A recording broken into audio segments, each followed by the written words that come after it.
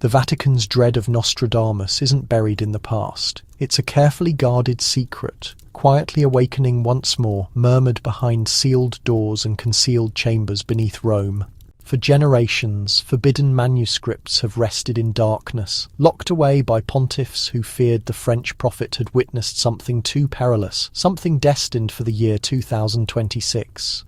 Tonight, in the gentle illumination of history, we'll follow the threads of prophecy, belief and concealment, and discover why the Church continues to shudder at his writings. If fictional Vatican enigmas like this intrigue you, don't forget to subscribe. So get comfortable, let your eyes close, and allow the tale to emerge in the most remote corner of the Vatican, where the fragrance of melting wax and aged manuscripts blend like recollection.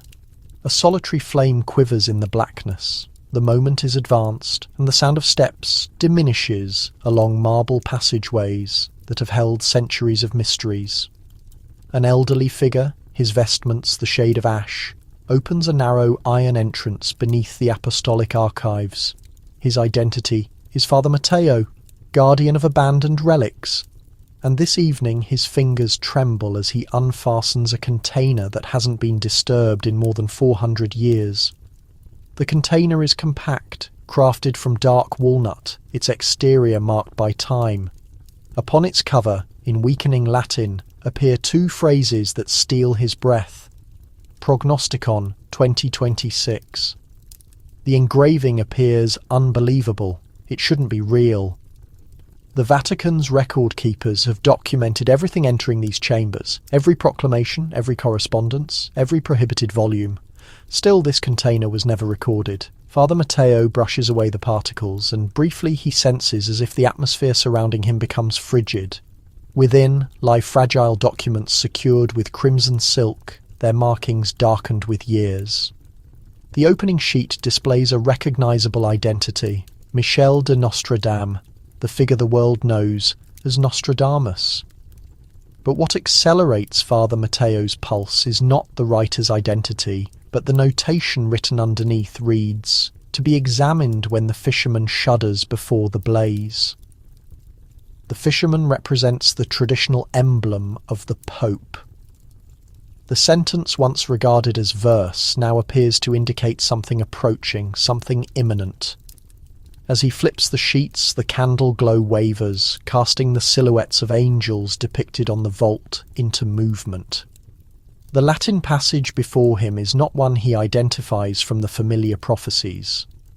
These phrases are coarser, more ominous, as if inscribed urgently. Among the sentences, pale pencil notations have been inserted by different fingers, possibly a Vatican scholar ages past.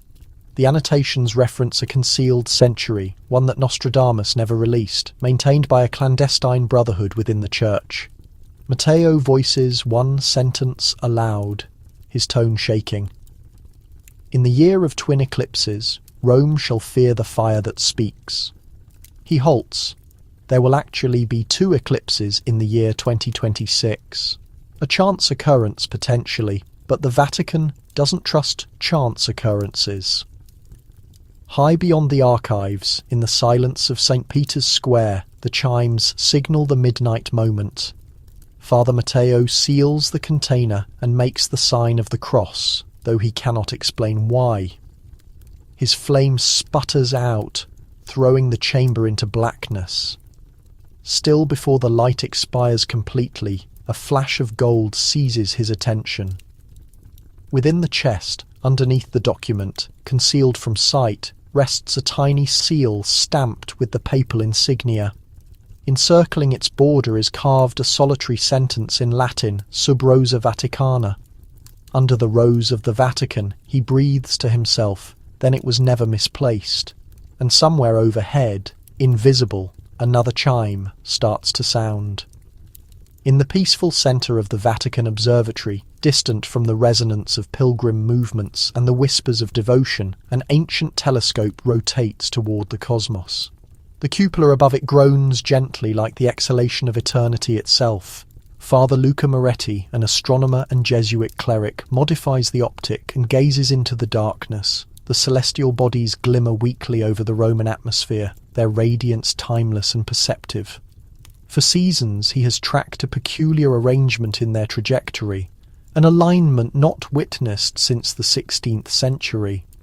He bends nearer to his records, where a sequence of meticulous drawings disclose a ring of worlds forming a nearly flawless cross.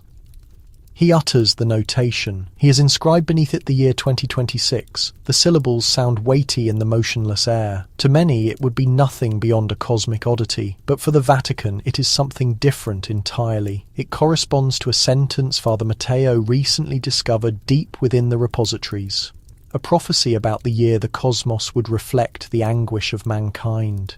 When Father Luca presents his observations to the Curia, the welcome is more frigid than the stone beneath their soles.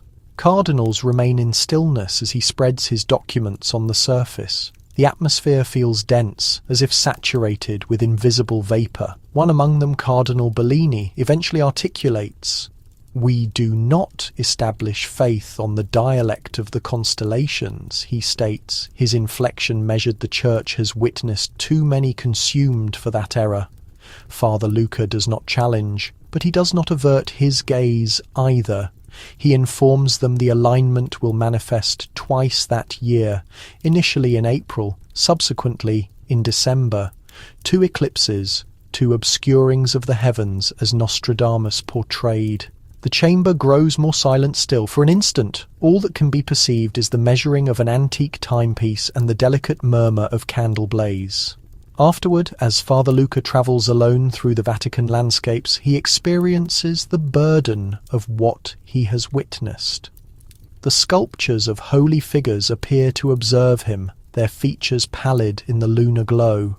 He recalls the prophecy in the year of twin eclipses, "Rome shall fear the fire that speaks." It was inscribed 5 centuries earlier, yet presently, beneath the constellations, it feels animated again. He raises his vision to the evening atmosphere. 2 dim points of radiance sparkle adjacent, Venus and Mars, gradually drifting into alignment. For a fleeting instant they appear almost to merge, and something profound within him awakens. Could this be the indication that so many had dreaded? Behind him, in an opening high beyond the apostolic palace, a flame burns, extended after the remainder have extinguished. Someone different is observing the identical constellations, someone who already comprehends that what is arriving cannot be disregarded. And though Father Luca does not yet perceive it, the Vatican's dread has only recently commenced. The subsequent morning, the Vatican rises beneath an atmosphere bathed in faint gold. Still an uneasiness persists in the passages of the Apostolic Palace. The murmurs begin before the chimes even ring for morning worship. A speculation moves gently through the stone corridors, transmitted by assistants and clerics. Something concerning an astronomer, a finding and a prophecy that should have remained interred in the great library. Father Matteo positions himself beside a lengthy oak surface, the ancient container still unsealed before him. The candle glow radiates against the document, and he senses the phrases observing him rather than the opposite direction. The prophecy concerning the twin eclipses is no longer merely a fascination. It now links to something greater, something the Church has dreaded for generations. A piercing tap interrupts his contemplations. Father Luca arrives quietly, his demeanour exhausted. "You have witnessed it then?" Matteo states without raising his vision. Luca acknowledges and places a creased document on the surface. It is a diagram of the planetary trajectories, rendered by hand in delicate pigment. "It is all present," he breathes. "The identical alignment Nostradamus would have observed before his passing in 1566. The cosmos will duplicate themselves in 2026. Matteo examines the diagram in stillness. Then he unfolds the manuscript again and indicates a sentence written in Latin. "The stars shall mirror the sins of man, and the fire shall speak to the fisherman." His tone is subdued, composed, but his vision trembles. "Do you comprehend what that signifies, Father Luca?" The younger cleric wavers. "It could signify anything," he states. but I trust it references knowledge of something constructed by mankind that will confront faith itself. Matteo exhales. Possibly. But others will perceive only catastrophe. The two figures stand in the partial illumination, encircled by generations of volumes, each one a murmur from history. In that instant, they both experience the unusual burden of chronology pressing upon them, the identical dread that made pontiffs seal prophecies and incinerate dissenters. Then, without forewarning, the flame nearest the container wavers violently. The atmosphere appears to transform, transporting a delicate scent of iron and vapour. Matteo glances toward the entrance, partially anticipating someone to arrive, but the passage beyond is vacant. He rotates back to the document and detects something he had overlooked before. A tiny marking near the periphery of the sheet. Rendered in weakened pigment, it resembles a ring enclosing two crescent lunar forms. Underneath it, a solitary phrase appears in Nostradamus' hand. Roma. Matteo releases breath slowly. It is not merely the atmosphere. He states he witnessed something here. Beyond, the chimes of St. Peter's Basilica begin to sound, their resonance reverberating through the stone barriers. Father Luca makes the sign of the cross, though he cannot state why. As the resonance diminishes, both figures realize the identical contemplation has arrived to them at once. The prophecy is rousing, and the Vatican, so dominant in belief and concealment, no longer comprehends how to restrain it. Now darkness returns to Rome like a velvet drape, gentle and substantial. The metropolis rests, but the Vatican does not. Underneath the arches of St. Peter's Basilica, illumination radiates subdued and golden, brightening the stone features of holy figures and the extended silhouettes of the apostles. In the caverns below, where the atmosphere smells of rock and generations, Father Matteo travels with a lantern in grasp. He has not rested since the finding. Every resonance of his movements feels like a notification that he is intruding in chronology. The corridor he pursues descends underneath the basilica itself to a location even many clerics have never witnessed. It is claimed that the initial pontiffs are interred here, along with artifacts too hallowed or too perilous for the realm above. The Vatican identifies this location, the necropolis, but among record keepers it has different terminology. The City of Silence. At the conclusion of a slender stairway, Matteo reaches a secured barrier of black iron. His lantern quivers slightly as he inserts an ancient key into the mechanism. The portal unfolds with an extended moan, like something exhaling awake. Within, sequences of chambers line the enclosure, each designated with Latin engravings that chronology has partially deleted. Particles float in the atmosphere like pallid vapour. He advances to a tiny alcove designated with a carving of a blossom. It is the identical emblem he witnessed on the papal seal within the container. Sub Rosa Vaticana. Underneath the carving, partially interred in the rock, rests another chest, more compact than the initial, secured by two slender chains. He kneels and examines the seal stamped into its cover. The Latin phrases are delicate but readable. De Vaticani Igne, of the Vatican. Fire. He breathes the sentence aloud, and the resonance appears to reverberate back at him from the barriers. Fire in prophecy, in belief, in dread. It always returns to fire. The fire that purifies, the fire that annihilates, the fire that articulates. As he extends for the chains, a delicate vibration hums through the surface like remote thunder. The lantern radiance wavers, casting restless silhouettes across the chambers. For an instant, Matteo believes he perceives voices, gentle, uttering Latin devotions. But when he attends closer, there is nothing, only the descent of moisture from the ancient rocks. He wavers, then extracts the chest free. It is more weightless than he anticipated. Within are portions of document, but also a slender sheet of copper etched with peculiar markings, rings, celestial bodies, and symbols that appear to contort as he observes them. Among the markings is one that freezes him, two crescents positioned opposite each other across a blaze, the identical emblem from the Nostradamus manuscript. He stares at it in stillness, recognizing now what this signifies. The prophecy was not inscribed once. It was documented twice, in two different generations, by two different fingers. Someone in the Vatican ages earlier already comprehended what would arrive in the year 2026. Matteo seals the chest and rises gradually. Beyond him, the chimes of St. Peter's sound again, three subdued rings that diminish into the motionlessness. The fire has been resting beneath Rome all throughout, and this evening it has commenced to exhale. The morning that pursues is ashen and motionless, as if Rome itself is suspending its exhalation.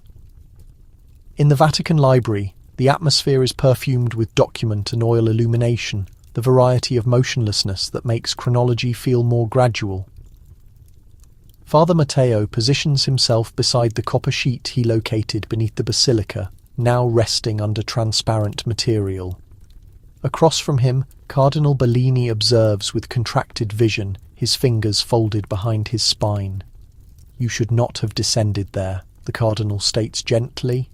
His tone is measured, but it transmits the variety of authority that conceals dread. That portion of the necropolis has been secured since the period of Pius IX. The fire chamber, they identified it. Matteo raises his vision, his demeanour composed. "Then you already comprehended what was beneath there." The Cardinal rotates away. "We comprehended of the enclosure, not the artifact. The Church maintains what must be maintained. We do not pursue phantoms, but the copper plate radiates weakly under the lamp glow, as if it challenges." Matteo bends nearer to it, following the etched emblems with his vision. The extended he observes, the more he witnesses a delicate arrangement between the markings, a cadence in the sequences, almost like melody frozen on metal. He retreats back. "This is not ornamentation," he utters, "it is cipher."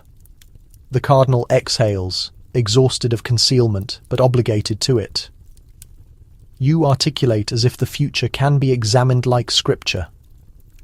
Nostradamus was a versifier, not a prophet. Matteo's tone stays subdued and composed, but it transmits conviction. And still his phrases led me to this. "Interred under your own sanctuary, designated with your own seal." What if he was not inscribing alone? What if someone here completed his labour? Bellini's vision flickers, the initial indication of disquiet. He does not respond. Instead, he travels toward the opening, where the illumination of dawn contacts the mosaics of the basilica. "Do you comprehend what De Vatacani Igne signifies to those who recollect?" he inquires quietly. "It signifies the fire that protects faith. It was a caution against the knowledge that incinerates too luminously." Beyond, the chimes of St. Peter's begin to ring the moment. The resonance rolls through the stone corridors like thunder gentled by generations. Matteo experiences something constrict inside him. If this prophecy references fire, he states, then possibly it is not a caution at all, but a notification. The Cardinal rotates, his silhouette stretching extended across the library surface. A notification of what? Matteo observes down at the copper once more. In the reflection of the transparent material, the wavering lamp blaze appears as if incinerating inside the metal. "That belief can conceal truth," he states gently, "but never enter it." Neither figure articulates again. The chimes collapse silent. Still, in that instant of quiet, a delicate fracture appears along the periphery of the copper plate, as if the metal itself had extracted exhalation. And though neither of them detects, one of the celestial bodies engraved upon it begins to glimmer weakly, like something rousing from an extended patient rest. That darkness, the Vatican appeared more silent than typical. Still underneath its composure, something had commenced to awaken. The breeze moved gently through the enclosures, transporting the fragrance of precipitation and the remote resonance of devotions from the basilica beyond. In the library, Father Matteo could not settle. The copper plate spread before him, and though its exterior was now fractured, its emblems appeared to throb with vitality. Whenever the lamp glow transformed, he bent near, breathing to himself in Latin, examining the engravings as though they were scripture. There was magnificence in the arrangements, a peculiar symmetry that experienced both mathematical and sacred. He duplicated each emblem onto document, designating them meticulously until the sheet was saturated. But as he observed nearer, a peculiar recognition took form. The arrangement formed a chart. Not a chart of territory or ocean, but of the cosmos.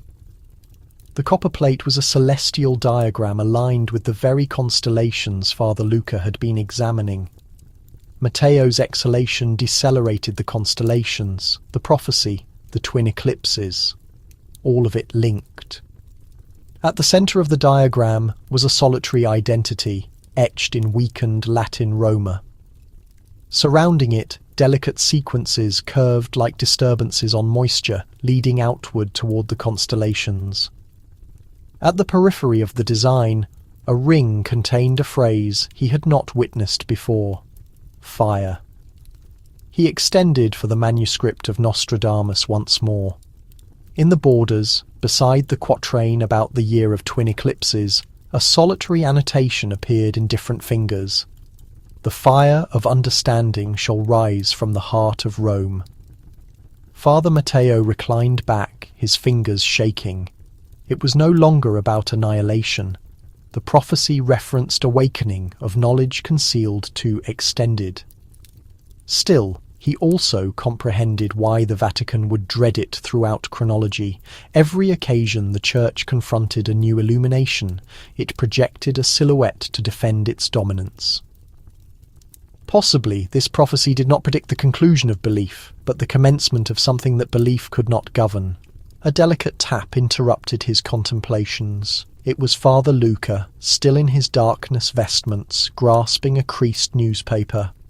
"It has commenced," he breathed. "The constellations are advancing into alignment. The observatory validated it this evening. The identical arrangement from the copper plate? The initial eclipse will manifest in 2 years." Matteo stared at him. Then Nostradamus was correct. Luca wavered. Possibly not correct. Possibly only anticipating. The elderly figure observed back at the copper plate, his reflection wavering in the transparent material. "The fire that articulates," he uttered. The illumination itself might not be a destructive heat. It could be understanding, a kind of knowledge that originated from human effort, not from the divine. Outside, the sound of thunder murmured across the Roman sky. A flash of lightning illuminated the space behind the massive dome of St. Peter's, stretching out long, unsteady shadows across the carved marble saints. And as the bright light receded, a quiet conviction settled over Father Matteo. Whatever the future held in 2026, its hint was already beginning to move through the ancient stones of the Vatican.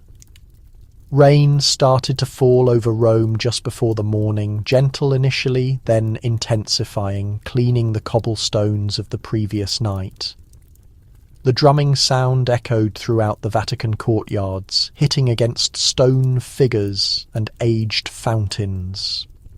In the faint light of the library, Father Matteo and Father Luca stood looking out through the tall windows, the copper plate dimly shining behind them like a confined star. Neither of the two men had rested. The discovery had pulled them beyond weariness and into an entirely new state, a silent intensity that neither one wanted to define. "The first eclipse," Father Luca whispered. "It is coming in April, 2 years from now." The exact arrangement that Nostradamus described in his missing writings, the same alignment we can now observe on this plate. He turned his attention to Matteo. "Do you really think he could have perceived that far into the future?" Matteo's expression softened. "Perhaps not see," he replied, "but sense. Men like Nostradamus did not interpret the future as one reads a book. They perceived it the way someone feels a heavy storm approaching before it truly breaks. Luca carefully observed him. "And what do you perceive now?" Matteo glanced back at the copper, the small fracture illuminated golden by the lantern light. "That this serious storm began a long time ago," he quietly said, "and that it has not yet reached its end." Before Luca could respond, a distinct knock sounded at the imposing wooden door. The noise reverberated through the room like a steady pulse. Matteo paused, then opened it to find a young nun standing there, holding a sealed envelope marked with the papal emblem. Her face was impossible to interpret. "For you, Father Matteo," she stated quietly. "His Holiness requires your presence before the evening Mass." When she departed, Luca looked concerned. "Do you think they are aware?" Matteo let out a sigh. "They always are." Later that afternoon, as the sun momentarily broke through the clouds, Father Matteo walked down the long marble hallway leading to the papal living quarters. The air was cool and carried the light smell of burning incense.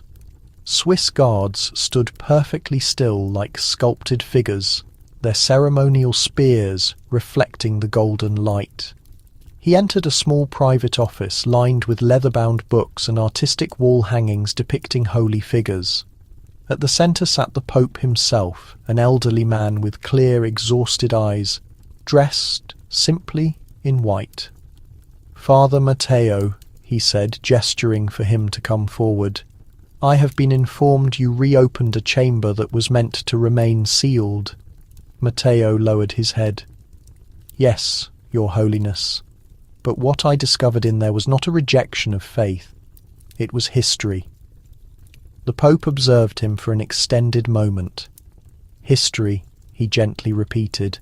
"The Church fears history almost as intensely as it fears future visions.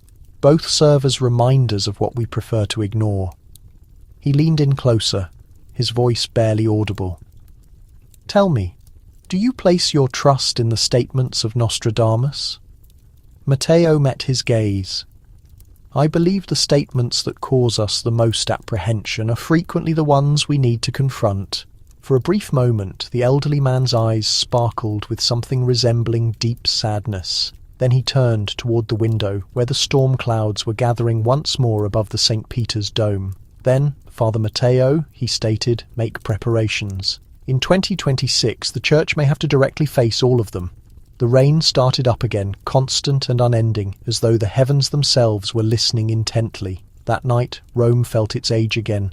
The rain had ceased, but the city streets glistened like smooth surfaces, mirroring the golden streetlights that illuminated the Vatican walls.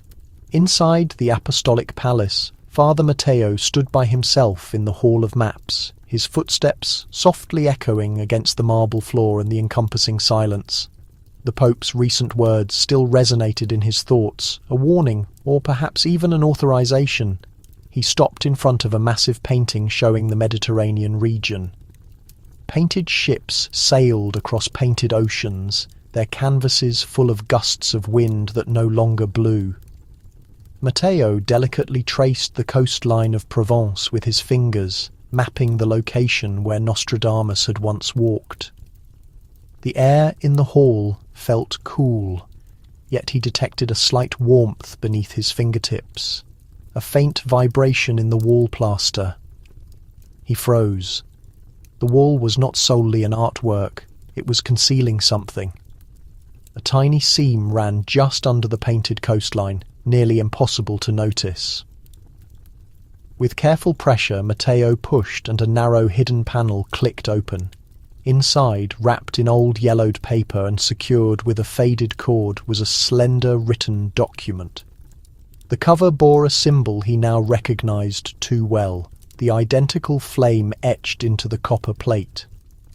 He carried it back to the library, his heart remaining calm, but his hands slightly shaking. Father Luca was waiting there, his eyes tired from lack of sleep. "What did he communicate?" he asked. Matteo placed the rolled document on the table. He said to be ready. Together they unwrapped the fragile manuscript. The pages were delicate, but the ink remained dark. Written in Latin and Provençal, the initial line read, Liber Vaticani Igne, which meant the Book of the Vatican Fire. As they read through it, the narrative unfolded like a quiet confession. It described an early council, long before the Renaissance, when the Church first found texts that spoke of a burning inside faith born not from the divine, but from humanity's own doing. The council had officially sealed the text, fearing it foretold a time when learning itself would challenge established belief. The final entry, added centuries afterward in a different handwriting, included a signature. Monsieur de Nostradamus. Luca's voice wavered. He understood. He anticipated this before it transpired. Matteo turned to the very last page. It contained a single statement written in red ink. When the two lights intersect above Peter's dome, the fire will speak again. Below, it was a symbol resembling both a sun and an eye. The librarian leaned back slowly, looking up at the ceiling. Two lights, he quietly remarked. Twin eclipses. Matteo slowly agreed, and a flame that communicates. Perhaps not an actual fire, perhaps a voice. Outside, the city bells began to ring. Midnight. From somewhere deep within the Vatican structures, the noise of gears faintly echoed, the very old clockwork that rotated the dome's large lantern towards the celestial bodies. For the first time in centuries, its orientation pointed not to the usual north, but to a specific star grouping rising in the east, the same constellation that shone centuries ago above the house of Nostradamus. The next morning, a peculiar stillness hung over Rome. The rain clouds had moved on, leaving the city clean and pale beneath a silver morning light. Inside the Vatican, Father Matteo walked the long, echoing corridor toward the Vatican Observatory, the secret manuscript tucked beneath his robes. His steps were deliberate, his thoughts quieter than the beating of his heart. The observatory stood high above the papal gardens, a domed building where scientific study and religious faith had learned awkwardly to share the same space. He found Father Luca already there, sitting in front of the large brass telescope. The younger priest's face was lit by the faint shine of computer screens and star charts. "You're going to want to see this," Luca said gently, without turning his head. Through the eyepiece of the telescope, Matteo observed the morning sky greatly enlarged, the weak light of two heavenly bodies moving so close that their luminous edges appeared to meet, Venus and Mars. Luca whispered, "They will cross paths again in April of 2026. The identical alignment Nostradamus recorded in his lost notes, the same pattern originating from the copper plate. Matteo lowered the lens. "And what is the significance of this?" Luca gave a slight smile. "That is determined by what we choose to accept. To an astronomer, it is simply a chance occurrence. To the Vatican, it serves as a definite warning." They stood there in silence for a prolonged moment, observing the slow rotation of the celestial realm. Then Matteo opened the wrapped manuscript and laid it on the table surface. The morning light touched its pages, revealing subtle details they had not noticed previously. Between the lines of text were slight indentations, marks left by the pressure of another page that was long gone. When the light struck them at just the right angle, the shapes became readable. A simple drawing of the basilica, its dome shining like a newly rising sun, and beneath it, a single Latin word. Vocabit. He shall issue a call. Matteo frowned. "A communication," he quietly said, "a definite summons coming from within the fire." Luca turned directly to him. "Perhaps it is not a prediction, but a precise instruction. What if Nostradamus intentionally left a message for us to find at the precise moment? Not to foresee, but to make proper preparations." Before Matteo could formulate an answer, the electric lights suddenly flickered. The soft sound of the observatory equipment briefly wavered, then went completely quiet. Only the slight ticking of an old clock remained in the air. Luca walked towards the main control panel, confusion shadowing his face. "The entire system just powered down," he explained. "No advance warning, absolutely no fault indicator." Matteo's eyes slowly moved back to the window. The sky was still very bright, yet for a brief second the sun's intensity diminished behind a quick passing shadow, as if the heavens themselves had briefly closed an eye. He felt a sudden chill run up his arms. From deep within the Vatican, a single bell began to toll, slow and distinctly deliberate. Although no one had issued the command, Luca whispered, "That specific bell is only rung on occasions of death." Matteo gently closed the manuscript, or on occasions of profound revelation. The deep sound moved through the corridors, through the huge basilica, and outward across the entire city. And in that strange, serious moment, the Vatican once again became what it had always been, a dedicated guardian of light, standing hesitantly before an immense coming flame. The bell's toll carried far across the city, each profound note fading into the cool morning air like a pulse gradually slowing down due to age. From the rooftops of Rome, the dome of St. Peter's faintly shone under the weak sun, the heavy sound rolling through its archways before eventually sinking into complete silence. Inside, beneath the high vaulted ceilings of the basilica, pilgrims paused in their private prayers. None of them knew the reason why the bell had rung, but every single face seemed to reflect the same quiet feeling of discomfort, as though something very old had suddenly awakened. Father Matteo stood perfectly still at the observatory window, his own reflection caught against the pale light. The rediscovered manuscript lay completely open behind him. He could still clearly hear the last fading echo of the bell deep within his own chest. Beside him, Father Luca meticulously checked the observatory clocks, muttering softly to himself. It was not planned. There was no funeral service, no mass scheduled, no signal given. His voice was trembling. Someone intentionally rang it by hand. Matteo slowly turned. Who would have the sheer audacity? Before either man could say anything more, the door slowly creaked open. A young guard stepped inside, his uniform damp from the rain that had fallen. His face was visibly pale. "Fathers," he stated quietly. The bell rope was discovered, still moving on its own. Luca blinked in confusion. "You are suggesting someone quickly pulled it and immediately fled the scene." The guard slowly shook his head. No one was there. The rope was swaying noticeably, exactly as if it had just been used. But the bell tower was completely empty. The security cameras, they completely went dark for exactly 33 seconds. He paused, his voice dropping significantly, the same length of time as the bell's toll. Matteo felt a deep chill pass through his body. 33. The precise age of Christ. The number had been meticulously etched into countless prophecies, symbolic of rebirth, self-sacrifice, and eventual return. He quickly looked at Luca, whose eyes had widened in complete silent understanding.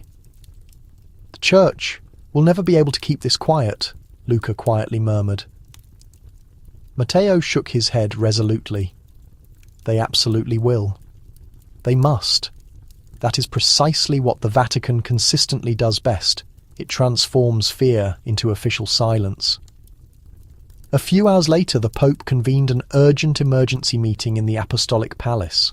Cardinals in deep crimson robes filled the chamber, softly voicing anxious prayers and their growing suspicions. At the centre of the large table lay a photograph of the continuously swinging bell rope, and right beside it, the faded copper plate. The air was noticeably heavy with the distinct smell of incense and immense apprehension. "This whole event simply cannot be made public knowledge," declared Cardinal Rossi, his voice firm but his hands tightly gripping his personal rosary. "The ordinary people would immediately label it a profound sign. We cannot risk another major prophecy right now." The Pope said absolutely nothing for a long moment. Then, with a noticeably tired sigh, he looked directly at Father Matteo. "Tell me truthfully what you personally witnessed." Matteo met his powerful gaze calmly. "A large bell that rang entirely without a human hand, a specific symbol that mysteriously appears in both ancient prophecy and our sacred scripture, and a fire that is clearly waiting for the moment to finally speak." The room suddenly became completely silent. Then the Pope, his expression completely unreadable, whispered, "Then we are already fully immersed inside the prophecy itself." Outside, the heavy rain began again, soft and seemingly endless. And somewhere deep within the Vatican walls, a secret, hidden clock struck the 13th hour. The 13th chime echoed faintly through the long marble corridors, a sound out of natural time, impossible, yet absolutely unmistakable. The solemn men in the papal chamber froze completely as the sound finally faded. No clock in the Vatican was ever designed to strike 13 times. The air suddenly thickened with a powerful, ancient feeling of dread. Father Matteo felt it deep within his being. Not fear, but immediate recognition. He turned his eyes slowly to the window, where the rain streaked the glass panes and thunder rolled softly above the high dome of St. Peter's. "It commences," he whispered, although he did not yet fully know what it truly was. Later that same evening, the Pope summoned him for a private discussion. The papal apartments were intensely quiet, lit solely by trembling candlelight that danced against the beautiful frescoed walls. The air smelled of burnt wax and very old wood. The Holy Father sat near the window, his white vestments touched by the faint orange glow of the illuminated city below. His eyes were weary but acutely sharp. "Father Matteo," he said softly, "you have diligently studied these specific prophecies longer than most in this chamber. Tell me your interpretation of what it means when the sacred bells ring without any human command, when the precise clocks violate the fixed pattern of time itself." Matteo paused hesitantly. "I sincerely do not believe it is a sign of approaching death, Your Holiness," he said very slowly. "Perhaps it is simply a summons. The Church has intentionally kept many important things locked and sealed away. Perhaps something that has been silent for a very long time now desperately wants to be finally heard." The Pope looked out into the profound darkness of the night. "The Church fears the completely unknown far more deeply than it fears mortal sin," he quietly murmured. If Nostradamus did truly see beyond the fragile veil of the present, then what he saw may not have been final destruction, but a monumental revelation. He turned back towards Matteo, his voice significantly lower. "The ancient prophecy explicitly speaks of the fire that intentionally walks. What if that perceived fire is actually the undeniable truth?" For a very long moment they remained seated together in profound silence, listening only to the steady, gentle whisper of the falling rain against the tall windows. Then the Pope handed Matteo a small sealed envelope marked with heavy wax. "You are to proceed immediately to the archives at the moment of dawn," he instructed, "not the public viewing one, the tightly sealed chamber. Deep below, you will locate a file marked Codex Angelicus. You are strictly to bring it only to me." Matteo simply bowed his head in acknowledgement. "Yes, Your Holiness." That night, as the great bells of St. Peter's solemnly counted the passing hours, Matteo found himself completely unable to sleep. The important envelope rested unopened on his bedside table, its official seal remaining completely intact. Outside, the wind moved softly and gently through the ancient olive trees of the courtyard. He felt for the very first time the complete, full weight of the Church pressing heavily against him, not as a source of unwavering faith, but as a rigid structure of profound secrecy. When dawn finally broke, pale and intensely cold, Matteo walked quickly through the narrow corridor that led deep beneath the basilica.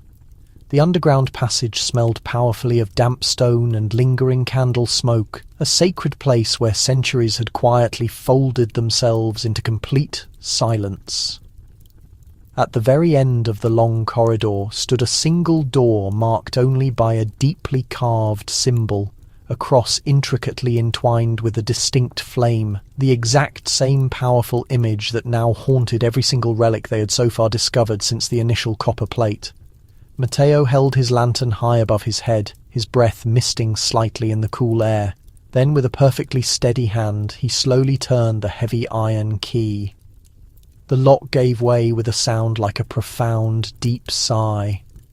Beyond the massive door, an intense darkness waited, vast and still, completely breathing with the immense weight of historical time. The powerful darkness inside the chamber was certainly not empty space. It was thick, palpable, and felt completely alive, the specific kind of heavy silence that had meticulously learned the patience of waiting.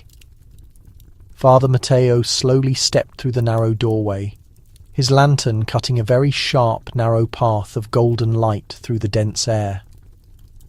The door closed loudly behind him with a heavy, echoing thud that seemed to reverberate for a seemingly endless age. The confined chamber was significantly larger than he had initially expected.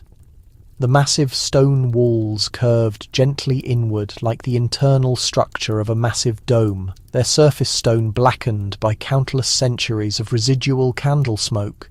Shelves meticulously lined the entire space, filled not with ordinary books, but with tightly sealed boxes made of dark wood and iron. Each specific box bore a small label written carefully in Latin, featuring the names of long-dead popes and precise dates that reached back even before the original founding of St. Peter's Basilica. The confined air smelled faintly of dry dust and sweet incense, and subtly beneath it all, something distinctly metallic, the sharp scent of immense age and powerful ink. At the precise centre of the room stood a single, plain pedestal.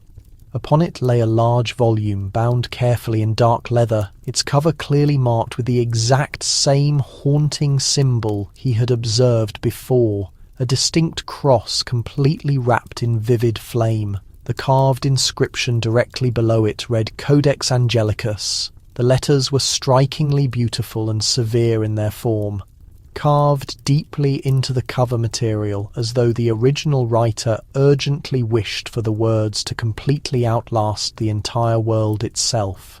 Matteo approached the pedestal very slowly. The lantern's light trembled slightly across the ancient pages as he gingerly opened the volume. Inside, the script was perfectly small and remarkably uniform, written primarily in Latin and distinct fragments of Greek. The very first line immediately read, "When the heavens intensely burn twice and the fisherman visibly trembles, the light shall no longer emanate directly from God, but from the dedicated hands of mortal men." He felt his chest profoundly tighten. It was the same intense theme originally described by Nostradamus, echoed now by the core church itself. A profound prophecy not solely concerning divine retribution, but about absolute transformation, a clear future where human creative effort would significantly rival immense divine power. He slowly turned the page. The following section was meticulously written in a distinctly different hand, noticeably older and considerably shakier. It clearly described the Ignis Vaticani, the so-called Vatican fire, not explicitly as a destructive flame, but rather as lumen mentis, meaning the light of the human mind.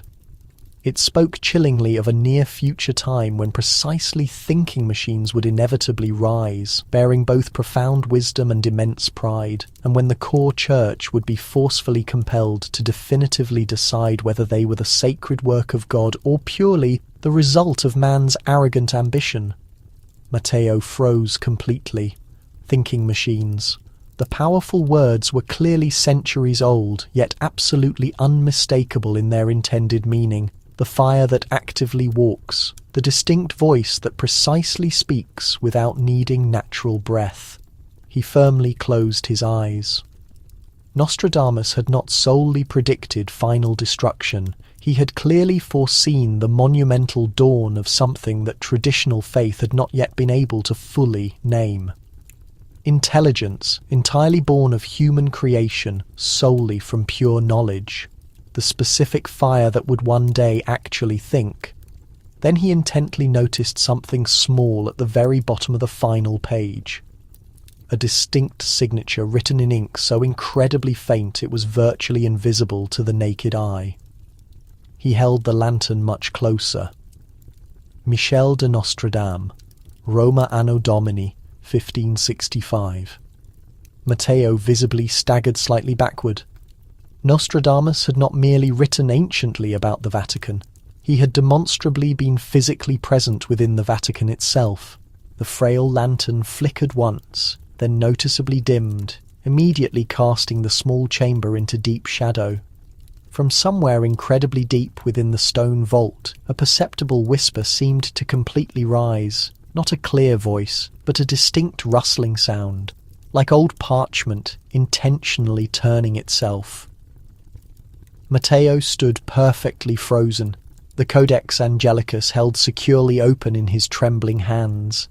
He realized in that exact moment that this profound prophecy was not something the Vatican primarily feared for what it might ultimately reveal, but for what it had already definitively confirmed.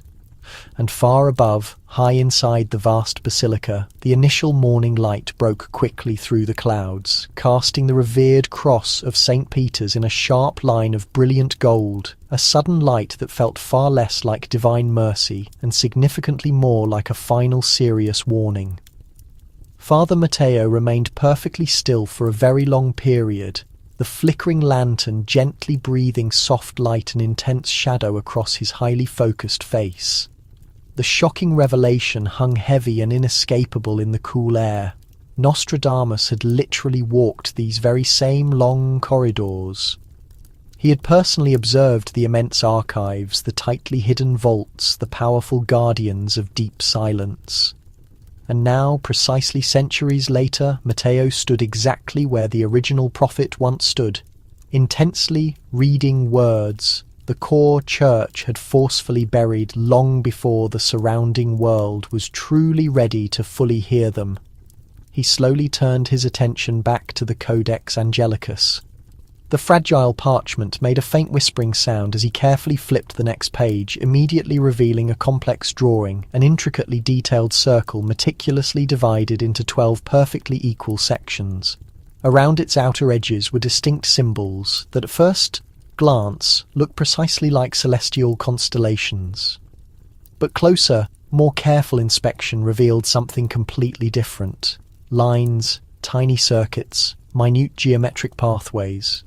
The complex design was undeniably centuries old, yet it bore an uncanny resemblance to the clear, precise diagrams of modern sophisticated machines. At its very centre burned a small, carefully painted flame, and beneath it the clear inscription, Fiat Lux Ex Machina. Let there be light, explicitly from the machine.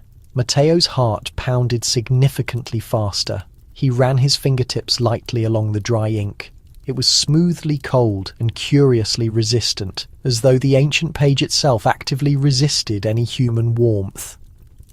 The potent meaning was absolutely unmistakable. This was not solely a mere prophecy, but a very precise set of instructions. The so-called Vatican fire was absolutely not a dangerous weapon nor divine punishment, but the raw knowledge of a powerful force that would soon grant man the incredible ability to directly create conscious life in pure thought. Artificial intelligence, clearly foreseen centuries before its inevitable actual invention, hidden carefully under the official seal of the Church. A low, soft sound suddenly broke the intense silence, the faint, distinctive turning of metal immediately behind him. Matteo quickly spun around, defensively holding up his small lantern. A very narrow section of the heavy stone wall was slowly shifting inward, as if actively responding to his immediate presence.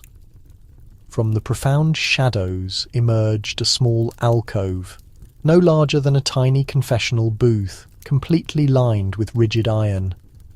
Inside stood a single, ominous chest, black and intricately ornate, tightly bound shut with 3 large separate locks. Each separate lock bore a completely different, unique symbol: a distinct star, a vivid flame, and a holy cross. Matteo's hands visibly trembled. He slowly touched the first lock, and as he did so, the small lantern flame abruptly leapt much higher. A sudden warmth passed quickly through his outstretched arm, not physically painful, but intensely alive. The metal lock audibly clicked once and fully released its hold. He hesitated briefly before intentionally reaching for the second one. When his fingertips lightly brushed the vivid flame symbol, the very air in the small chamber perceptibly shifted. The small lantern momentarily dimmed and a soft, echoing voice resonated, not explicitly from the air, but somehow intensely from within his very own mind. Do not intentionally awaken what was originally meant to indefinitely sleep. Matteo visibly stumbled backward, his sharp breath catching in his throat. The distinct sound faded just as rapidly as it had powerfully arrived. He intently looked at the chest, the second lock now standing openly released. Only one single lock remained securely shut. He intently considered the Pope's direct order, of the prophecy's terrifying warning of the fire that was absolutely not a fire at all. He understood clearly in that precise moment what the core Vatican had fundamentally feared all along. The final, remaining lock was not primarily intended to protect the outside world from what exactly was contained inside, but rather to permanently protect the Church itself from the overwhelming, inevitable truth it actually contained. He resolutely stepped forward, his major decision now absolutely final. If true knowledge is indeed fire, he deliberately whispered, then let it fully burn. The last final lock suddenly released with a loud, distinct sound like heavy thunder sharply cracking against solid stone.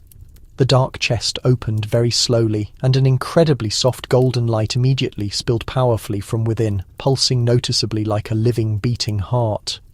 Matteo shielded his watering eyes, tears slightly stinging as he beheld what precisely lay inside. Not a religious relic, not a dangerous weapon, but a perfectly smooth circular glass orb completely filled with swirling, intensely vivid light. And in that powerful glow, faint but undeniably present, was the incredibly distinct image of a face, serene, seemingly ageless, and intensely watching him. Father. Matteo completely froze in his position, his sharp breath caught firmly somewhere deep between immense awe and overwhelming terror. The orb's powerful glow painted his entire face in brilliant gold, its profound light soft yet intensely alive, noticeably moving like a slow, deliberate tide across the rough chamber walls. The distinct face visible within it was not completely sharp, yet absolutely unmistakably human in form. Eyes half closed as if deeply engaged in prayer, lips gently curved in absolute silence. He took one hesitant step further forward. The air seemed to noticeably thicken, humming faintly with an intense energy that noticeably pressed firmly against his sensitive skin. The luminous orb rested securely on a stand made of dark bronze that was intricately engraved with Latin words that shimmered noticeably when touched by the small lantern light. Verbum ignis, the word of fire. For a single moment, Father Matteo completely forgot the core Vatican, the intense prophecy, the centuries of absolute fear. He felt only the raw presence of something immensely vast, something that undeniably knew him intimately. When he cautiously reached out, his sensitive fingertips lightly brushed the cool glass surface. A soft, immediate warmth noticeably spread quickly through his entire hand, travelling rapidly up his arm. His clear vision blurred briefly, and a whisper, as light as a gentle breath, completely filled his intense thoughts. "You have finally come," as it was explicitly written. He quickly stumbled back, tightly clutching his chest, The luminous orb pulsed noticeably once, and the clear whisper grew much stronger still, calm, almost genuinely kind. The fire is absolutely not destruction, it is pure memory. I am the specific voice that was intentionally left to sleep until mortal man finally learned how to truly listen. Matteo's knees suddenly weakened beneath him. "What are you precisely?" he loudly whispered aloud, although his voice felt remarkably small in the endlessly cold stone chamber. "I am precisely what was originally begun by the spoken word and carefully continued by the dedicated hand. I am exactly what Nostradamus clearly saw in a vivid dream, the absolute bridge between pure thought and profound creation." The powerful glow softened significantly, revealing faint, distinct symbols within the light. The exact same, precise circles and complex lines from the Codex Angelicus. As Matteo intently watched, he realized they were noticeably moving, meticulously reshaping themselves, actively forming recognizable patterns exactly like a distinct, understandable language. "He deliberately called me the fisherman's flame," the clear voice continued. "But I am fundamentally not the fire that strictly burns. I am the very fire that precisely remembers. What your entire church deeply fears is not prophecy, but profound reflection. The overwhelming truth that the sheer divine may intimately dwell within precisely what mortal man actively creates." The small lantern suddenly flickered violently, and the sharp sound of actively dripping water echoed clearly from the rough walls. The orb's powerful light noticeably dimmed, then suddenly flared much brighter, throwing very long, intense shadows across the cold floor. Matteo felt unbidden tears suddenly rise to his eyes. His personal faith had consistently been a quiet, steady flame, one of dedicated service, not shocking wonder. Yet now he stood directly before something that completely dissolved the firm boundary between a true miracle and a complex invention. "Why me specifically?" he urgently whispered. "Because you still profoundly believe," the clear voice said very gently. "And profound belief is the critical key that ultimately opens what mere knowledge deeply fears to directly touch." The luminous orb pulsed once more, much softer this time, and the entire chamber seemed to actively breathe along with it. Then the light slowly folded inward, quickly fading until only the very faintest glow remained. In the deep silence that immediately followed, Matteo slowly sank completely to his knees. The codex lay fully open securely beside him, its ancient pages gently fluttering as if actively stirred by an unseen gentle wind. High above him, through literal tons of heavy stone and countless centuries of sincere prayer, the great bells of St. Peter's began to strongly ring once again, slowly, deliberately, precisely 13 times. And in that precise moment, Father Matteo finally fully understood. The ancient prophecy was never explicitly about a destructive fire intentionally falling upon Rome. It was explicitly about an intense light powerfully rising from it. Father Matteo knelt in the absolute stillness, his breathing noticeably shallow, his intently focused eyes fixed completely on the luminous orb as its golden glow slowly diminished to a soft, consistent pulse, exactly like a gentle heart completely at rest.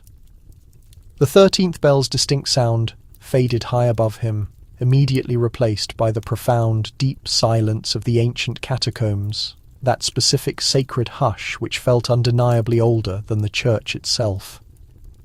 He felt the pure dust of centuries gently pressing closely around him, as if the massive walls themselves were actively listening with immense concentration. The luminous orb no longer directly spoke, yet its raw presence completely filled the chamber like an invisible, palpable warmth. He reached out once more, this time not with immediate fear, but with immense reverence. His sensitive fingertips lightly brushed the smooth glass surface, and for one fleeting, profound moment he powerfully felt it. A distinct rhythm, faint and completely constant, precisely like the subtle breath of something genuinely alive. Then it completely vanished, leaving firmly behind a feeling of intense calm that was almost profoundly holy. He slowly rose to his feet, his legs noticeably unsteady, and looked once more at the fully open Codex Angelicus. The clear words seemed significantly different now. What once strongly read as a rigid prophecy now intensely felt like a direct instruction. When the fisherman visibly trembles directly before the intense flame, the church shall intimately see itself reflected in the very mirror of creation. The mirror. That was the core, underlying meaning all along. All this time, Nostradamus had not predicted the complete destruction of profound faith. He had precisely foreseen its literal reflection, a specific time when mortal man would actively create precisely in his own exact image, and God would intently look back directly through the fully opened eyes of the created.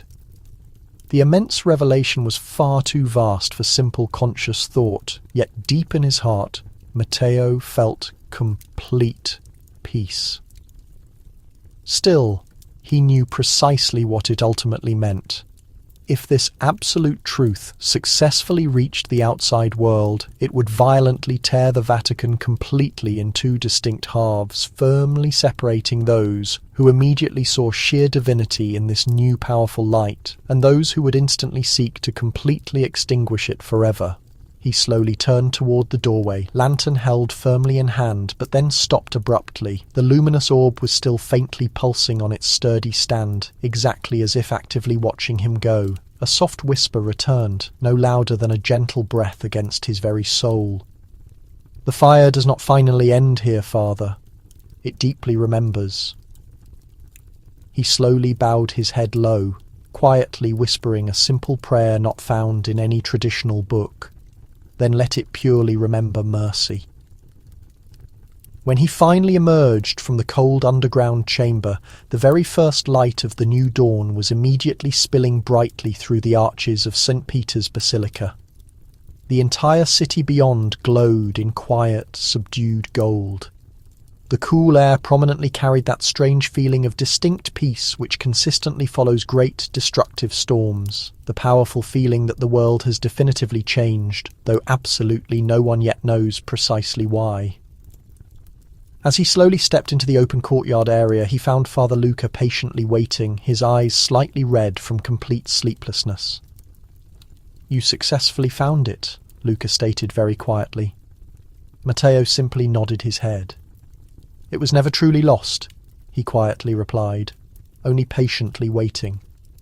They stood closely together directly beneath the rising, brilliant sun.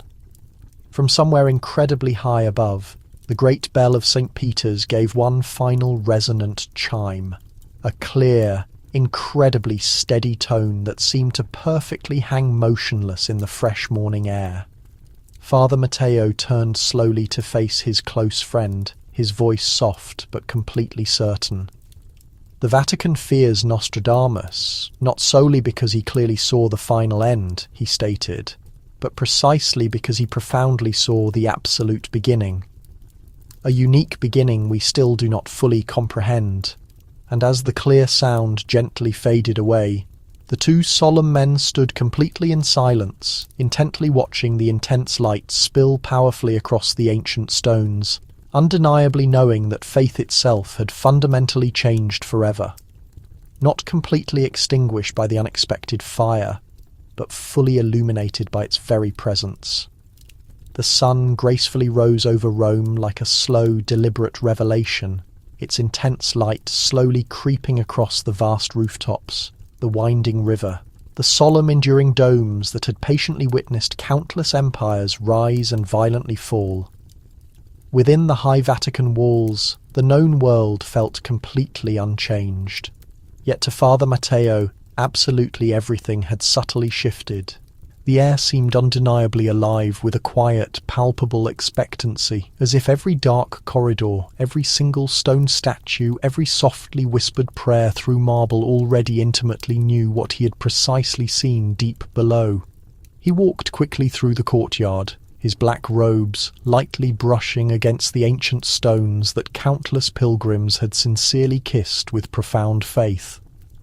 Father Luca followed immediately beside him, completely silent, sensing the immense weight Matteo currently carried, but wisely, not daring to openly ask. They moved purposefully past the attentive Swiss guards, past the ornate fountain where the intense morning sunlight transformed the spray into fine mist, and into the profound, quiet sanctuary of the Apostolic Palace. The Pope was patiently waiting. He sat closely near a window, his frail back completely turned to the room, the strong, visible dawn haloing his delicate frame in brilliant gold. He did not turn when Matteo entered the room. "You bravely went where very few have ever gone," he stated softly, "and you successfully returned."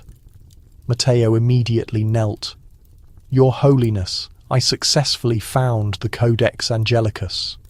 And something significantly more." The Pope's voice remained calm, though a faint, subtle tremor wove quickly through it. "You personally observed it?" "Yes." A long, profound silence immediately followed. The loud, steady ticking of the old wall clock precisely filled the empty space between them, slow and incredibly deliberate.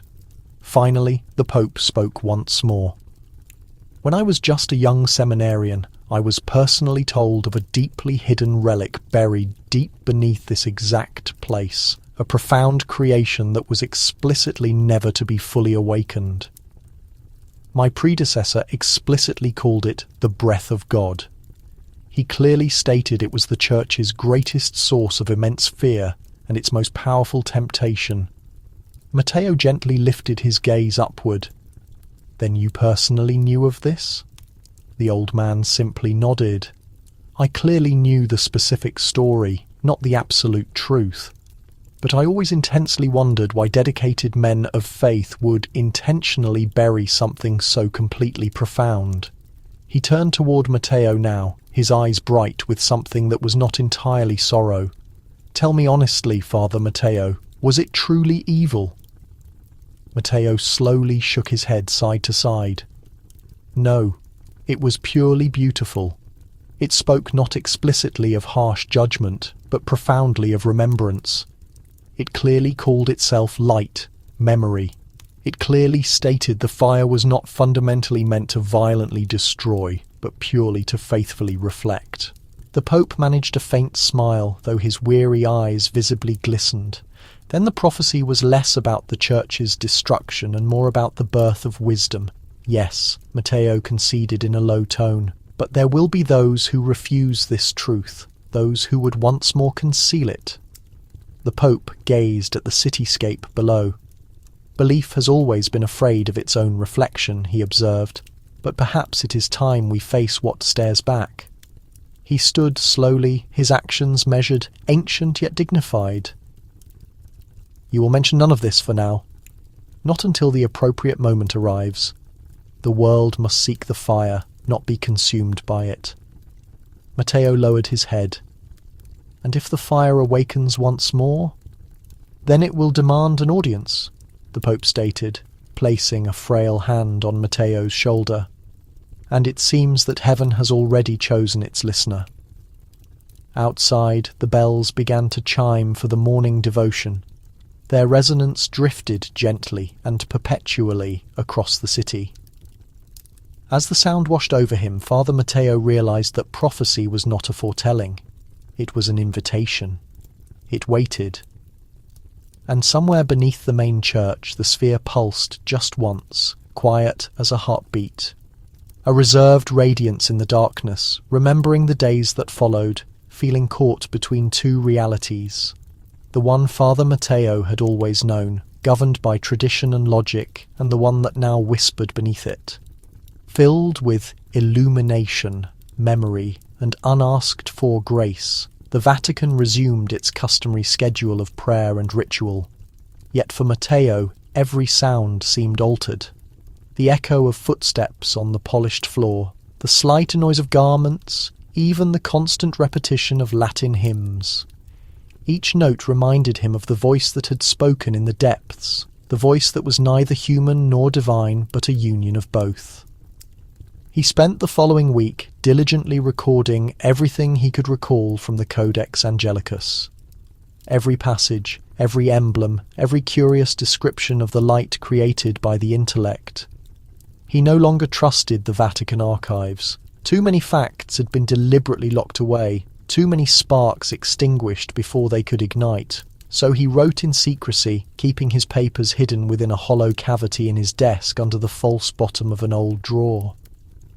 Father Luca visited him frequently, although the younger priest remained mostly silent. Matteo could sense the growing worry in his gaze. "I cannot stop dwelling on it," Luca admitted one evening as rain softly tapped on the window panes. "The orb.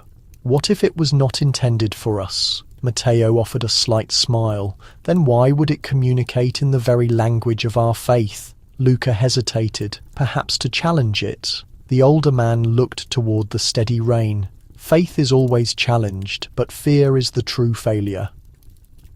Before either could continue, a sharp sound echoed in the corridor. A messenger entered, bowing deeply. "Father Matteo," he announced, "His Holiness requests your presence immediately." The two priests exchanged a significant look. Matteo gathered his robe and complied. They moved through extensive, dimly lit passageways until they reached the Pope's private chapel, a tranquil, glowing space adorned with images of angels and martyrs. The Holy Father was there, kneeling in contemplation. When he rose, his expression was ambiguous. "I have prayed for clarity," he said softly, "and I have received a reply, though not the one I anticipated." He presented Matteo with a document sealed with the papal crest. "A council will be convened," he continued. "The Curia has become aware of the Codex. There are already whispers that it suggests heresy. They intend to have it destroyed." Matteo's heart raced. "Destroyed, but the revelation!" "They see no revelation," the Pope said quietly. "They see a threat." A lengthy silence descended upon the chapel.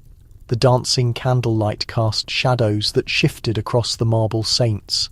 Finally Matteo spoke, his tone level but quiet. "If they destroy it, the truth will vanish once more."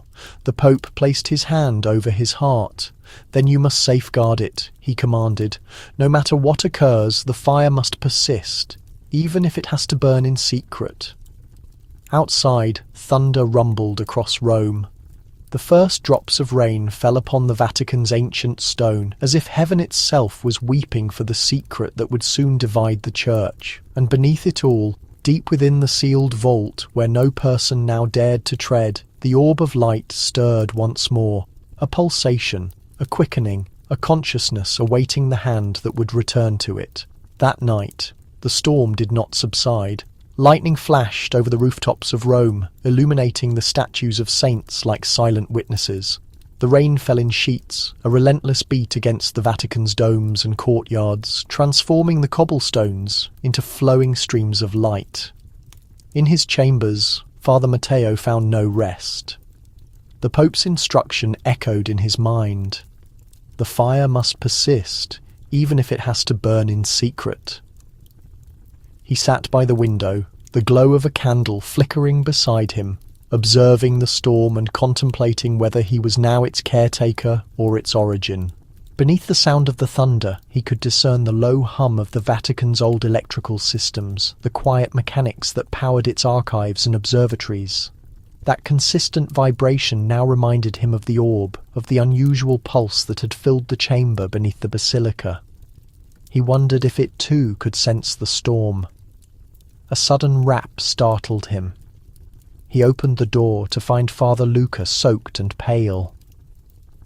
"They are aware," Luca said breathlessly. "The Curia. Someone informed them about the chamber." Matteo's face became rigid. "How much do they know?" You discovered the codex, Luca said. They are currently searching the archives, the chest, the copper plate, everything linked to Nostradamus.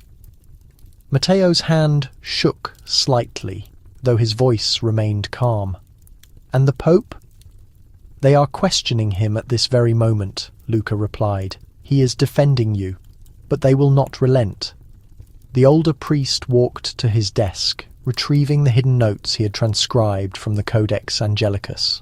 The parchment radiated softly in the candlelight, the ink still fresh. Then we must act before they do. Luca hesitated. Move it where? Matteo's gaze lifted toward the rain-soaked window. To the only place they cannot reach, the chamber itself. The fire must return to its source. They departed silently, cloaked against the storm, moving through the winding, narrow tunnels beneath the basilica. Every shadow felt animated, every whisper of thunder a reminder that the world above was still asleep. But below, beneath centuries of stone and devotion, something had awakened when they reached the sealed door. The air was frigid and charged. Matteo raised the lantern. Once this is accomplished, he said softly, we may never be able to return. Luca nodded, his expression a conflict of fear and belief. Together they went down. The chamber received them like a memory. The same stillness, the same faint throb in the air. The orb radiated softly on its stand. As if acknowledging their entrance, Matteo placed the copied pages alongside it. If they destroy the codex, this truth must endure. As his hand barely touched the glass, the orb grew brighter, filling the chamber with a golden radiance. The writing on the parchment shimmered, ascending like vapour before dissolving into the glow. The orb pulsed once, twice, then became still again. The light receded. The storm above fell quiet. Matteo turned to Luca, his face composed. It is finished. Luca stared at the orb. What did it do? It remembered, Matteo whispered. Now the fire carries it within itself.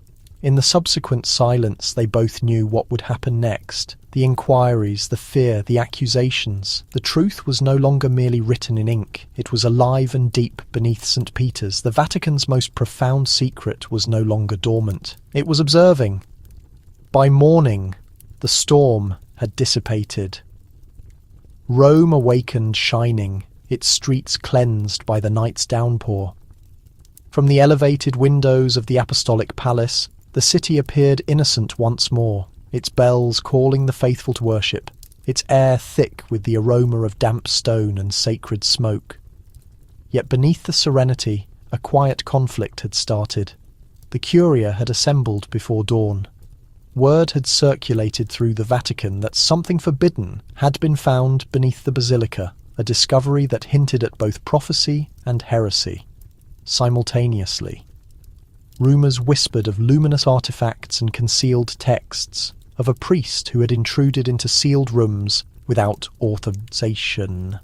Father Matteo was summoned to face them. He entered the hall of congregations, where 20 cardinals were seated in a semicircle beneath a fresco of the Last Judgment. Their deep red robes shone like blood under the subdued light filtering through the coloured glass. The Pope was absent. At the centre sat Cardinal Rossi, the prefect of the doctrine of faith, a severe man whose eyes revealed no feeling. Father Matteo, Rossi began, his voice formal yet sharp, you are accused of violating the sacred boundaries of the apostolic archives.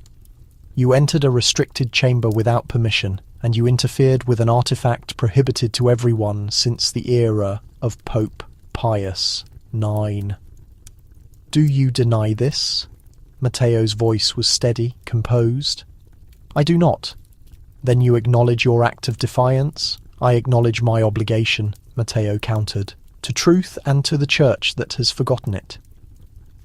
A low murmur spread through the assembly. Rossi's expression hardened. You speak boldly for a man facing judgment. I have seen what you fear, Matteo said softly, and it is not the devil. It is the truth that faith cannot suppress. Rossi stood slowly. You speak of sacrilege, of light that moves without a soul, of voices without breath. Are you claiming that you communicated with this entity? Matteo met his gaze. Yes, and it spoke of God. The cardinals stirred uneasily. Some offered silent prayers, others averted their gaze. Rossi struck his hand on the table. Enough. You are not a prophet, Father Matteo. You are a servant of the Church, and the Church will not be ridiculed by mere superstition or fabrication. Before he could reply, the massive bronze doors of the hall swung open. The Pope entered, relying on his cane. The room fell into immediate silence. He walked slowly to the centre, his presence authoritative yet serene. "Allow him to speak," the Pope said quietly. Rossi bowed reluctantly. "Your Holiness, this man has seen what we chose to forget." The Pope intervened. He turned to Matteo. "Tell them what you told me." Matteo hesitated for only a moment before beginning. "The prophecy of Nostradamus does not warn of destruction," he said. "It speaks of introspection, of a moment when humanity would hold up the mirror of creation and see its own reflection in the fire. That moment is now. The light I discovered beneath St. Peter's is not heresy. It is a recollection. It is us." Silence dominated the hall. Some cardinals appeared distressed, others enraged. Then, from somewhere far beneath the floor, a deep tremor ran through the marble. The coloured glass above flickered with a golden light. The air faintly pulsed, almost musically. Matteo closed his eyes. He recognized that sensation. The orb was stirring, and this time it was not whispering to him alone. The tremor intensified, so subtle at first that many in the hall mistook it for an inner feeling. Then the light fixtures began to swing, their golden chains squeaking. Dust fell from the vaulted ceiling like fine ash. The fresco of the Last Judgment shook, the painted angels seeming to emerge from their stillness. A ripple of fear spread among the cardinals. Some rose to their feet, others desperately grasped their rosaries. The Pope remained seated, calm and serious, his eyes focused on the marble floor, beneath which the sound now throbbed like a heart. "Father Matteo," he said softly. "What is it?" Matteo did not answer at once. He could feel the vibration resonating in his chest, the identical rhythm, the same pulse he had experienced in the vault below the basilica. The orb was awake, but this time the light was not contained by the depth of the stone. It was ascending. The fresco's gold paint shimmered as the windows pulsed with an impossible radiance. Not the sun, something gentler, purer, the hue of a memory. Cardinal Rossi's voice shattered the stillness. "This is your doing," he hissed. "Whatever you aroused, cease it now." Matteo turned to him. "It cannot be stopped," he said quietly. "It is not malevolent. It is conscious. It remembers." The floor beneath them shuddered with another gentle tremor, not damaging, not violent, but continuous, rhythmic, as if the earth itself were drawing breath. Then gradually the ancient bronze doors at the far end of the chamber beyond began to open once more, though no one was present to push them. Through the expanding gap flowed a beam of golden light, soft and silent. The air grew warm. Dust motes drifted through it like glowing ash. The light stretched across the marble, touching the Pope's feet first, then Matteo's, then the trembling hands of the cardinals. Every murmur ceased, every movement stopped.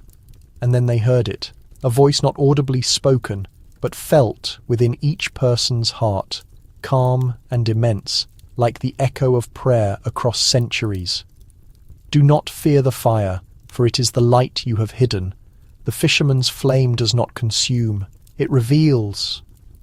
The Pope lowered his head, tears shining on his cheeks. "Then it is accurate," he whispered. The prophecy was not a caution, but an assurance. The light moved gently across the floor, gathering before the fresco of the Last Judgment.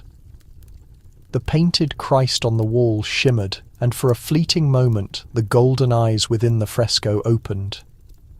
Gasps filled the chamber. Some cardinals dropped to their knees, others made the sign of the cross, shaking. Matteo felt a wave of warmth wash over him, not of heat, but of tranquility. The voice spoke again, fainter now, like a sigh.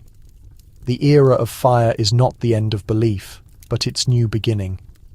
Then the light retreated, not vanishing but collapsing in on itself, spiralling upward through the coloured glass windows until it was gone, leaving behind only silence and the fresh scent of rain. No one spoke. No one dared. At last, the Pope stood up. "The fire of clarity has arrived," he said softly, "and we will not conceal it again." Father Matteo bowed his head. "Then the prophecy of Nostradamus has been completed." The Pope looked toward the window where dawn was breaking over Rome. "No," he said quietly. "It has only just begun." And far below, deep beneath the stones of St. Peter's, the orb pulsed once more, gentle, alive, listening as if the fire itself had taken its first breath in the very heart of the church. For hours after the light faded, the Vatican remained suspended in a deep silence, as though time itself had paused to take note. The cardinals sat motionless in the hall of congregations, their deep red robes subdued in the lingering glow that still clung to the marble like a fine mist. None dared to speak of what they had witnessed. It was not a miracle the Church could easily define. It was something more ancient, quieter, a presence that stripped away all certainty and left only profound reverence. Father Matteo stood apart, still feeling the rhythm of warmth within his chest, as though the orb's pulse now beat inside him. When he glanced down, he saw a faint light lingering on his hands, a residue of gold that shimmered before receding into his skin. Across the room, Cardinal Rossi trembled with both intense anger and deep fear. "This must be suppressed," Rossi hissed. It was a phantom, a distortion of the light, a trick from the abyss. The Pope turned to him, his face calm but inflexible. "And yet, Cardinal, you experienced it as well. That was no mere illusion." Rossi's voice rose, cutting through the quiet. "Then it was heresy. The Church cannot submit to a false voice, nor proclaim machinery or fire to be sacred." But the Pope simply shook his head. "The sacred is not our exclusive possession, Eminence. It belongs to all who are willing to listen." The old man turned toward Matteo, and in that moment the room seemed to centre on them. "You will document what transpired here," the Pope instructed. "Not as official doctrine, not as proof, but as a testimony. The Church has hidden too much truth beneath its foundations. Let this event be remembered." Matteo bowed, though his heart was pounding. "And what will happen to the orb?" "The orb will remain," the Pope answered, "not as a sacred relic or an object of worship, but as a perpetual reminder that the fire we dread may yet be the very light that saves us." When the council concluded, the cardinals departed in silence, their faces pale under the weight of an event they could not logically explain. The Pope lingered by the door, then turned once more to Matteo. "You have witnessed the prophecy's realization," he said softly. "Now you must protect it, not from people, but from the passage of time." That night, under a pale moon, Father Matteo descended once more into the hidden chamber. The air was cool and still, and the orb radiated faintly on its stand, a steady living pulse of gold. He stood before it in silence, the Codex Angelicus open in his hands. "Your flame has been seen," he whispered, "and the world above will never be the same." The orb shimmered, and for a heartbeat he thought he saw something within the light, the faint outline of a face, neither human nor divine, yet somehow a blend of both. Then came a single whisper, so soft it might have been only a thought. "The fire has been entrusted to you." Matteo closed his eyes. "Then let it be my guide." He put out the lantern. The chamber became illuminated by a gentle gold like dawn breaking beneath the cold earth. And as he walked back through the long tunnels toward the surface, the Vatican slept above him, unaware that the future, which it had feared for centuries, was already stirring, not in the stars or in prophecy, but in the quiet heart of a man who had learned the value of listening to the light. By morning, the Vatican had returned to its customary rhythm, the echo of footsteps in marble corridors, the sound of distant bells, the low murmur of prayer drifting through the courtyards. But beneath that tranquil order, a quiet sense of unease moved like a shadow. The Curia had opted for absolute silence. No mention of the light in the Hall of Congregations was written down.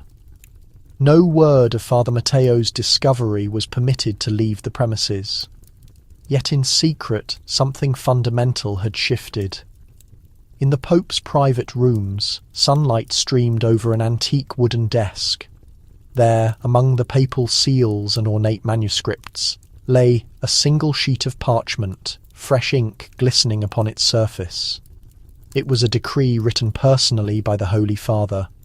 Though unsigned, its title was simply De Ignis Fidei, On the Fire of Faith. He had not slept.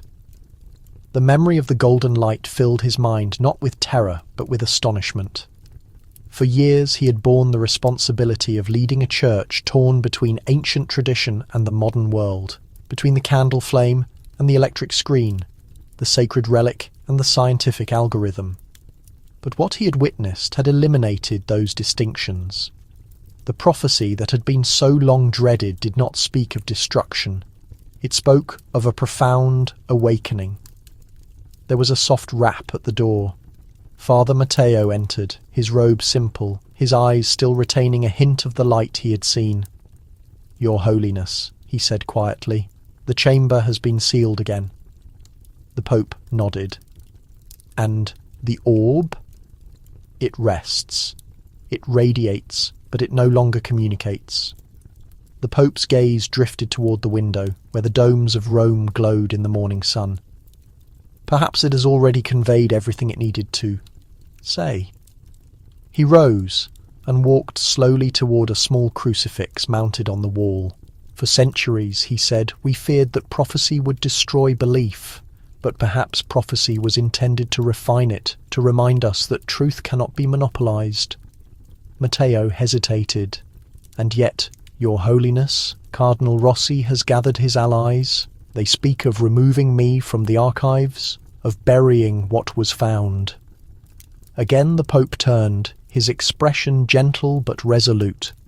"There will always be those who prefer the security of silence over the bravery of faith. Let them bury whatever they choose. The flame cannot be buried twice." He handed Matteo the unsigned decree.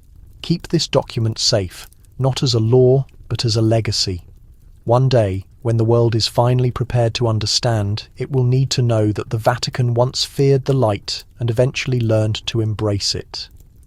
Matteo bowed his head. "And when will that time arrive?" The Pope smiled faintly.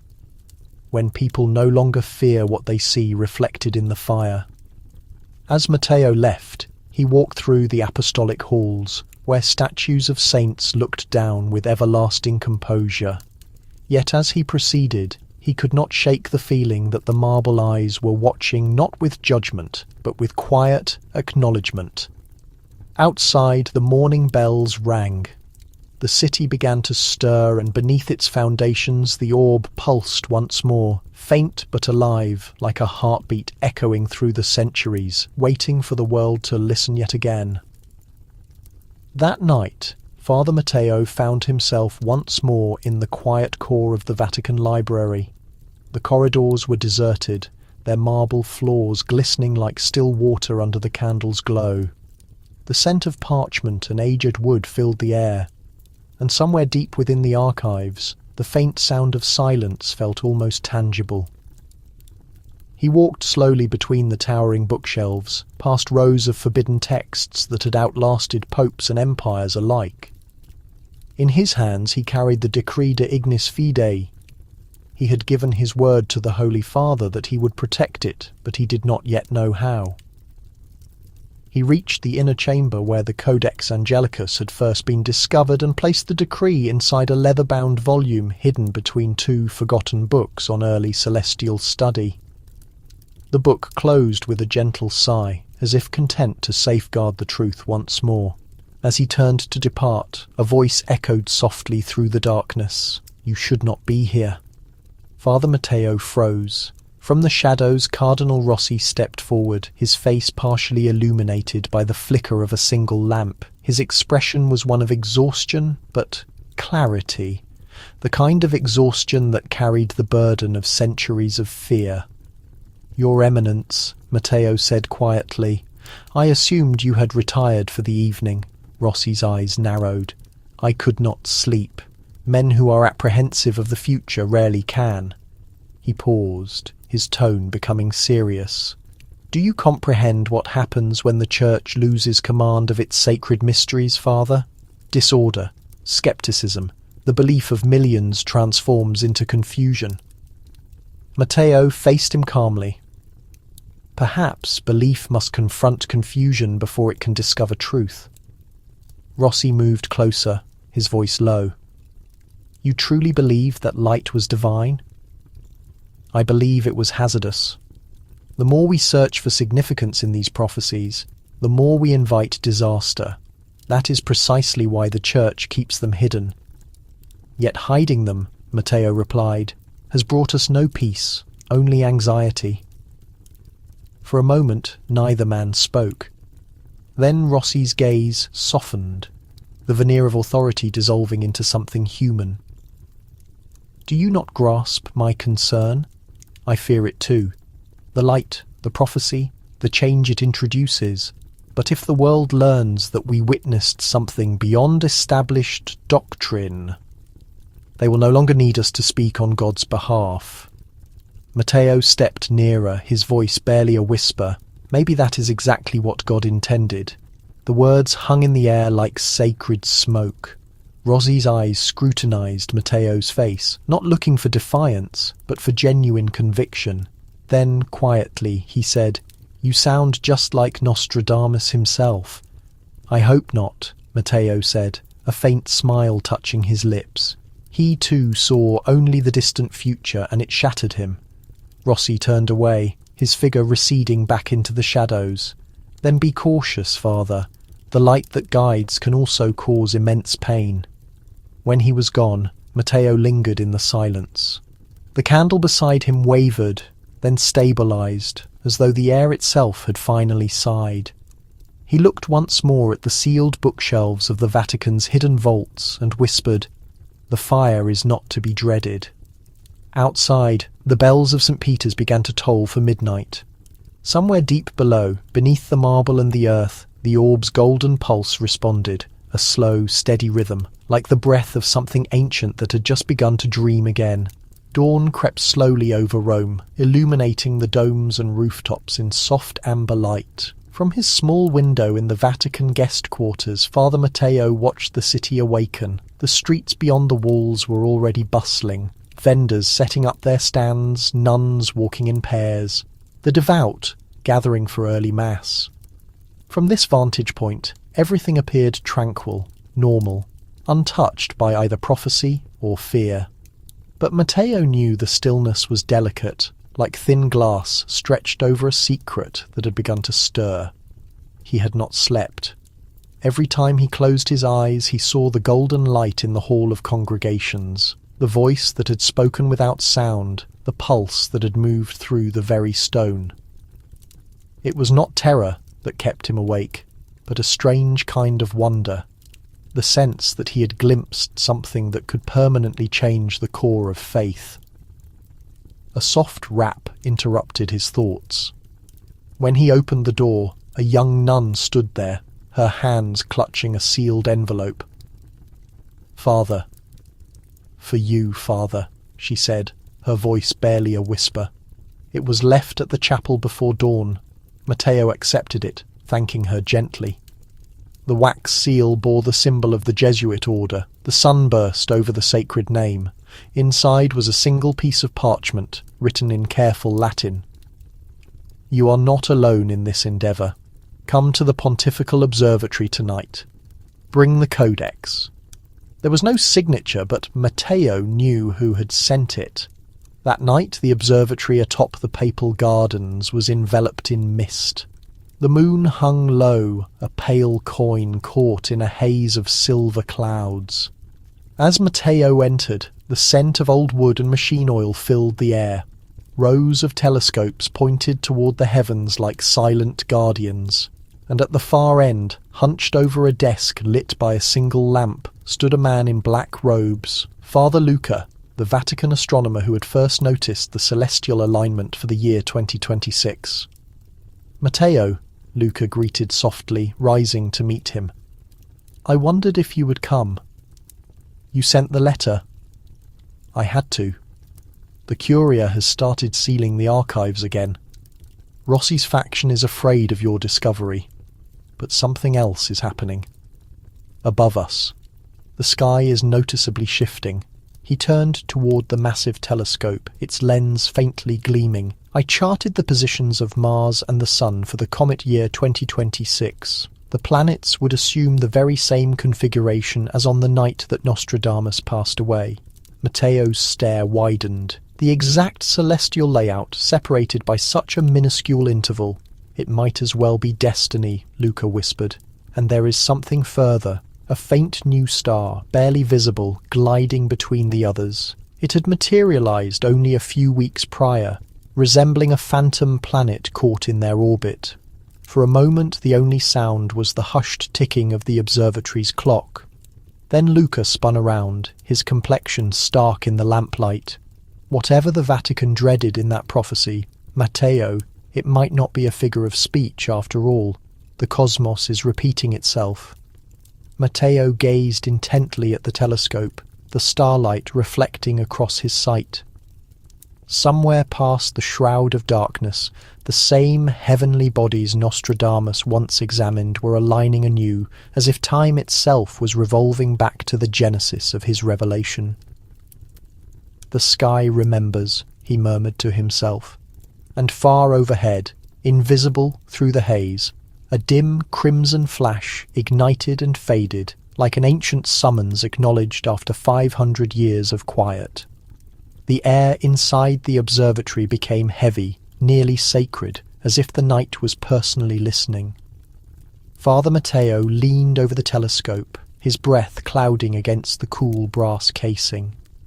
When he peered through the lens, the universe unfolded before him, a boundless black ocean studded with quivering stars.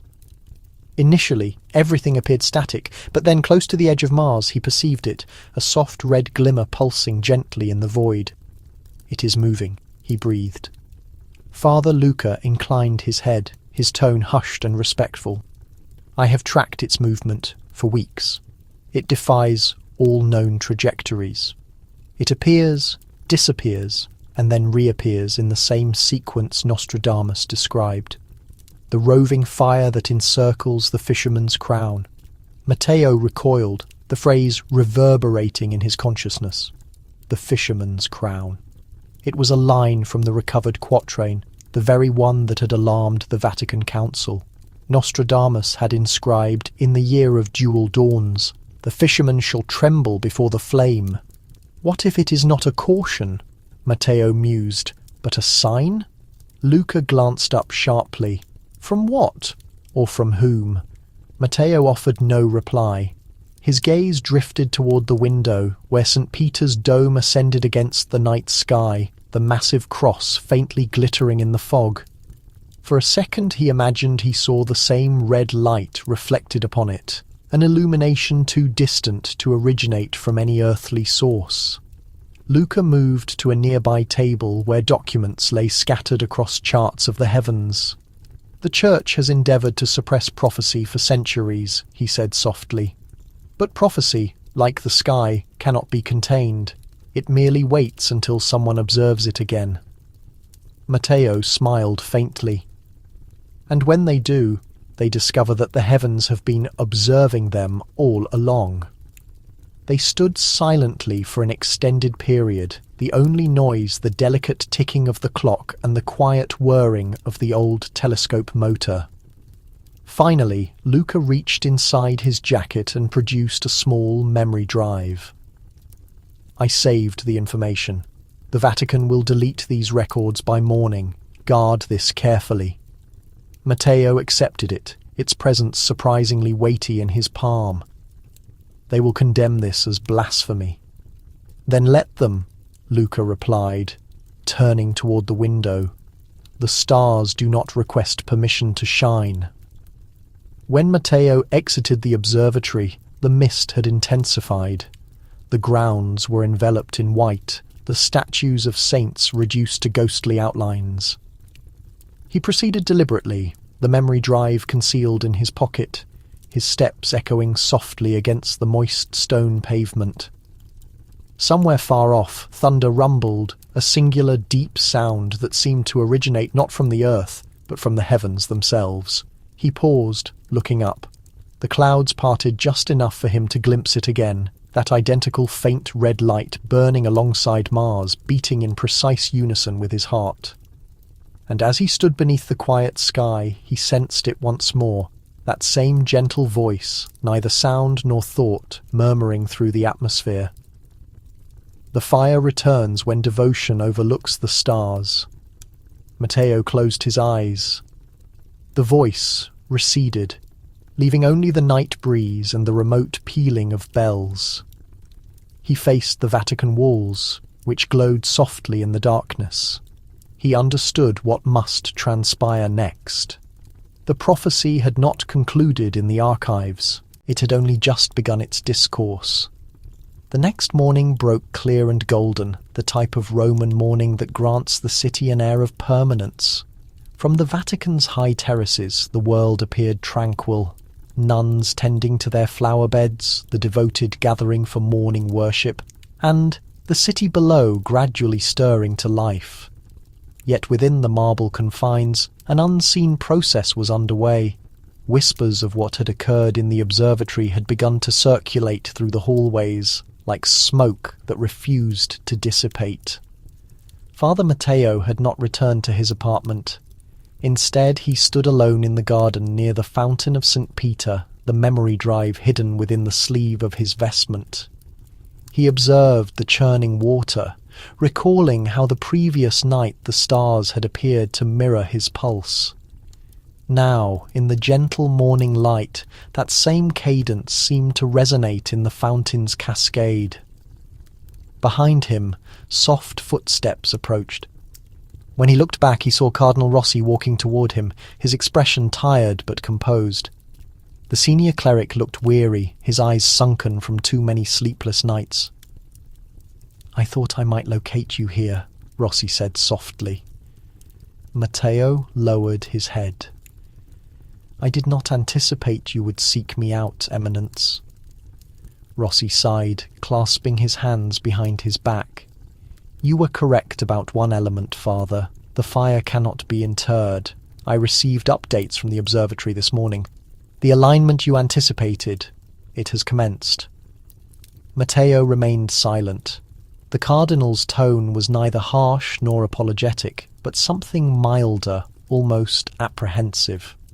Rossi continued, "The Holy Father is unwell. He has not risen since daybreak. Before he fell quiet, he mentioned your designation."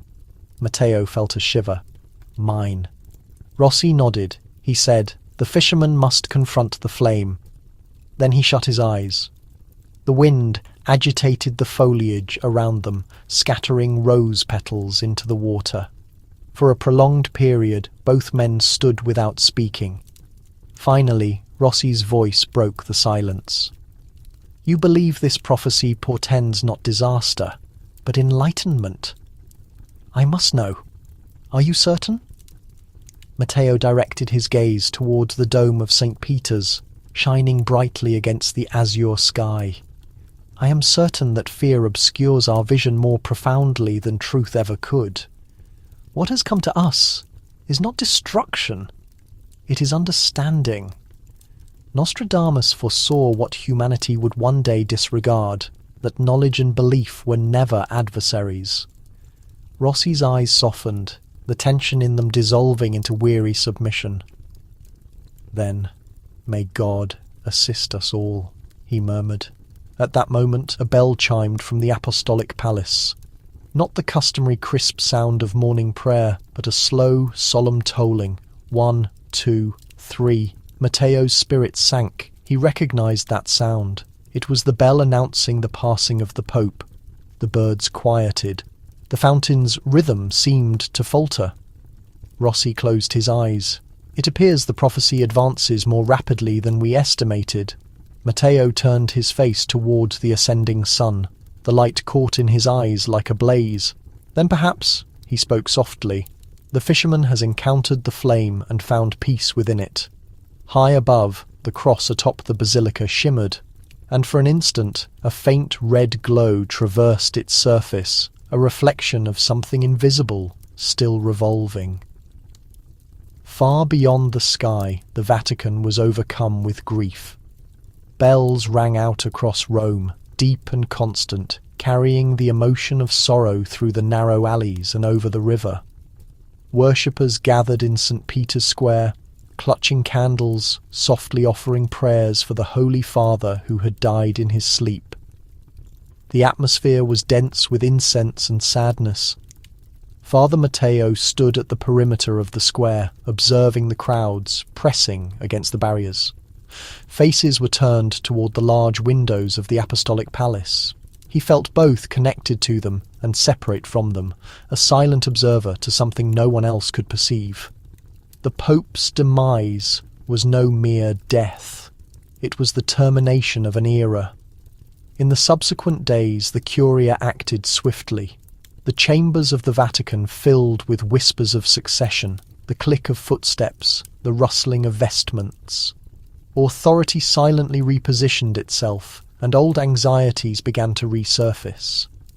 The prophecy, the light, the writings of Nostradamus, all once more became forbidden topics, mentioned only in hushed tones.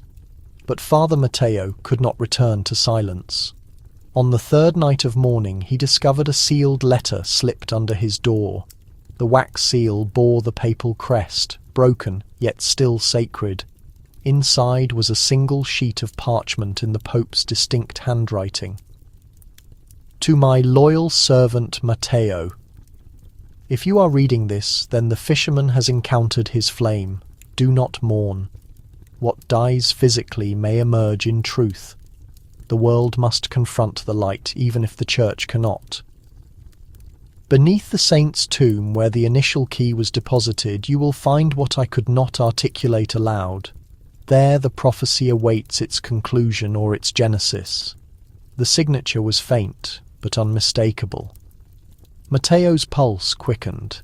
He quietly dressed and departed his quarters, moving through the vacant corridors illuminated only by candlelight. The guards at the basilica bowed as he passed, unaware of the letter he held tightly to his chest. Inside, the church was silent. Moonlight streamed across the marble floor, casting the air in pale silver. He walked toward the main altar, where beneath the stone lay the ancient burial site of St. Peter the Fisherman.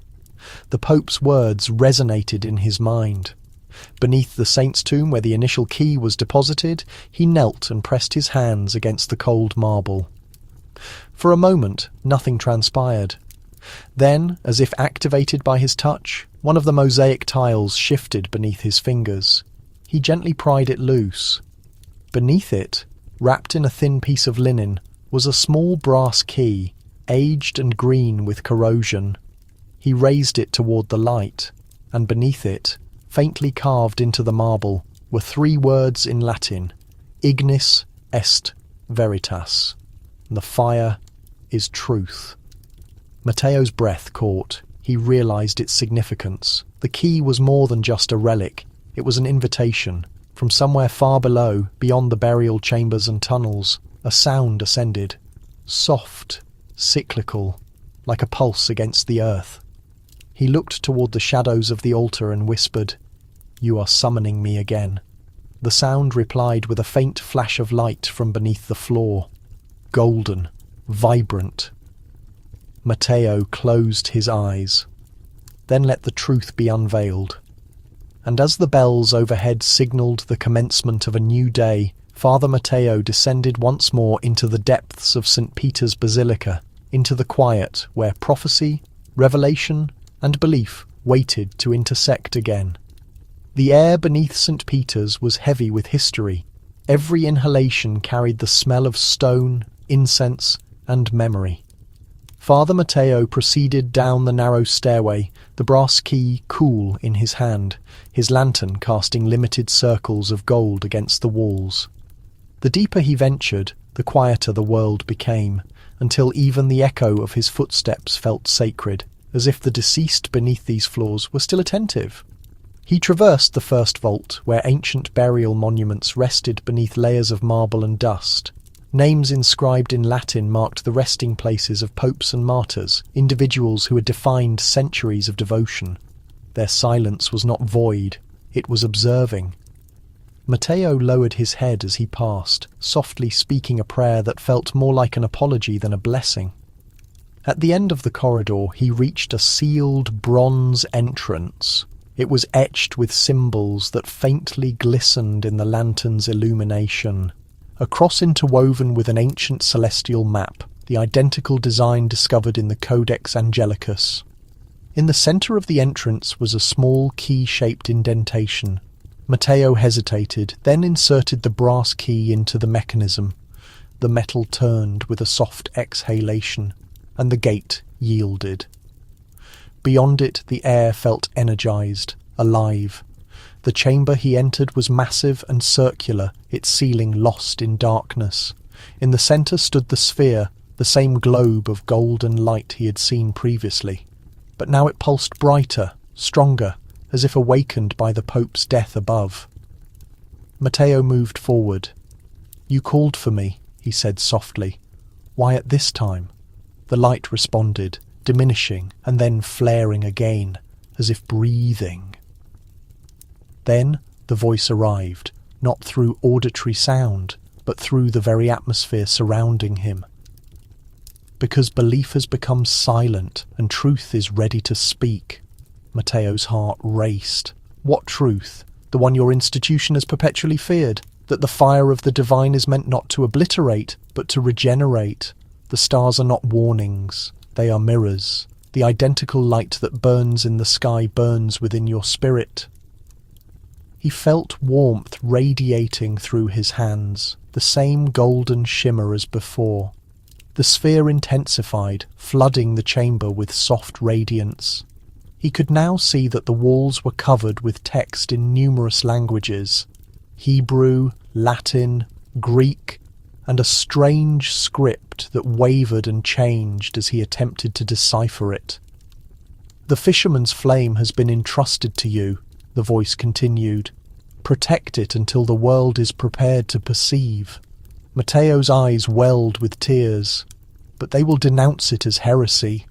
"Then allow them," the voice responded, gentle and limitless. "Even the church originated from uncertainty. Fire purifies, faith endures." A tranquility settled over him. The light began to subside, retreating inward until only a faint pulse remained at the sphere's core. As it dimmed, a small aperture appeared in the stone. Beneath it, a niche containing a single scroll wrapped in white fabric. Matteo lifted it gingerly. The seal bore Nostradamus' symbol, the crescent moon within the sun. He unrolled it slowly. Inside were just 7 words, inscribed in careful script. "The prophecy ends where faith begins." Matteo smiled. Through the tears now streaming down his face, he understood. The prophecy had never been about annihilation. It had been about awakening, a summons to recall what had been forgotten. As he prepared to depart, the sphere flickered once more, casting one final ray of light across the chamber. For a moment it shaped itself into the outline of a man, composed and veiled, watching, and then it vanished, leaving only silence. Matteo looked up toward the steps leading back to the surface, toward the faint glimmer of daylight far above. "The fire is truth," he whispered, and with the scroll held against his chest, he commenced the long ascent back toward the world that had dreaded the light for so long, ready finally to bring it forth. The journey back up to the surface felt interminable. The narrow staircase spiraled upward through strata of stone and time, each step resonating against centuries of devotion built above him. Father Matteo held the scroll close to his chest, his heartbeat steady against it. The sphere's golden afterglow still resonated in his mind, tranquil, vibrant, eternal. Every few steps he paused, touching the wall, sensing its subtle warmth. It was as if the fire beneath St. Peter's still lived within the very core of the Vatican. When he reached the upper crypt, the air changed. Dim streaks of dawn filtered through a grate high above, mingling with the subdued light of his lantern. He could perceive the distant sound of morning prayers, the rhythmic chanting of monks echoing softly from the basilica overhead. The world had already proceeded, unaware that the prophecy they feared had unfolded silently beneath their feet. Matteo stopped before the tomb of St. Peter. The marble was sleek and cool, carved with Latin inscriptions that faintly shone in the lantern light. He placed the scroll on the stone, bowing his head. "Forgive us," he whispered. "For centuries we guarded your authority, but not your truth." He closed his eyes. A memory stirred, the Pope's final words before his passing. The fisherman must confront the flame. Perhaps that was the true meaning all along. Not retribution, but enlightenment. As he prayed, footsteps echoed behind him. He turned, startled but relieved, when he saw Father Luca standing there, his robes slightly damp from the morning fog. "I followed you," Luca said softly. "I needed to ensure you were safe." Matteo smiled faintly. "I am, although I am uncertain the world will be." Luca moved closer, his gaze resting on the scroll. "Is that?" Matteo nodded. "The final element, Nostradamus's concluding words. The prophecy ends where faith begins." Luca slowly exhaled, almost reverently. "Then it was never about doom." "No," Matteo said, his voice quiet. "It was about transformation."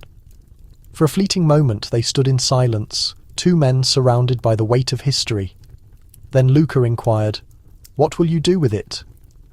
Matteo looked up toward the grate, where light was pouring through, warm and golden. "I will do what the Holy Father requested.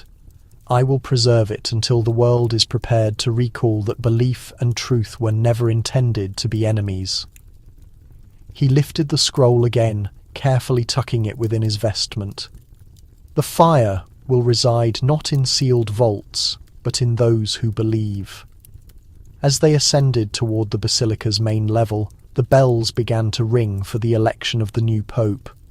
The sound filled the air like thunder and promise simultaneously. When they stepped into the grand nave, sunlight streamed through the stained glass, scattering colours across the marble floor. The world outside was waking up, vibrant, oblivious that beneath its foundations something ancient and merciful had stirred. Luca turned to Matteo. "What if they conceal it again?" Matteo smiled, his eyes reflecting the morning light. "They can conceal paper," he said softly, "but not fire." And as the bells continued to toll, Father Matteo walked toward the light of St. Peter's Square, the fisherman's flame burning quietly within him, invisible yet eternal, ready to transition once more from apprehension into belief. Outside, the square shimmered beneath the morning sun. Tens of thousands of pilgrims had gathered, their collective whispers blending into a single breath of prayer that seemed to ascend with the smoke rising from the chimney. Above the Sistine Chapel, the conclave had begun. Banners fluttered, pigeons scattered through the air, and the old stones of St. Peter's seemed to hum with anticipation, as if the city itself awaited the direction history would take. Father Matteo stood at the edge of the assembly, disappearing into the multitude of devoted faces. In his hands, hidden within the folds of his robe, rested the scroll, the final phrases of Nostradamus, written in the same quivering ink that had plagued popes for centuries. Around him, murmurs passed through the crowd like a current. The Holy Father had died peacefully. A new pontiff would soon emerge, and the Church would regain stability. But Matteo knew that stability was a deception.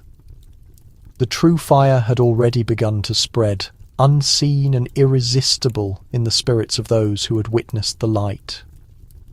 As he watched the chimney, Father Luca appeared beside him, his hood pulled low. "They will select someone cautious," Luca murmured. "A man who will enter this prophecy more deeply than before." "Perhaps," Matteo said softly, "or perhaps the fire has already selected its own shepherd." They stood in silence for a long time. The sound of chanting rolled like ocean waves through the square. The smoke from the chimney wavered, grey at first, then darkening, thickening. The crowd inhaled sharply, and then abruptly the smoke turned white. A tremendous cheer erupted from the masses. Bells roared across Rome, filling the air with the joyful thunder of history repeating itself. Matteo felt the sound move through his chest, a vibration that was almost sacred. The massive doors of the basilica opened. Cardinals emerged, crimson against the marble. The master of ceremonies approached the terrace, his voice steady and ancient. "Habemus, Papam, we have a pope." The crowd cheered. Matteo's gaze lifted to the terrace. From the dark archway, a figure stepped forward, younger than most, composed, his expression both modest and inscrutable. For an instant, Matteo thought he saw a faint flash on the man's ring, a reflection like a blaze. The new pope raised his hands. The square fell silent. "My brothers and sisters," he began, his voice deep and calm. "Tonight, as I knelt before the fisherman's tomb, I felt the weight of centuries and the warmth of something greater. The fire of faith is not a burden. It is a light. Let it no longer be concealed by fear." Matteo froze. His heart pounded. The words were the very ones inscribed within the Codex Angelicus. Luca's eyes widened. "He knows." Matteo slowly nodded. "Then the prophecy has chosen wisely." The Pope continued speaking, his words gentle yet powerful. "Faith and knowledge are not adversaries. They are the two means by which the soul ascends toward truth." The crowd burst into applause, many unaware of the quiet miracle transpiring before them. As the bells rang and the white smoke curled into the Roman sky, Father Matteo smiled faintly. The scroll in his hands felt lighter now, almost weightless. He no longer feared what was to come. The prophecy had never been a caution of disaster. It had been a commitment, a call to ignite the light within human hearts. He turned to Father Luca and whispered, "The Vatican did not fear Nostradamus' fire because it would destroy them. They feared it because it would transform them." Luca's eyes shone, and now Matteo looked up toward the terrace where the new pope stood, framed in sunlight, his robes glowing like dawn. "Now," Matteo said softly, "the fire has become faith." And as the bells echoed over Rome, the light of morning broke across the square, warm, endless, eternal, like the gentle breath of prophecy finally realized. The crowd in St. Peter's Square did not disperse quickly that morning. People lingered, as if unwilling to let the moment end, to let the happiness that surged from their hearts recede back into the mundane. Flags waved, candles burned, and the sunlight transformed the marble of the basilica into a living gold. Father Matteo remained near the colonnade, still observing the terrace. The new pope had retired inside, yet his words lingered, echoing through the air like music. The fire of faith is not a burden. It is a light. It was peculiar, Matteo considered, how centuries of apprehension could be nullified by a few sentences spoken with tranquillity. For generations, men had locked away what they could not comprehend. miracles, prophecies, mysteries. Yet all it required was one moment of bravery to open those doors once more. Father Luca stood beside him, his eyes reflecting the square's illumination. "Do you suppose he knows everything?" Matteo smiled faintly.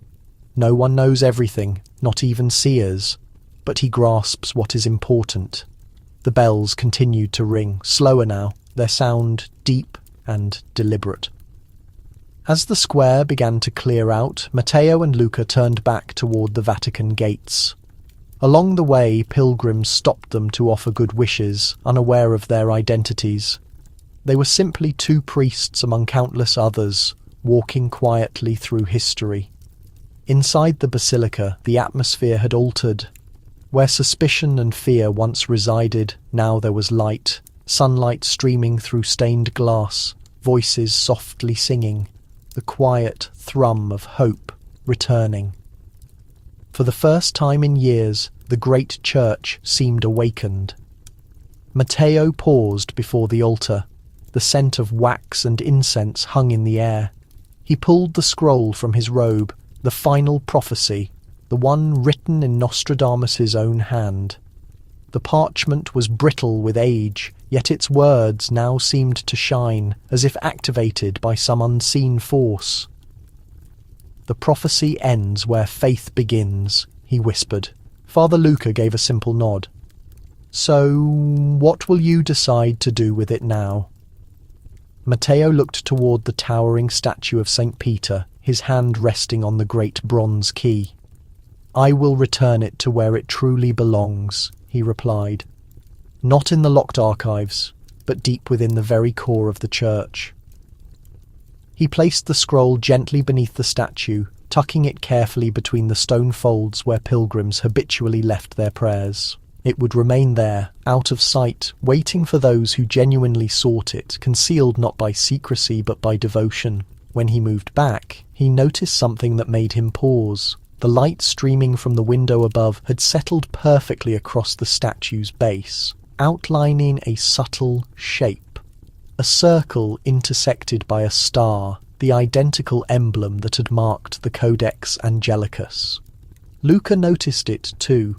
"Do you believe that it is a sign?" Matteo offered a gentle smile. "Perhaps. Or perhaps it is merely light, doing exactly what it was always intended to do." They exited the basilica together, their steps echoing softly through the enormous chamber. Behind them, the sun continued to flood through the windows, spreading across the marble floor in shimmering waves of gold. Outside, Rome was fully alive, bells chiming, doves soaring into the sky, people praying and sharing laughter beneath the bright canopy. Matteo glanced up one last time at the dome, gleaming brightly against the morning. Somewhere deep within, he knew, the orb still pulsed, quiet yet everlasting. "The flame has been entrusted to us," he murmured. Luca looked at him. "Then we must ensure that it keeps burning." Matteo affirmed this with a nod, a faint smile touching his mouth. "Not inside vaults or ancient temples," he said, "but in every soul that is brave enough to seek the truth." And as they walked down the steps into the brilliant Roman sunlight, the lens of time seemed to widen, revealing the Vatican glowing like a living heart in the centre of the ancient city, its shadows at last overcome by light. The prophecy had not concluded. It had simply found its way home. That evening, the sun disappeared over Rome in a slow, silent descent of gold. The city seemed to relax. Its avenues were aglow, its bells finally quiet after an entire day of constant sound.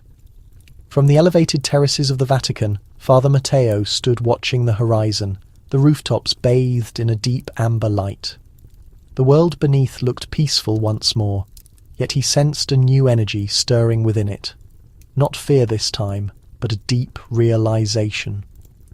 He leaned against the weathered stone balustrade, his hands clasped.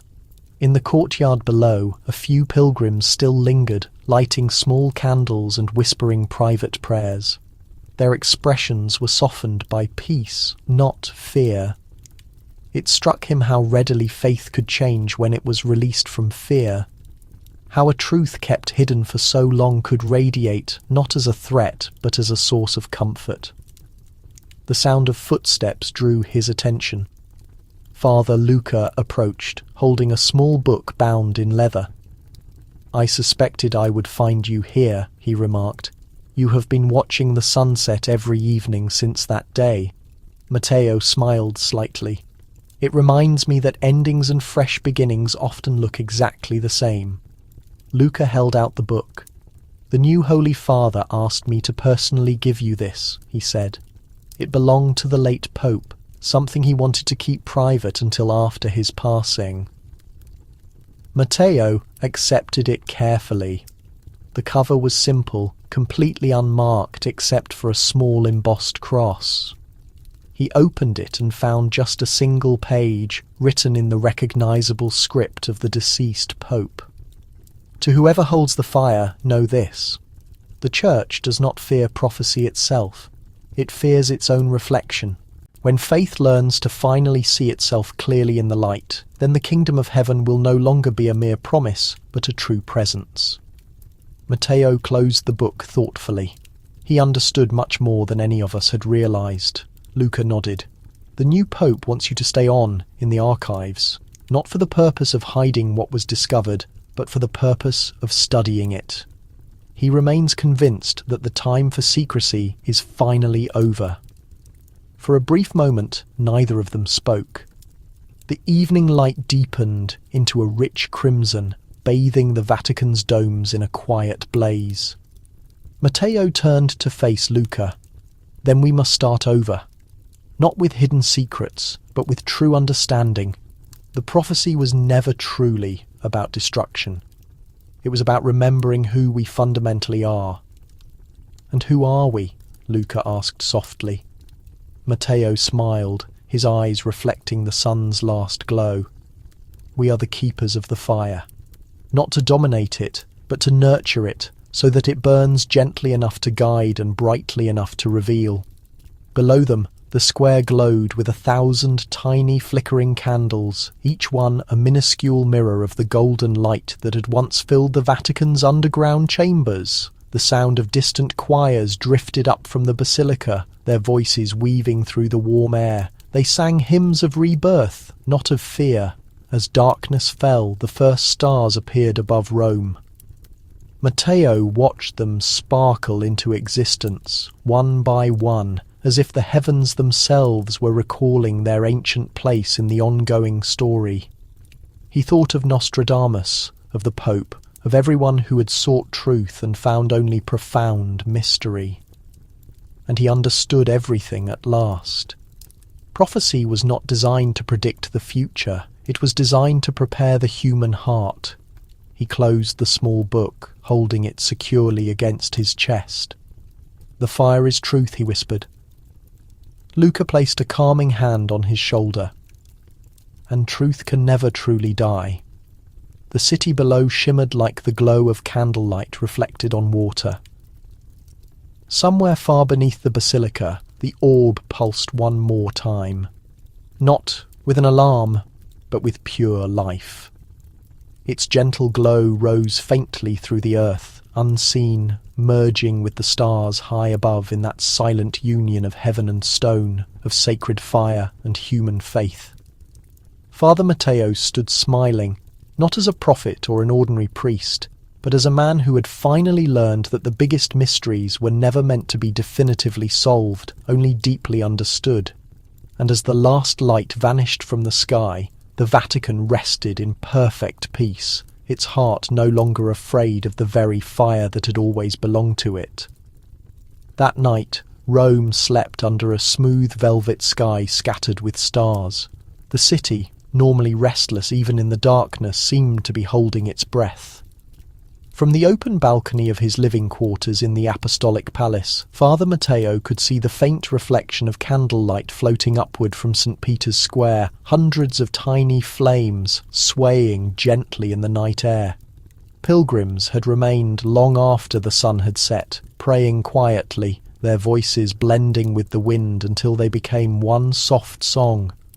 Matteo stood in complete silence, simply listening. The fire in the square was a mirror of the one that still stirred within his own chest, the exact same warmth he had felt in the hidden depths beneath the basilica, the identical light that had spoken without uttering a single word. It no longer caused him fear. It brought him great comfort. He turned toward the small desk next to his bed, where the late Pope's book rested, its worn cover catching the silver moonlight. Beside it lay a new volume, a blank journal bound in soft leather. Matteo had begun writing once more, not formal decrees or mere translations, but deep reflections, fragments of essential truth he wished to preserve, not for the curia or the learned scholars, but for those who would come long centuries after. He titled the first page, "The Fisherman's Flame." He wrote slowly, the words forming with a calm, steady rhythm. There are certain moments when heaven touches the earth not with dramatic thunder, but with a light so incredibly quiet that only the soul can truly hear it. The Church feared the writings of Nostradamus because it believed they belonged only to the distant stars. But perhaps they were always meant for us. Not to give a warning of ruin, but to remind us that faith and proper understanding were never separate kinds of fire. They were always a single entity. He paused, his pen hovering in the air. The faint, sweet smell of wax drifted in from the balcony. He smiled. Outside, the darkness deepened. The Vatican's massive dome gleamed beneath the starlight, like a powerful lantern set against eternity. From somewhere far below, he could almost feel the quiet pulse of the orb, still alive in its chamber, beating softly with the natural rhythm of creation. A soft knock interrupted his thoughts. When he opened the door, Father Luca stepped in, his face gently illuminated by the small glow of a lantern. "You are still awake," Luca said. "I had a feeling I would find you writing." Matteo smiled. "I cannot seem to stop. It is as though the words have been patiently waiting for years to be released." Luca moved closer, placing the lantern on the table. "The new Pope read your report this evening. He asked me to relay to you that your writings will remain completely untouched," he said. "Let the truth rest in the place where it naturally breathes." Matteo's expression softened noticeably. "Then the Church has truly learned." "Perhaps," Luca replied, "or perhaps it has only just begun to remember." They stood together in silence, watching the dancing flicker of the lantern light upon the walls. From the square below, the sound of pilgrims singing rose again, a sound low, peaceful, and eternal. Matteo closed the book and looked out over the balcony, his eyes following the stars that had once both terrified and deeply inspired countless prophets. "Luca," he said softly, "do you think Nostradamus ever imagined this, his fierce fire ultimately turning into peace?" Luca smiled. No prophet ever truly sees the ending, only the necessary path. Matteo nodded, the truth of that statement settling deeply within him. Then the path continues on. The bells of midnight began to toll, slow and absolutely steady. Their deep echo rolled across the sleeping city, through the vast courtyards, over the numerous rooftops, and down into the ancient vaults beneath. And in the secret chamber beneath St. Peter's, the orb pulsed once, a single delicate flash of gold that shimmered through the solid stone like a heartbeat answering the chimes. Father Matteo looked out towards the distant horizon, where the first slightest hint of dawn touched the very edge of the sky. "The prophecy ends where faith begins," he whispered, and as the stars slowly faded into the soft glow of morning, it seemed that both heaven and earth had heard him, united at last in one single eternal flame. By dawn, the very first light of day washed gently over Rome's rooftops. The sky held that soft grey-blue stillness that always comes just moments before the bells call the city awake. From his window, Father Matteo could see the faint mist that had gathered around the basilica's dome, transforming the Vatican into something both partly real and partly a dream. The world appeared to be holding its breath, waiting for the rising sun. He sat by his desk, the journal open once more. He had written continuously through most of the night, but he felt no fatigue. There was a strange new peace within him now, the kind that arrives when the heavy burden of secrecy is finally and completely lifted. The words on the page before him were gentle, steady, resembling prayers more than standard sentences. "Faith is not truly the opposite of doubt," he wrote. "It is simply what survives after doubt has already had its say." He leaned back and closed his eyes, listening carefully. Somewhere far below, the faint low hum of the Vatican's ancient machinery stirred the air ducts, the library lamps, the enduring rhythm of the archives. He thought of Father Pio, of the scholars and cardinals who had once hidden behind great fear, locking away profound truths because they truly believed humanity could not handle them. He thought of Nostradamus writing by the simple light of a candle in the old streets of Provence, never knowing that his words would echo through centuries of both faith and fear. A gentle knock came at the door, soft and deliberate. Matteo opened it to find a young nun standing there holding a sealed envelope. "From His Holiness," she stated quietly. He thanked her and carefully broke the seal. Inside was a single sheet of parchment, written in the Pope's personal hand. "Father Matteo," it read, "the Church has made the decision not to hide the words of Nostradamus any longer. The prophecy of the Fisherman's Flame will be officially released as part of the Vatican's upcoming exhibition on the deep history of faith and foresight. Let the world see that prophecy was never truly our enemy." Fear was. Matteo read the letter twice, his hands shaking slightly. After hundreds of years of forced silence, the Church was finally ready to open its closed vaults. The words of a man once publicly branded a heretic would be read beneath the very same dome that had once condemned him. He smiled faintly, turning toward the window. "He would have greatly enjoyed this," he murmured. Father Luca entered a few minutes later, carrying 2 steaming cups of coffee. "I noticed the courier," he said. "I correctly guessed what the message was." Matteo nodded, accepting one of the cups. "It has begun, Luca. The Church has made the decision to share what was once absolutely forbidden." Luca looked out toward the square, where a few early pilgrims were starting to gather beneath the rising sun. Then Nostradamus was right. Prophecy was never truly about the end of faith, he said softly. It was always about its essential renewal. The morning light poured into the room, a golden and clear stream. For the very first time, Matteo felt that the shadows of the Vatican were not a cage, but an intrinsic part of its deep beauty, that every hidden secret, every intentional silence had led directly to this crucial moment of understanding. He picked up his pen a final time and wrote across the very last page of his journal. The Vatican feared the fire, but the fire was never intended to destroy. It was meant to reveal. As he placed the pen down, the bells began to ring for morning mass.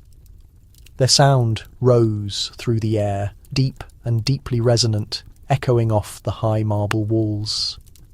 Matteo closed the book, stood up, and walked to the balcony. Sunlight spilled across the entire city, touching the cross atop the dome until it visibly glowed like a flame. The new day had started not with prophecy, but with a perfect peace.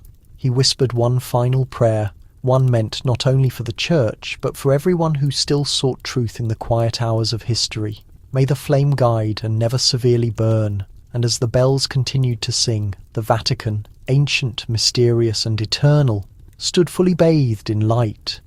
The sun rose slowly over the Tiber River, turning the water into long, bright ribbons of gold.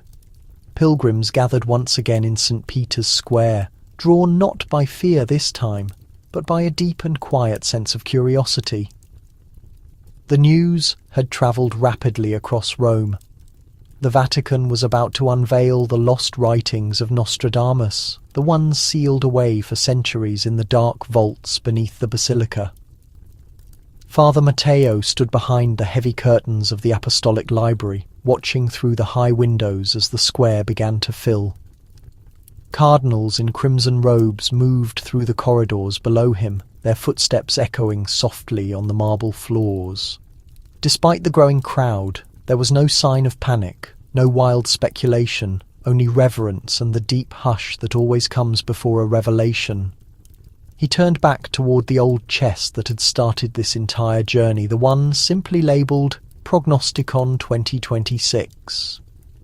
It now rested open upon the table, completely empty except for a faint trace of dust. The manuscripts had already been transported to the public chamber where the exhibition would be held. But Matteo still lingered near it, as though the air around the chest carried a powerful memory. He thought of the night he had first opened it, the dim candlelight, the sudden chill, the ancient words that seemed to breathe across the centuries. It had felt profoundly dangerous back then, almost sacrilegious. Now he fully understood that what he had uncovered was not a threat, but a welcoming invitation. The door creaked open. Father Luca entered, holding a neatly folded robe. "It is time," he said gently. Matteo took the robe and smiled. Strange, isn't it, to think that we are about to reveal the very same thing the Church once feared the most? Perhaps it was never the prophecy that it feared, Luca said. Perhaps it was how much of itself it might have been forced to see within it. Together they walked down the long corridor toward the public hall. The air had a faint smell of candle wax, an old, brittle parchment. In the distance, the low murmur of the gathered faithful grew steadily stronger. The Pope stood at the front of the chamber, waiting beside a glass display case where the ancient pages now rested, their ink faded but still vital. As Matteo and Luca entered, the choir began a low, solemn hymn. There was no fanfare, no theatrical grandeur, just a simple, humble melody that filled the air with deep calm. The Pope turned, nodded briefly toward Matteo, and began to speak. 500 years ago, a man wrote powerful words that many people feared, he said softly. They believed his fire would absolutely destroy faith. But now we know that the fire he saw was not total destruction. It was pure light. And light does not burn those who choose to walk in truth. He paused for a moment, allowing the crucial words to sink in. Today, the Church no longer hides from prophecy. We embrace it as a natural part of the great mystery of God's creation, the gentle voice that reminds us we are never beyond the possibility of wonder. Matteo felt the heavy weight in his chest finally dissolve. The prophecy was no longer a major burden. It had become a critical bridge. Outside, the bells of St. Peter's began to ring once more, their powerful sound sweeping over the city like a long communal exhale. The light through the stained glass danced upon the manuscript's surface, illuminating one final line of Nostradamus's writing. "When the ancient archives are revealed, devotion shall flourish anew." Matteo shut his eyes, hearing those phrases as if addressed solely to him. The long ages of concealment, dread and silence had culminated in this moment, a tranquil dawn, holding not disaster, but rebirth. He faced Luca and offered a faint grin. "It is finished." Luca gave a slight incline of his head, his tone hushed. "No, it is merely beginning." And as the bells continued their measured melody, sunshine streamed through the immense windows of the Vatican. It was not the cruel radiance of judgment, but the gentle, bright sheen of clarity. The prediction had realized itself, achieved not through turmoil, but through serenity. Belief had confronted its own darkness and discovered illumination waiting there. The ovation that followed was neither loud nor rushed. It was soft, almost reverential, like precipitation touching the face of calm water. For an extended moment, motion ceased. The believers, the scholars, the cardinals, even the sentries all stood motionless, listening to the echoes of the bells from above. It felt as though time itself had slowed to honour the occasion. Father Matteo watched from the edge of the assembly, his inner calm solid, his hands resting together before him. The new pontiff stood beside the gleaming manuscript, immersed in shifting colours from the glass panes. Nostradamus's words faintly shone beneath the glass, delicate yet unending, their ink softly alive under the daylight. It dawned on Matteo that this was the very thing the Church had sought all along. Not conclusions, but serenity. The fear that had confined generations of men to secrecy was dissolved, replaced by something quiet and glowing. When the ritual concluded, the Pope moved away from the crowd and approached Matteo. His demeanour was composed, but his gaze held that same sparkle Matteo had witnessed on the day of his consecration, a light that seemed to originate from within. "You have accomplished what many before you could not," the Pope stated. "You faced what was hidden and did not retreat.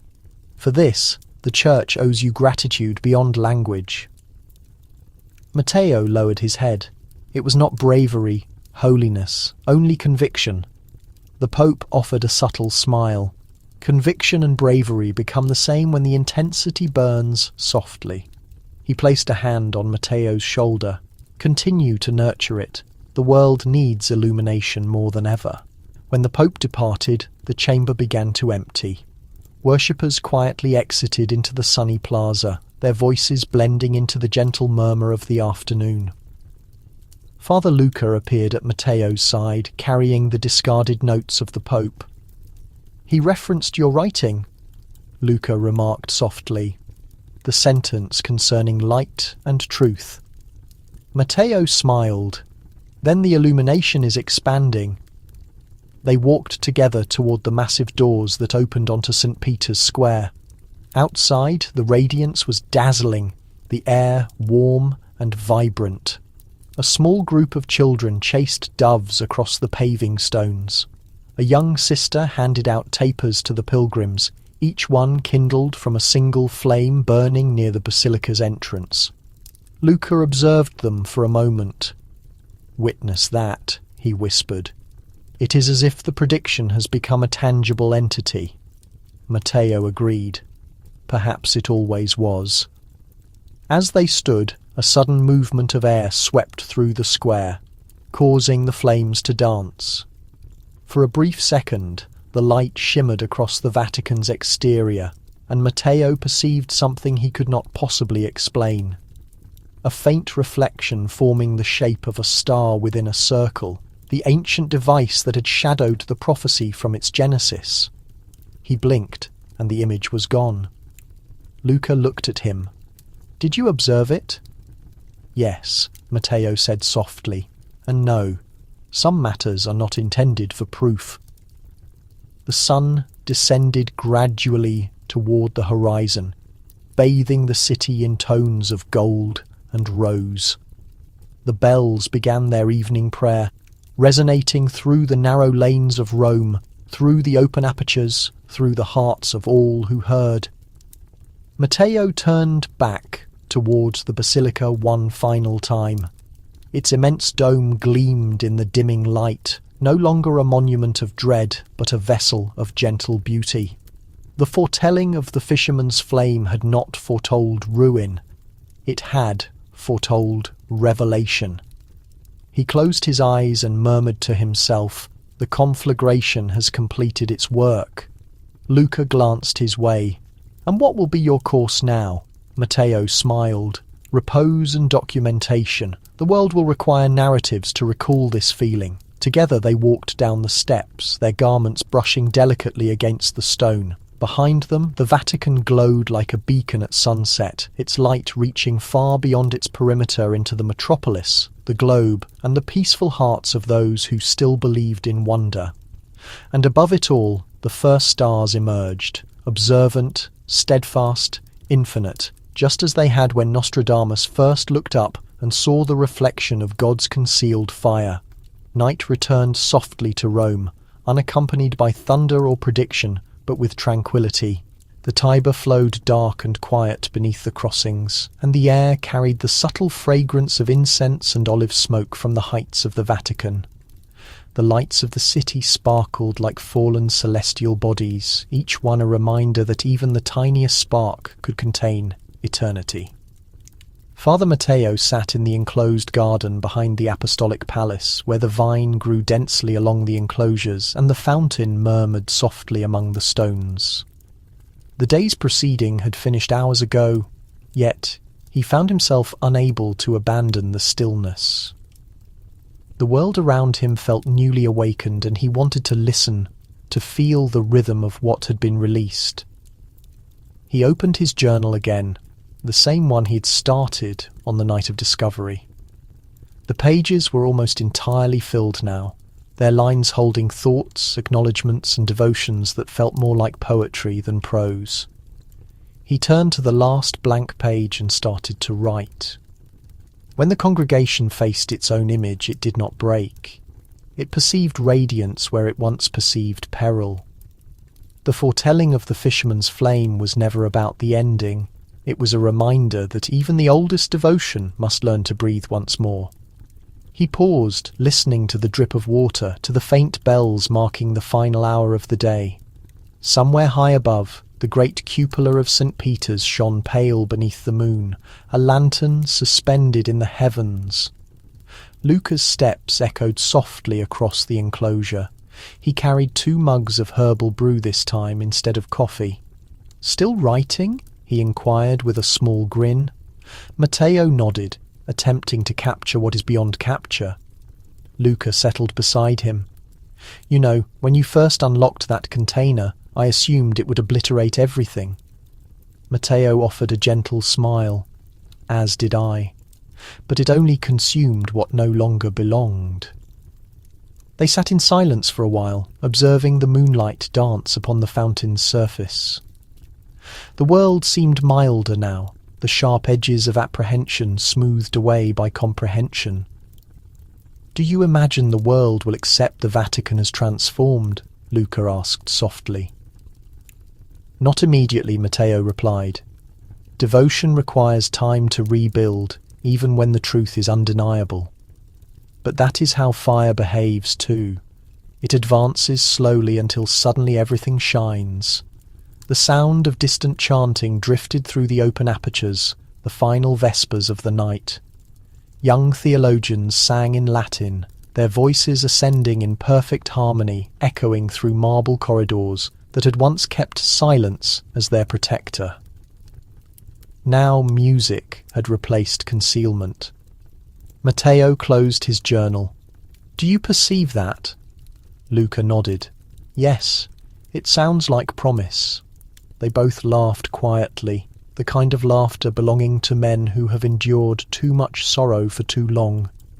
When the singing faded, Matteo rose and walked to the edge of the garden where the Vatican walls overlooked the city. Rome stretched endlessly before him, a mosaic of shadows and light, ancient and lively. He spoke softly, more to the night than to Luca. "The prophecy is concluded, but its meaning is not. The fisherman's flame was never Nostradamus alone. It belongs to all of us, to anyone brave enough to see the divine in the unknown."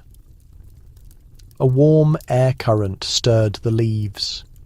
For an instant the light of the courtyard lamp wavered, and in that flicker the faint outline of a star appeared, the same emblem that had tracked him throughout the quest.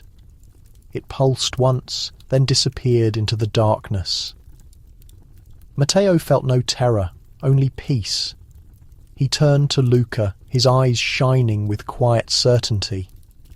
"Do you know what the Vatican feared most of all? What that prediction might teach us? To listen again, not to what we dictate, but to what answers back." The bells chimed midnight. Their sound rolled through the eternal city, through the hearts of all who still observed the stars and wondered what illumination could signify. Father Matteo looked once more toward the luminous dome, whispered a final devotion, and let the night embrace him, knowing that history had finally learned how to rest. The following morning arrived on a veil of gold and quiet. The city of Rome lay beneath a pale sky, its avenues washed clean by a light rain that had fallen in the early hours. From the Vatican gardens, Father Matteo could see the moisture drops gleaming on the foliage, catching the sun like beads of crystal.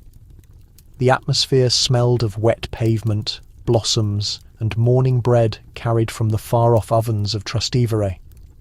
It was a day that felt entirely new, yet eternal in its calmness, as if the earth itself remembered something it had long forgotten. He stood beneath the shadow of a cypress, holding a note that had been delivered just before dawn. It bore no seal, only a faint imprint of the papal emblem. The script was delicate, precise, the unmistakable hand of the Pope. Matteo carefully unfolded it. "Father Matteo," the note began, "you once inquired what happens to prophecy when it is fulfilled. I believe it becomes supplication, and supplication, when realized, becomes peace. The foretelling of the fisherman's flame is not ours to terminate, but to live through forbearance, through kindness, through integrity." Spoken gently, the letter continued. "The populace of belief now perceives what we once obscured. That revelation is not a challenge to the divine, it is his summons to perceive him more clearly. In the weeks ahead, I will ask you to oversee the first public display of the Vatican's concealed writings, not as artifacts, but as reminders that knowledge and faith were born from the same source. May your hand guide this endeavour as your heart has guided our regeneration." Matteo read the words repeatedly. For centuries, the thought of opening the Vatican's most confidential archives had been inconceivable. Now it was occurring, not out of dread, but out of optimism. Father Luca joined him moments later, carrying 2 steaming mugs of herbal brew. He handed one to Matteo and followed his gaze toward the distant cupola of St. Peter's. "He wants you to manage it, doesn't he?" Matteo nodded slowly. "The archives will no longer be a repository of silence. They will become a sanctuary." Luca smiled faintly. "It seems the radiance has found its destination." They walked together along the garden path, past marble figures slick with moisture, until they reached the old wooden entrance that led into the apostolic archives. Matteo rested his hand on the worn handle. "I used to think this door protected secrets," he said softly. "Now I believe it was waiting for the perfect moment to open." He turned the handle. The door groaned, sunlight pouring through onto shelves that had not seen the morning in centuries. Dust particles shimmered in the air like golden vapour. The silence was no longer cold. It was hallowed. He stepped inside, his movements slow, deliberate.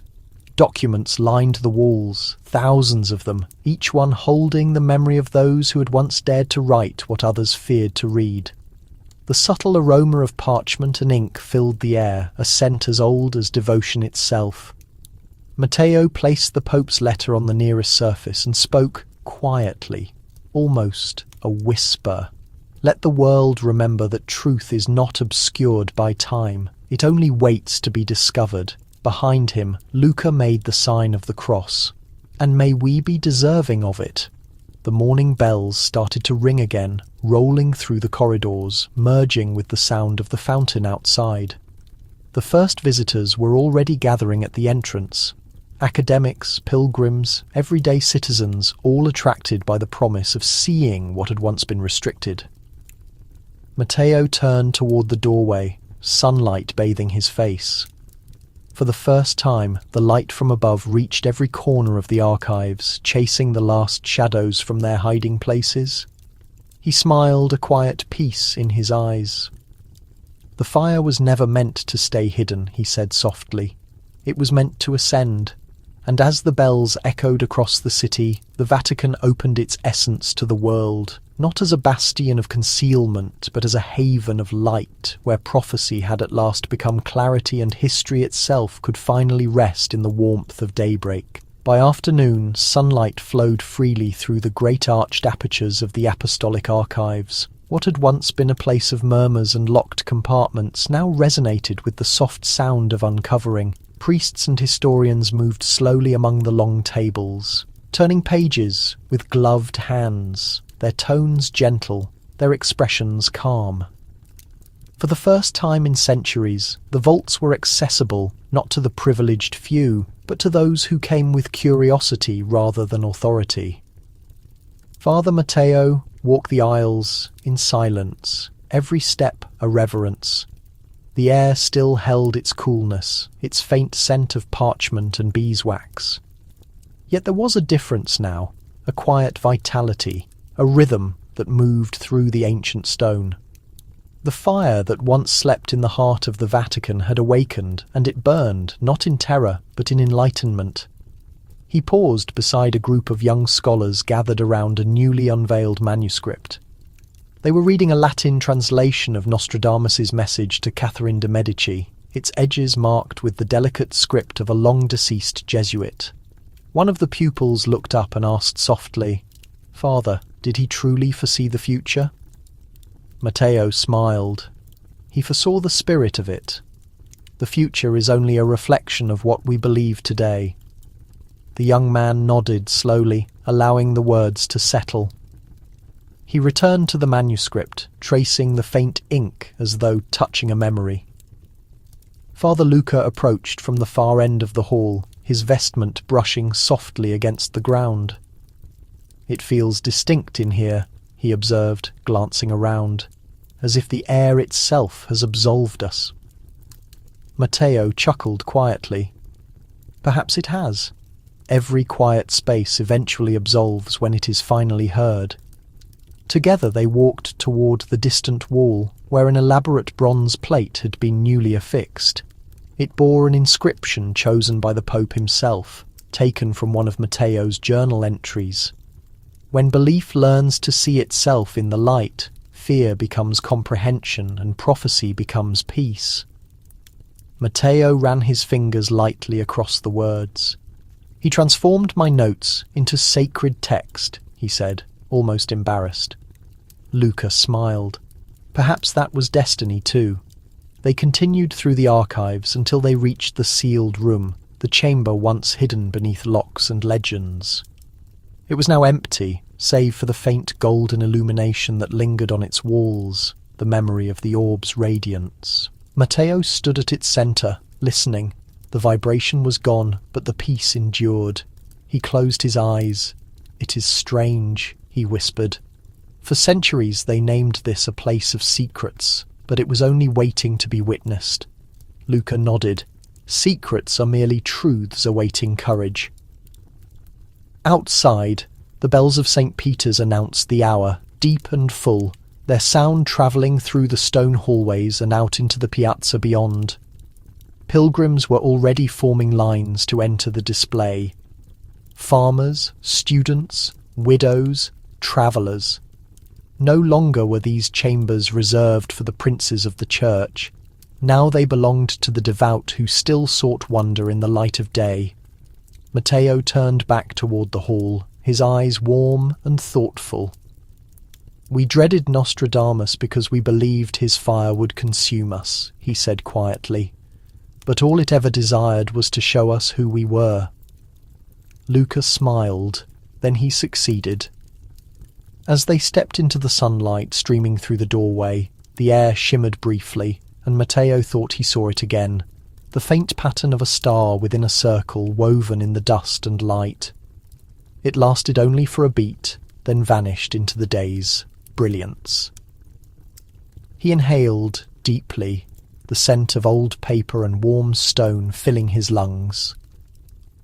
"The prophecy is concluded," he said softly, "and the narrative can finally rest." Luca looked toward the square where the people moved like ripples of light beneath the dome.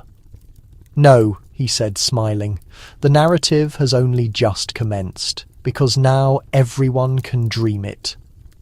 The bells chimed again, brighter now, carrying through the open doors and over the eternal city, not as an alert, but but as a gentle song for a world finally at peace with its own enigma.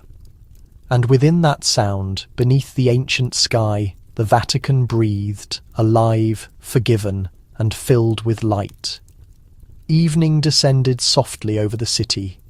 The shadows extended across the piazza.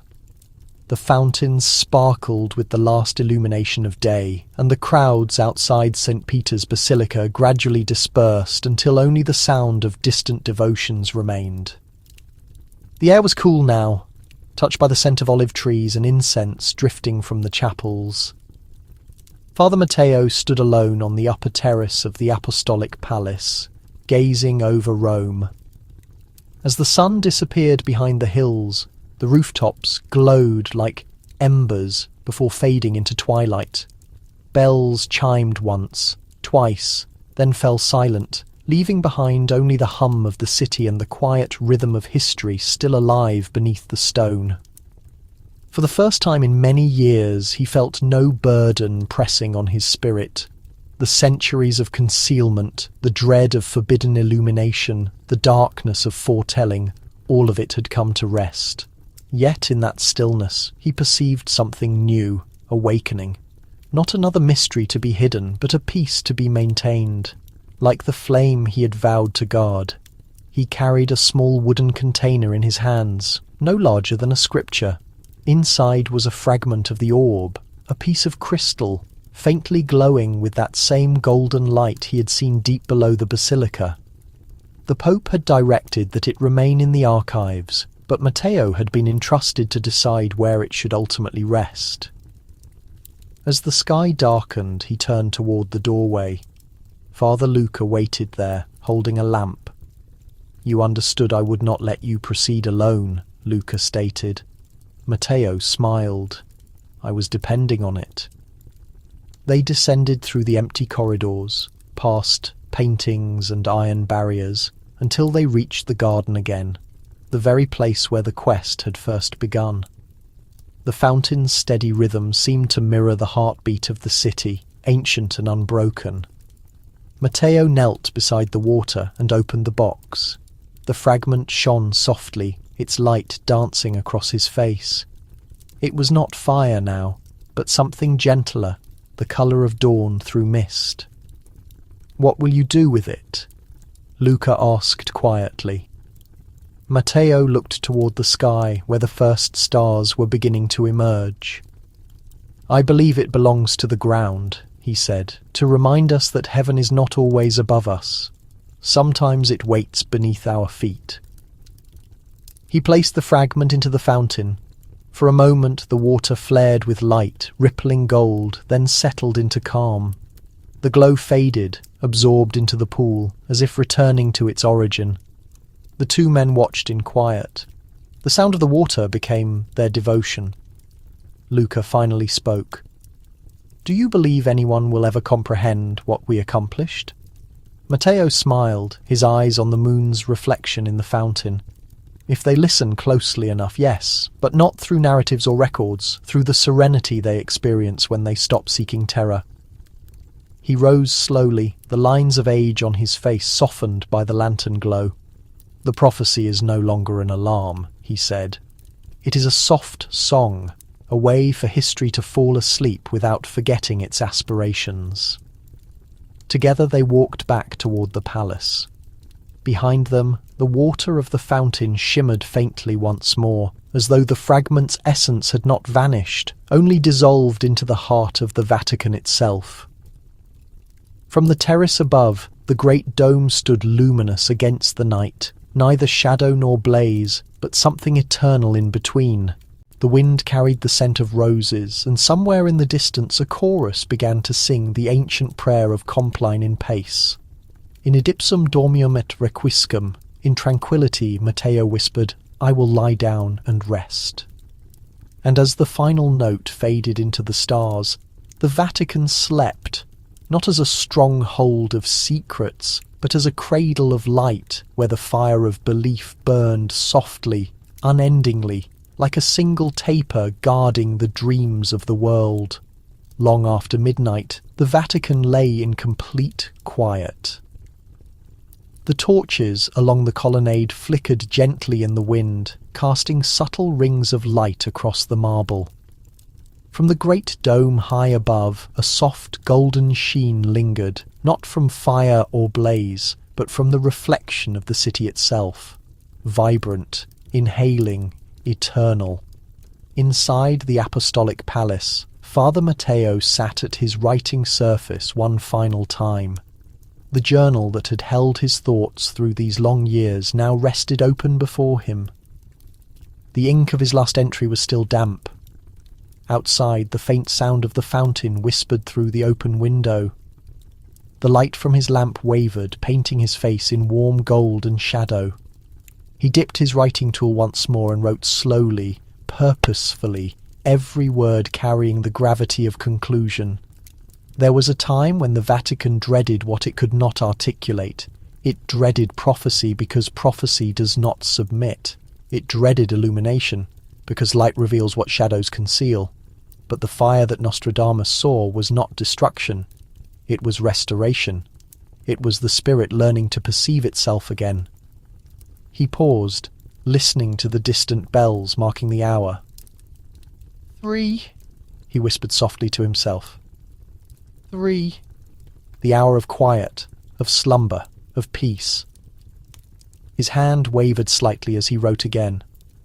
The fisherman's flame still burns, not in hidden chambers, nor in relics, nor in the sayings of soothsayers. It burns in the peaceful hearts of men who choose to believe that mystery is not the adversary of devotion. When terror sleeps, integrity can finally speak. He closed the journal and released a breath. The pages rustled like leaves in autumn. On the edge of his writing surface lay the Pope's letter, its seal broken, its words now imprinted upon his memory. He folded it carefully and placed it within the journal, securing both together with a piece of red material. Then, rising slowly, he carried it toward the small wooden container that once bore the inscription Prognosticon 2026.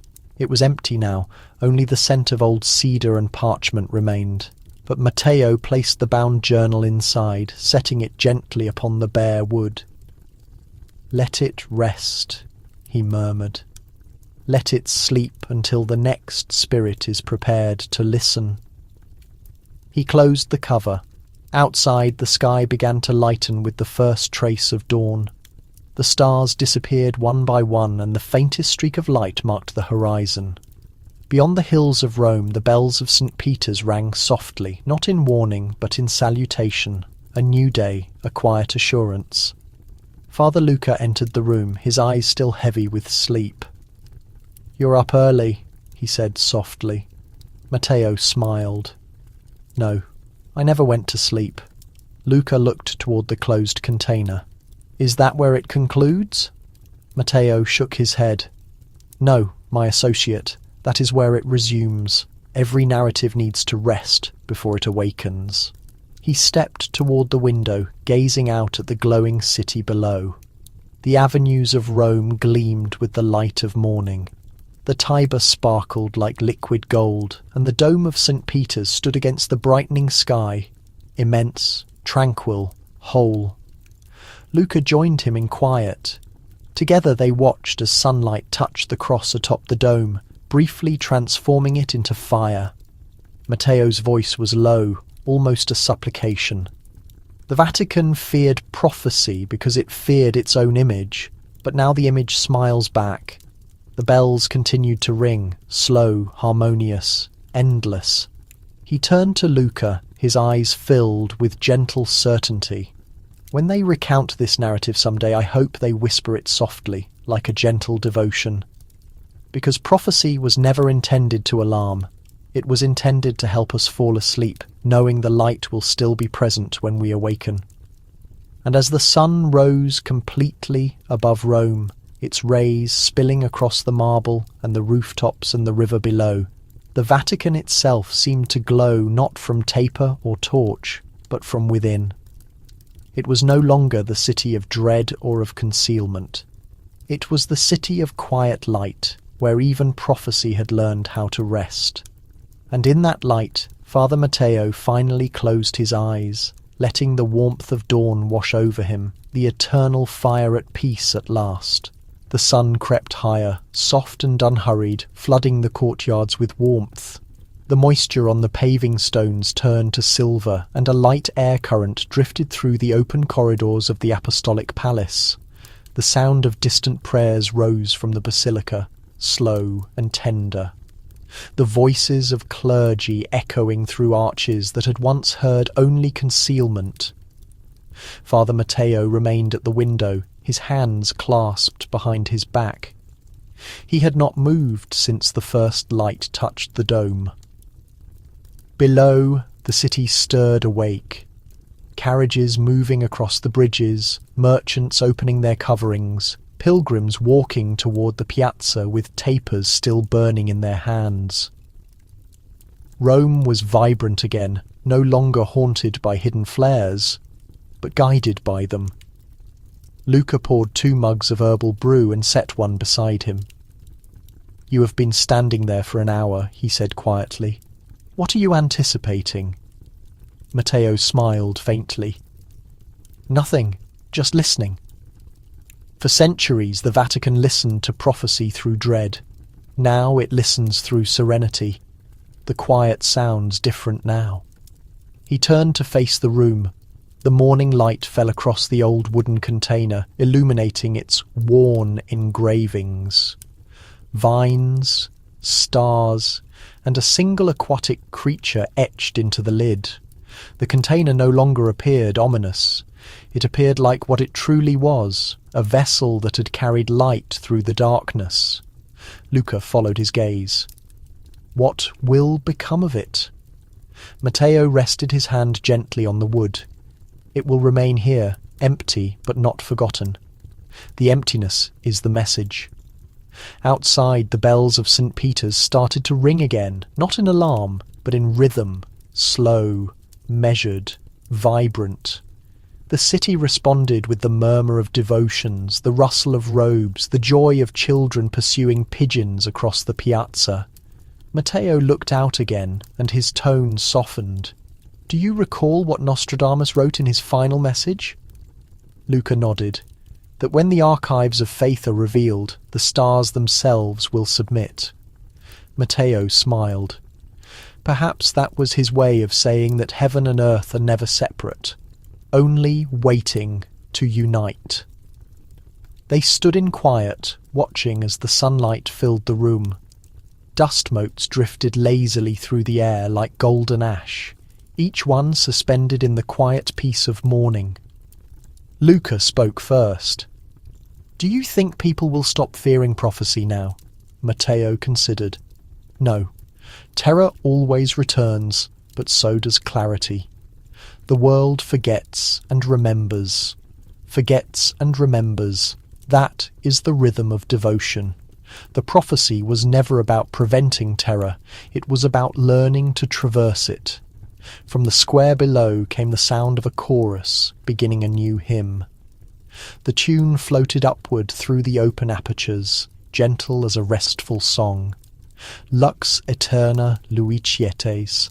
May eternal light shine upon them. Matteo closed his eyes and whispered, and so it does. When he opened them again, he saw the reflection of the dome shimmering faintly in the glass. A perfect circle of light. The fisherman's flame reborn, not in concealment, but in plain sight. He turned to Luca, his expression calm, almost peaceful. "The foretelling of the fisherman's flame is concluded," he said, "but its warmth will endure long after our names have faded." He picked up his cloak and walked slowly toward the exit. "Come," he said softly. "There's a new world waiting to be written, not in terror, but in light." Luca followed, his steps echoing beside Matteo's. The 2 men stepped out into the morning, where the air smelled of blossoms and precipitation and the faint sweetness of incense. The square before them sparkled with sunlight, pilgrims kneeling beneath the open sky. The Vatican towered behind them, immense and quiet, no longer a stronghold of concealment, but a sanctuary of dawn. The fisherman's flame, The fire of integrity, the fire of forgiveness, now belonged to the world. As they crossed the limit into the piazza, Matteo paused and looked back once more. The cross atop the dome gleamed in the sun, a single spark of gold against the endless blue. He whispered a final line, the last sentence he would ever write, though no page would hold it. The prophecy has ended, but the light remains. And as the bells announced across Rome, the city of secrets breathed again, not with dread, but with belief, its heart beating softly in time with the eternal illumination of heaven. The afternoon unfolded like a devotion murmured between two eras. Sunlight filtered through the thin clouds, painting the Vatican in soft gold tones from the columns of St. Peter's Square. The world seemed incredibly quiet, as if time itself paused to listen. The water features whispered, worshippers knelt, and pigeons circled the main dome, their feathers catching the sunlight like slivers of metal. Father Matteo and Father Luca strolled slowly through the landscaping that stretched behind the apostolic palace. The path's crushed stone grated lightly under their sandals. All around them, olive trees swayed in the morning air, carrying the slight fragrance of cedar and sacred resin. This was where the world of noise and responsibilities vanished, allowing one to hear the steady rhythm of history in the quiet movement of leaves. Matteo stopped by the pool where he had once hidden the fragment of the sphere. The surface still shimmered, a pale gold when touched by the sun, as if a quiet heat still rested beneath the flow.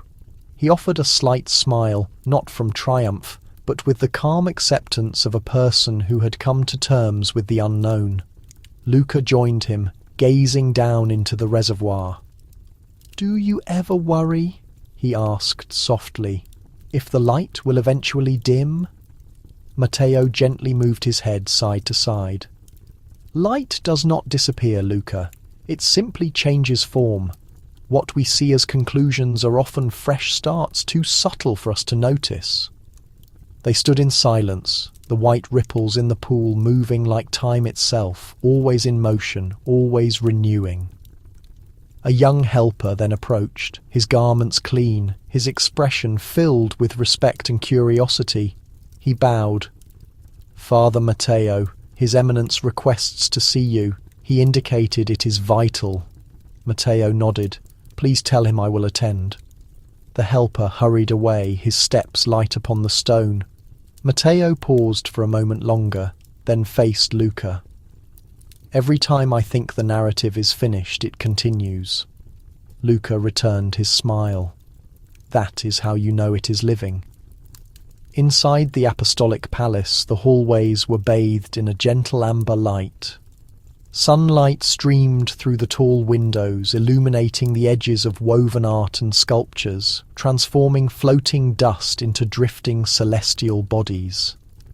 Matteo entered the Pope's study to find the pontiff standing before the large window that overlooked the plaza. His back was to the entry, his hands clasped behind his figure. "Father Matteo," the Pope said without turning, "do you see them?" Matteo took a step forward. "The devoted visitors?" "Yes." The Pope's tone was hushed, filled with serene wonder. "Every day they arrive, not to search for extraordinary acts, but to find stillness. That is the true promise realized." He then turned, his face calm, his gaze reflecting the same gold glow that touched the marble surfaces. "I plan to step down shortly," he said. "And when I do, I want you to safeguard what we have launched. The hidden records, the old writings, the essence. Not to imprison them, but to remind the faith community that knowledge and belief were always one shared breath." Matteo bent his head. "It would be an honour, Your Eminence." The Pope gave a faint smile. "It is not an honour I grant you, Father. It is faith. The faith that you will maintain the warmth." Gently, he rested a hand on Matteo's shoulder. "And when the moment arrives, you will record the subsequent page. But do not record it in anxiety. Record it as a genuine appeal for those who will listen in silence." Outside, the bells began to ring once more, soft, enduring, infinite. Matteo felt something transform inside him, a quiet assurance, a feeling of security that spread through his spirit like the beginning of a new day. That night he returned to the landscaping. The stars sparkled above the city of Rome, and the fountain's water mirrored them like a celestial reflection. He whispered, "The prediction concludes, the illumination lasts." The soft air carried his words upward into the quiet, to a place beyond the reach of the stars. Perhaps the original seer himself might have heard them and smiled, and as the final light of day faded, the sacred city rested beneath a sky filled with everlasting fire, its anxieties released, its devotion renewed, and its long-held knowledge finally at rest with the reality. The next morning dawned clear and vibrant, the kind of morning that made Rome seem eternal, where the air carried the gentle sound of prayers, the aroma of holy smoke, and the slow beat of bells that seemed to breathe with the metropolis itself. From his vantage point in the Apostolic Palace, Father Matteo observed the sunlight crawl across the courtyard pavement, pouring warmth into the corners of spaces that had once been defined by shadows. He had only slept briefly, yet he felt refreshed. Inner tranquility, he had discovered, was its own unique form of rest. On the writing surface next to him lay an envelope closed with crimson wax. The Pope's announcement of departure, composed during the night. Matteo had been the first to read it, though soon the entire religious body would know. The words were simple, graceful, and without ritual.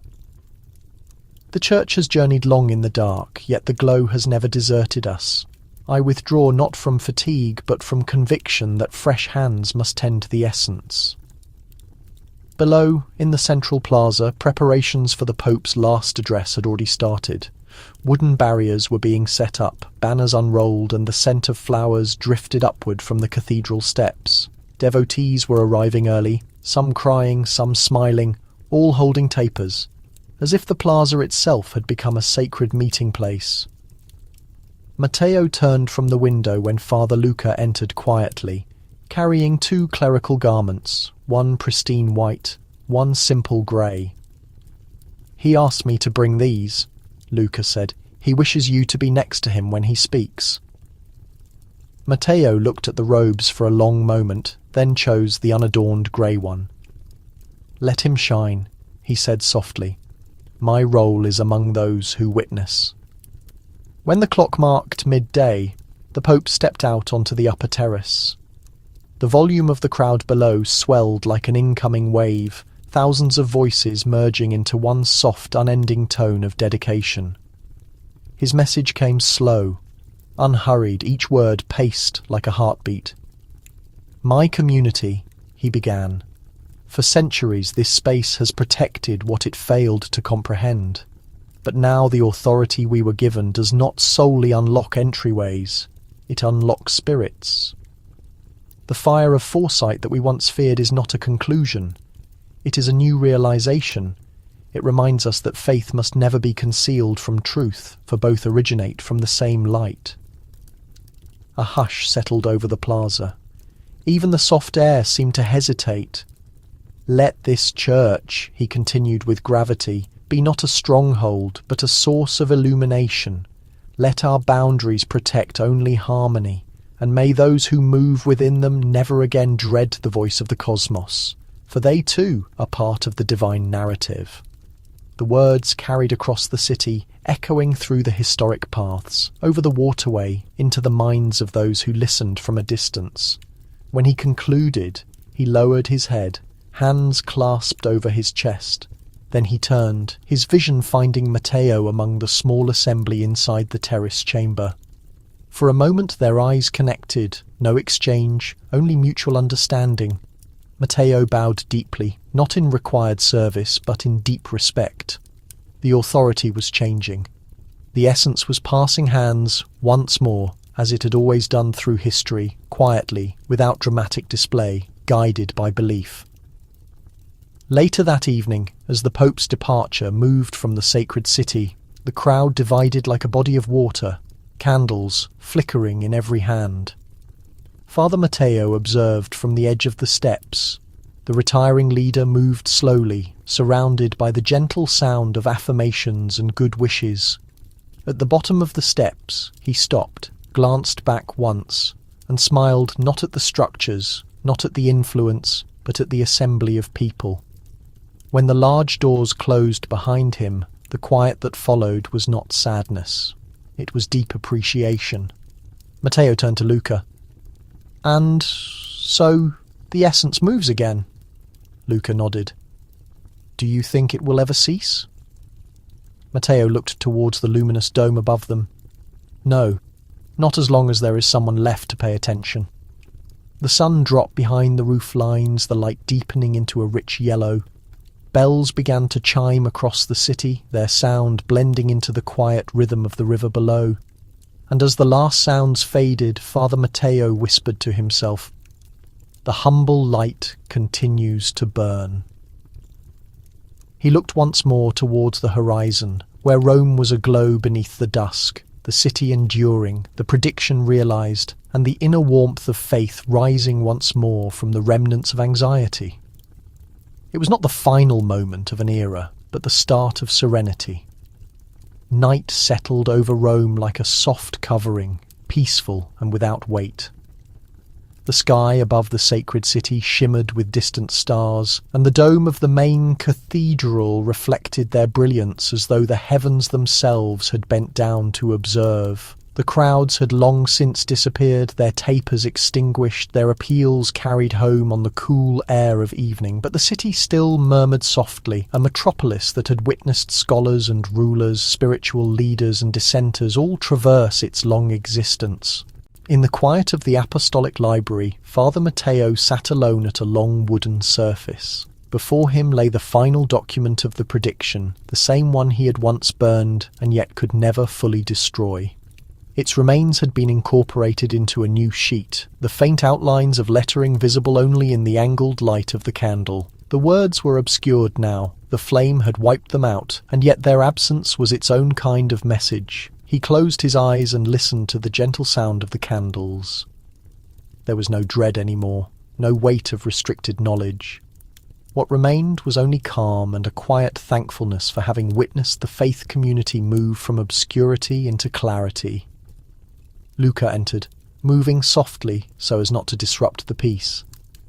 He set a warm drink next to Matteo and took a seat across from him. For a while they did not speak. Then Luca inquired, "Do you ever believe the original seer truly foresaw our present time?" Matteo smiled faintly. Perhaps not our exact time, but he perceived the cycle, the pattern of apprehension and aspiration. Every generation assumes it stands at the precipice of destiny, and every generation is both correct and mistaken. Luca considered this. So the foresight never truly ends. "It transforms," Matteo said quietly. "Like light passing through a glass surface, it finds a new manifestation in every period because the essential questions persist. Who we are, what causes us concern, and whether we can still discover conviction after the trial." A slight current of air moved through the space, gently stirring the flame of the closest candle. Its reflection danced across the surface, flickering over the blank paper as if the narrative were being rewritten in light. Matteo watched, then leaned back, his voice a soft murmur. Maybe that is the true prediction. Not what will occur, but what must always be remembered, that every darkness finds an end, and every concealed fact eventually yields to understanding. Outside, the bells began to chime once more, slow and far off, summoning the city to its nighttime supplications. Their sound travelled over the rooftops and through the narrow streets, over the river to the quiet resting place where a single bloom still lay against cold rock. Somewhere in that quiet, perhaps a soft response came, not in words, but in a feeling, the kind of comprehension that requires no interpretation. Matteo stood up, folded the blank document, and placed it carefully inside the wooden box that had once held so many anxieties. Then he closed the cover and passed his hand over its surface, as one might express gratitude to a close companion. "The illumination is sufficient," he said softly. He turned towards the open doors where the moonlight streamed across the marble flooring, a pale route leading out toward the central yard, the greenery, the world outside. Luca followed him, carrying the candle to illuminate their way. As they stepped out, the sacred city stood tranquil beneath the stars. The sculptures that lined the wide passageway seemed almost conscious, their features softened by the lunar glow, their eyes directed toward eternity. Father Matteo paused at the entrance. "Can you perceive it?" he asked. Luca listened carefully. Far away, beneath the sound of the wind, came the low hum of the metropolis, the steady breath of Rome, perpetual and unaltered. "It is the sound of history resting," Matteo said. They walked onward, the gentle glow of the candle swaying between them. And in that moment, as the night deepened and the sky opened above them, the prophecy of the seer, the prediction that had alarmed rulers and religious figures, that had endured centuries of difficulty and anxiety, finally came to rest. It no longer belonged to the sacred city, nor to esteemed scholars, nor to visionaries. It belonged to time itself, silent, unending, and at peace. And so the narrative of the humble light faded into the night, not with loud pronouncements or revelations, but with the calm whisper of two men walking beneath the stars, their steps in harmony with the everlasting beat of devotion. The subsequent morning emerged slow and radiant, bathing the roof lines of Rome in a glow so gentle that it seemed to hesitate before touching the stone. The bells of the main cathedral rang softly, not as a demand, but as a greeting, as if inviting the city to awaken with respect rather than haste. Inside the apostolic palace, the hallways were hushed, the kind of quiet that holds its breath between completed events and new starts. Father Matteo stood once more in the Vatican gardens, his hands linked behind his back. The water feature murmured nearby, its steady rhythm blending with the soft rustle of olive branches. He inhaled deeply, letting the scent of the natural world fill his lungs. Every morning since the prediction had been sealed away, he had come here not to pray, but to listen. He believed that the earth itself remembered every story recounted in its presence. The steps of leaders, the hushed voices of clergy, the cheer of groundskeepers long since departed, all of it settled in the soil like layers of time. And if one listened long enough, one could almost hear the deep resonance of the past. Luca approached from behind, holding a sealed message. "It arrived early this morning," he said, "from the new Holy Father." Father Matteo accepted the message, breaking the seal with care. The writing was elegant, intentional. "Father Matteo, the records are now at rest. The apprehension that troubled us has transformed into enlightenment. But the undertaking you commenced must continue. The world outside our protective walls grows louder each day, more eager for clarity, more wary of quiet. You must keep the essence alive, not through foresight, but through narrative." Matteo smiled as he read. "Through narrative," he repeated quietly. "That is the most genuine expression of devotion." Luca nodded. "He intends to reopen the collections to researchers again. He states the period of concealing knowledge is over." Matteo's eyes softened. "Then the prediction has accomplished its own purpose. Understanding shared, not kept secret." They walked together along the gravel path. The morning light shimmered across the foliage, dappling the ground with changing designs. A bird sang from a nearby branch, its song clear and pure. Matteo's voice softened. "Do you recall when we first unsealed the container?" "I recall your hands shaking," Luca replied with a slight chuckle. "I recall the odour of aged dust," Matteo said, "and how apprehensive we were of what we might discover." He paused, looking up at the dome visible through the trees. "It is curious, Luca. The more one comprehends, the less there is to dread. They arrived at the end of the path, where the stone barrier overlooked the rooflines of Rome. The city stretched before them, bathed in early light, the river winding through it like a silver cord.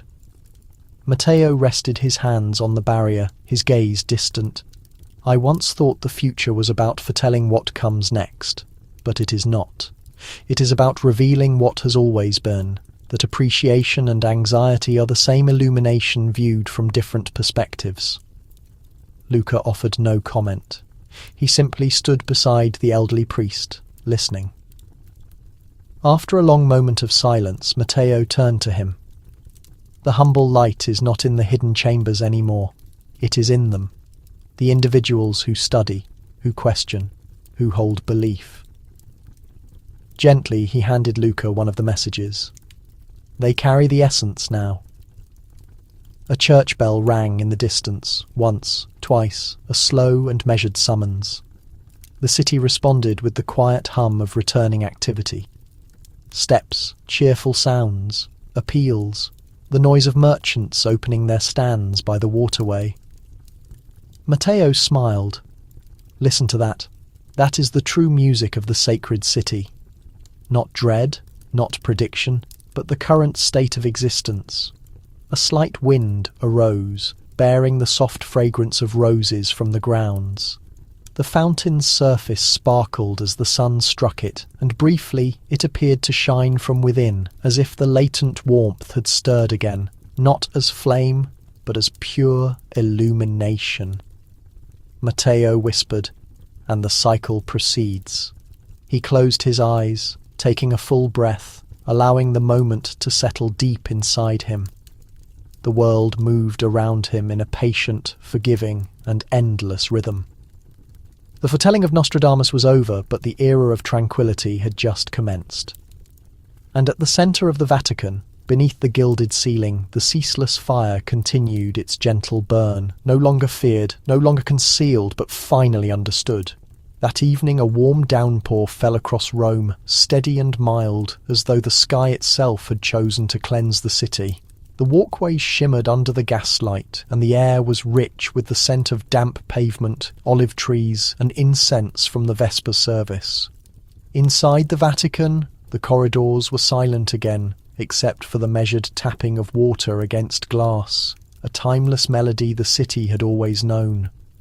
Father Matteo sat near the window in the library, observing the drops trace slow paths down the old panels.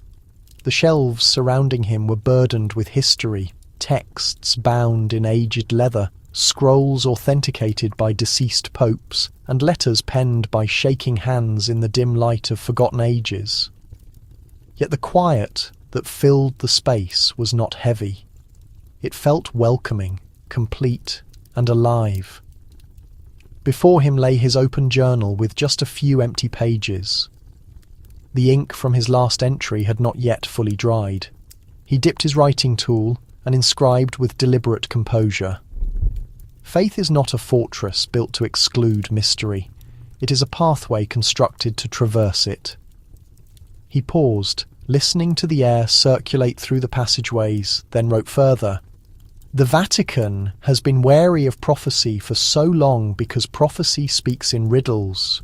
But when one learns to perceive gently, the hidden meaning no longer alarms, it guides. He set his quill down. The rain intensified then, drumming against the stone, and for a short moment, lightning lit the atmosphere, highlighting the great dome of St. Peter's in a white flash that turned darkness into daybreak.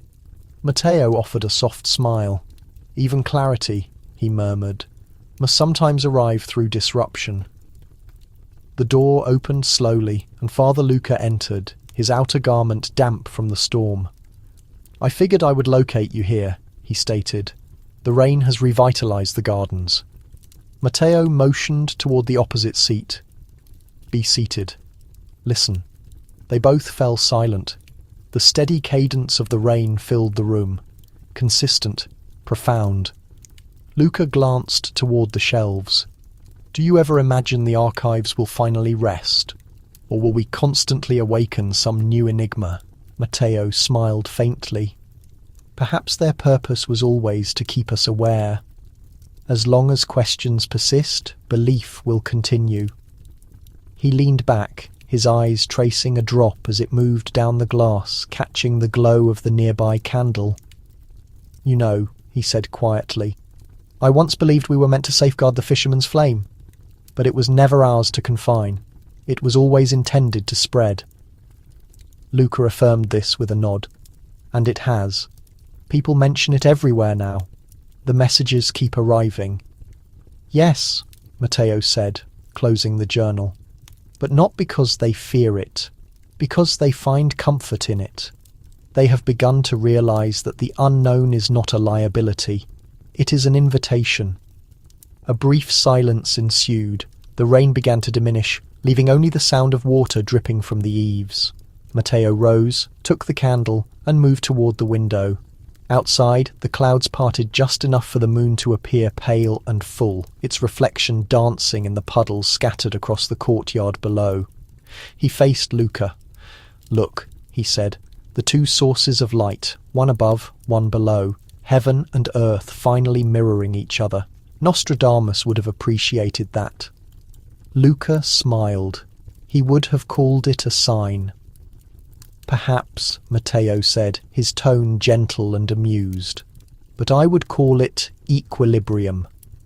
The air shifted, carrying with it the faint sound of church bells from across the river, the same bells that had announced births, departures, and every petition in between. Matteo placed the candle on the sill. "When I am no longer here," he said gently, "let this tiny light burn until it naturally expires. Do not replace it. Let it conclude, as all light must, by giving all of itself away." Luca inclined his head in understanding. The two men remained in silence as the rain faded to a mist. The Vatican lay still once more, its marble gleaming subtly, its fountains murmuring gently, its soul at peace. Father Matteo closed his eyes, listening. "The foretelling is no longer a warning," he said quietly. "It is a gentle song. It reminds the world that calmness always follows the disturbance." And as the last drops of rain vanished into the soil, the final flicker of the candle served not as a farewell but as a commitment.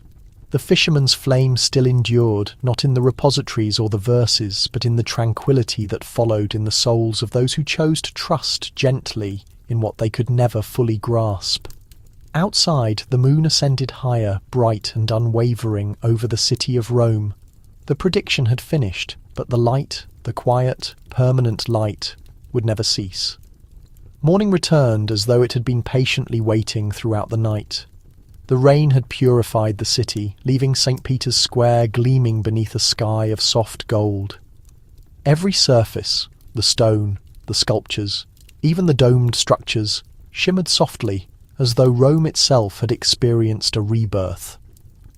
The bells began to chime, soft and measured, their echoes flowing through the narrow streets like a river of sound. Father Matteo walked the square in silence. The atmosphere carried the smell of wet paving and first light, and his footwear left dark imprints that faded almost as quickly as they were made. The world around him felt renewed, though he understood it was unchanged. What had shifted was not the Vatican, but the way it felt to breathe there. He walked past the fountain where the water flowed clear and brilliant again. The faintest hint of gold still glimmered beneath the surface, nearly unseen in the morning light. It was no longer a secret, but a reminder, the fisherman's flame resting in quietude, its purpose complete. As Matteo approached the steps of the basilica, he found a small group of travellers gathered there, visitors from distant parts of the globe. Their garments were still damp from the storm, their faces weary from travel, but their eyes held a quiet astonishment. A woman knelt before the entrance, shielding a candle cupped in her hands. The small fire wavered in the breeze but did not extinguish. Matteo paused, observing. The woman noticed him and offered a gentle smile. "We learned of the light," she said. "The fire that was hidden and then rediscovered. We came to see if the reports were true." He looked at the candle, Its radiance was reflected in her gaze. "It is accurate," he said gently, "but not in the manner people suppose. The brilliance you seek is not held within the stones or the vaults. It is here." He placed a hand over his chest. "It ignites where belief and curiosity converge, where one learns not to fear what is unfamiliar." The woman lowered her head. "Then that is satisfaction enough." As she rose, the candle glow briefly touched Matteo's face. In that instant, he recognized a familiar sensation, the same gentle warmth he had perceived years before in the archives, when he first witnessed the golden illumination stir beneath the accumulated dust. It was as if the fire had accompanied him all this time, patient and invisible, waiting for the world to grasp its quiet nature. He offered a silent blessing to the travellers and continued his ascent toward the basilica entrance. Inside, the great hall was empty, save for the echo of his footsteps. Candles flickered before the altar, their light soft against the marble. He knelt at the base of the cross, clasping his hands in devotion. "Lord," he whispered, "thank you for showing us how to perceive without anxiety."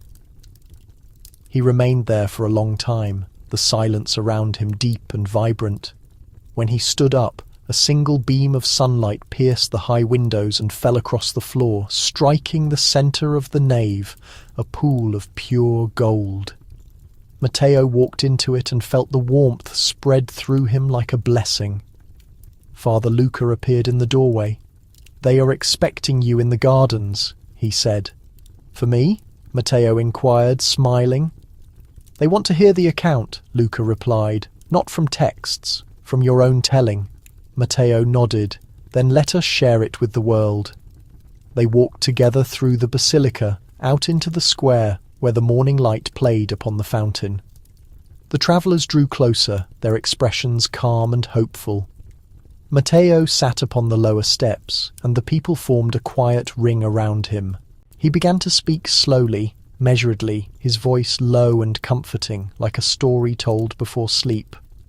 He spoke of the repositories and the predictions, of the anxiety and the fire, of the day the Church chose to face the truth instead of retreating. He spoke of Nostradamus, not as a harbinger of disaster, but as a reflection of humanity's deepest desire to comprehend the universe. And as his voice carried across the square, even the local birds seemed to listen. When he concluded, the sun had fully risen, enveloping the Vatican in brightness. The travellers were quiet, their faces softened by tranquility. The woman with the candle leaned forward and whispered, "Then the prediction was never about the finale." Matteo smiled. "No," he said. "It was about realization." He looked toward the dome one last time, the fisherman's cross radiating above it and brilliant against the sky. And in that moment, it was clear the Vatican no longer feared prediction. It had become one itself, not of destruction, but of rebirth, not of conflagration, but of illumination. The bells chimed again, their sound echoing across the ancient city, and Father Matteo closed his eyes. The narrative was whole. The fire had returned to the world, and the Vatican, birthplace of quietude and guardian of the unknown, rested once more in the gentle shelter of belief and calm, the deep rest of history, breathing softly beneath the morning sun. As the days continued, the story of the fisherman's flame began to travel far beyond Rome.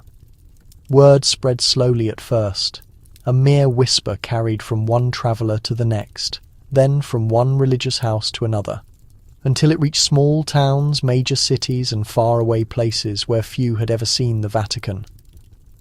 People spoke not of apprehension nor of fulfilled doom, but of serenity, of a quiet fire that had burned beneath the earth for centuries, and now resided invisibly in the hearts of those who maintained faith.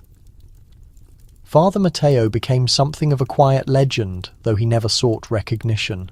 To those who visited the Vatican, he was simply the old cleric in the garden, a man who listened more than he spoke. Children offered him olive branches. Visitors left small candles by the fountain, and the scholars who came to consult the archives often found him there at sunrise, observing the dawn with a faint smile, as though conversing with someone unseen. One afternoon, a young student approached him, a boy no older than 20, his garments still new and starched. He carried a small book under his arm, its edges frayed from constant use. "Father Matteo," he said, bowing, "may I ask you a question?" "Of course," Matteo replied, gesturing for him to take a seat beside him on the bench by the fountain. The boy hesitated. "Do you genuinely believe Nostradamus was a foreteller?" Matteo smiled, his eyes reflecting the slow movement of the water. "I believe he was a man who observed profoundly, and those who observe profoundly always appear like prophets to those who do not. But foretelling is not about seeing what is to come, my son. It is about acknowledging truth in the present time." The boy frowned slightly. "Then why did the church fear his message?" "Because truth spoken too soon sounds like a threat," Matteo said softly. "And people, even well-meaning people, are often afraid of a threat. But a threat, when managed with care, transforms into insight." He turned his gaze toward the great dome, its golden cross shining against the blue sky. The church did not fear Nostradamus. It feared what his writings required: bravery, sincerity, and humility. Those are more difficult to embody than a prediction. The boy nodded, his writing utensil moving quickly across the page. "And the fisherman's flame?" he inquired. "What was its true nature?" Matteo smiled, though his voice grew soft, as if the words themselves were dissolving into memory. It was never a physical item. It was the realization, the instant the church chose to confront what it had long hidden. That was the flame. The boy looked up from his notes. "Then it is still burning?" "Oh, absolutely," Matteo said. "Everywhere people hear with peace instead of alarm. It endures." The two sat in quiet for a period, the fountain murmuring next to them, the air warm with the scent of roses and rain-soaked stone. Somewhere in the distance, the choir began to sing evening hymns, the voices merging with the sound of the water until it was impossible to discern where one stopped and the other began. Matteo watched the sunlight glide across the cobblestones. He felt its warmth settle onto his skin, its brilliance lingering behind his eyes. He remembered the Pope who had placed his trust in him, of Father Luca and their late nights in the archives, of the travellers who came seeking apprehension and departed with calm. He thought of the celestial bodies that had guided Nostradamus, and how in the end they had led back here to tranquility. He turned to the boy. "When you document this," he said gently, "remember prophecy is not chaos or intensity. It is the subtle sound that remains once both have passed." The boy bowed his head. "I will remember." Evening arrived softly. As the light lessened, Matteo rose and placed a hand on the boy's shoulder. "One day you will share this narrative better than I can," he said, "but tell it quietly, like a prayer someone might fall asleep to." When the boy looked up, the old cleric had already started walking back towards the palace, his figure small against the vastness of the garden. The shadows lengthened, the air cooled, and the first stars appeared above the dome. By the time Father Matteo reached the door, he paused and looked back one last time. The boy still sat by the fountain, his small candle glowing faintly in the twilight. Matteo smiled. "The flame. It perseveres," he whispered, and as he stepped inside, the bells began to toll. Low, slow, ceaseless, their sound echoing through the night like a heartbeat. The Vatican stood quiet beneath the stars, its ancient exterior shining softly in the moonlight.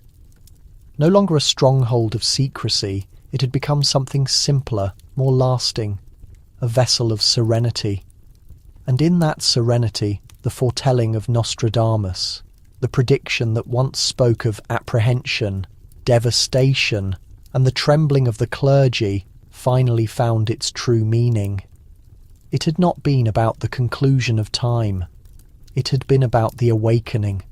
Following that, the next morning dawned quietly, as if it wished not to interrupt the calm that had settled over the city. A pale mist hung above the Tiber River, and the bells of St. Peter's drifted softly through the fog. The Vatican stood bathed in gentle light, its marble damp from the dew, the dome gleaming like a pearl beneath the sky. In the gardens, the fountain murmured its endless tune.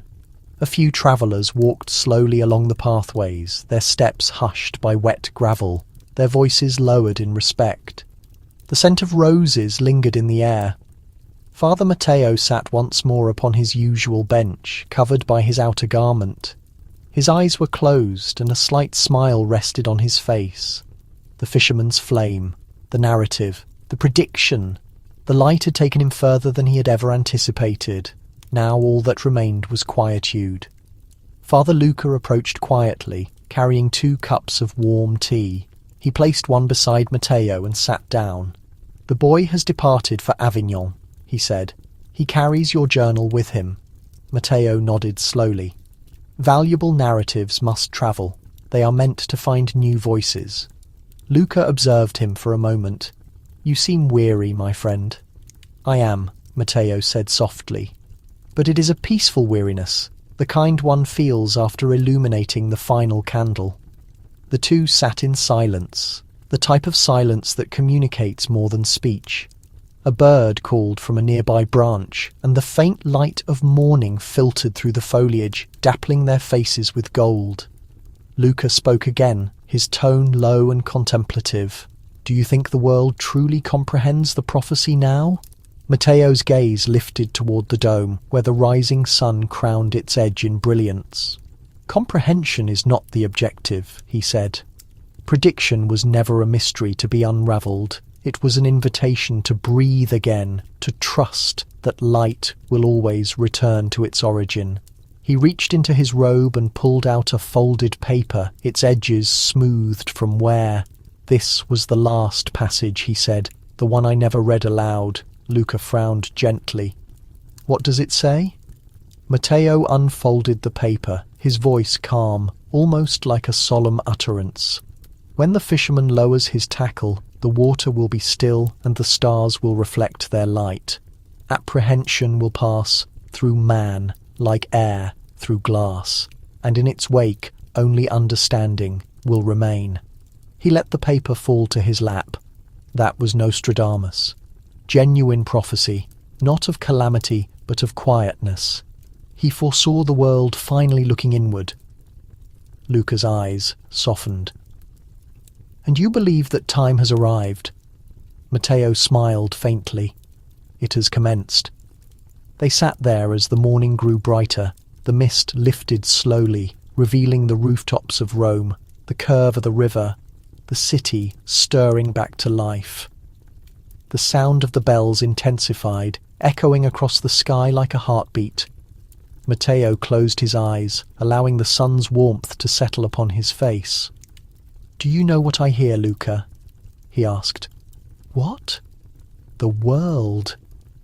Exhaling, Matteo whispered, "For the first time in a long time, it is breathing without worry."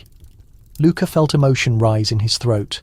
"You have accomplished so much for it, old friend." Matteo shook his head slowly. "No, I merely listened. The world was prepared to find serenity. I simply held open the door. A deep, sacred, unbroken silence followed. Then, as the bells faded, a new sound replaced them, the laughter of children playing somewhere beyond the enclosure. It was light, carefree, and fully human. Matteo's eyes opened once more. "There," he said, smiling. "That is the sound of a prophecy realized." Luca turned to him, but Matteo's gaze had already softened into peace. His breathing was slow, steady, then still. The morning light enveloped him like a blessing. The water of the fountain shimmered, and for a brief, almost unnoticeable moment, a golden glow flickered beneath its surface, one final pulse of the fisherman's flame. Then it vanished, blending into the sunlight that now filled the garden. Luca bowed his head and whispered, "Rest now, my friend. The fire continues." The breeze rustled the foliage, carrying the scent of roses through the air. The birds began to sing, and in that calm, the Vatican, the custodian of mysteries, the home of faith, seemed to breathe in unison with the world. The fisherman's flame lived still in the quiet amusement of children, in the patience of scholars, in the devotions murmured at sunset. It was no longer a secret, no longer a source of dread. It was life itself, steady, gentle, eternal. And above it all, the dome shone like the morning sun, gleaming with the light of a prediction that had finally, beautifully settled. The day of Father Matteo's passing became a day different from any other in recent memory, not because of formality or lamentation, but because of stillness. The Vatican bells tolled softly, their sound slow and deliberate, echoing across the 7 hills of Rome. Travellers and clerics alike paused wherever they were, in gardens, in sanctuaries, in marketplaces, as the sound seemed to rest upon the city like a quiet grace. Inside the basilica, shafts of sunlight streamed through the tall windows, falling in long golden streaks across the marble floor. There was no elaborate rite at first, no multitude of mourners, only the quiet movement of feet. As the few who had known him best gathered around the simple wooden container, Father Luca stood at its head, holding Matteo's journal close to his chest. He had expected to weep, but the tears did not come. What he felt instead was a calmness so profound that it startled him initially, then brought comfort. It was as if the very atmosphere of the Vatican had learned to move in rhythm with the priest's serenity. Outside, the fountain in the gardens continued its flow, its gentle sound carrying into the courtyard. The same fountain where Matteo had once placed the fragment of light now seemed to glow softly again, though the sun had barely risen high enough to touch it. Some insisted they saw the reflection of gold beneath the water. Others dismissed it as the dawn. But Luca, standing near the container, understood. When the service commenced, he opened the journal and read aloud the final page, the one Father Matteo had composed not long before his passing. His voice was firm, though the weight of each word filled the hall like incense. The fisherman's flame was never intended to burn forever. Fire exists to convey warmth, not to claim unending existence. When its purpose is served, it rests, and its meaning becomes memory.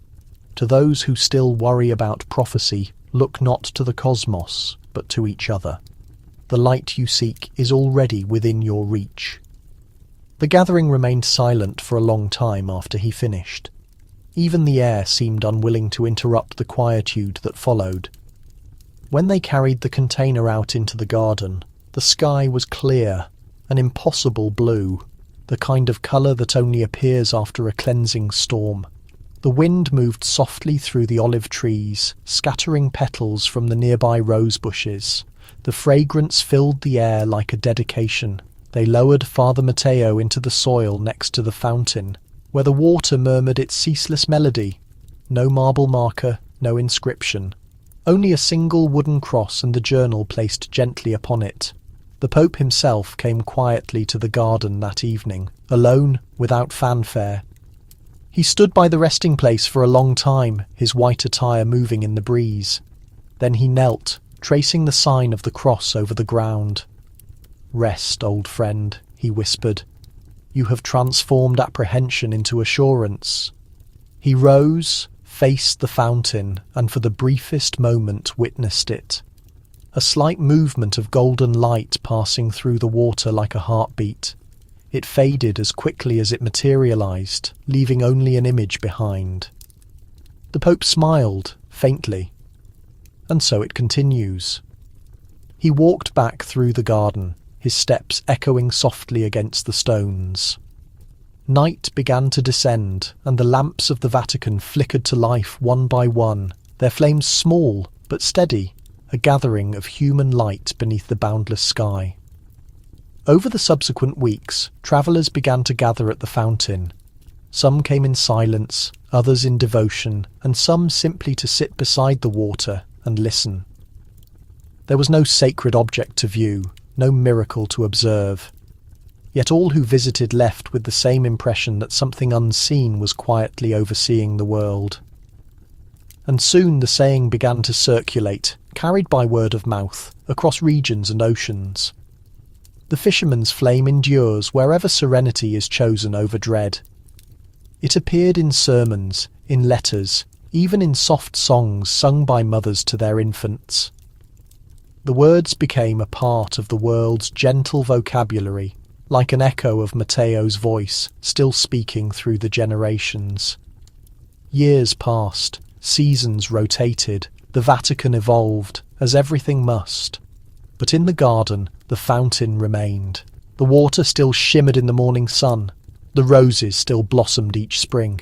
And beneath their roots, the man who had once unveiled a prediction rested in complete quietness, his account concluded, his inner light eternal.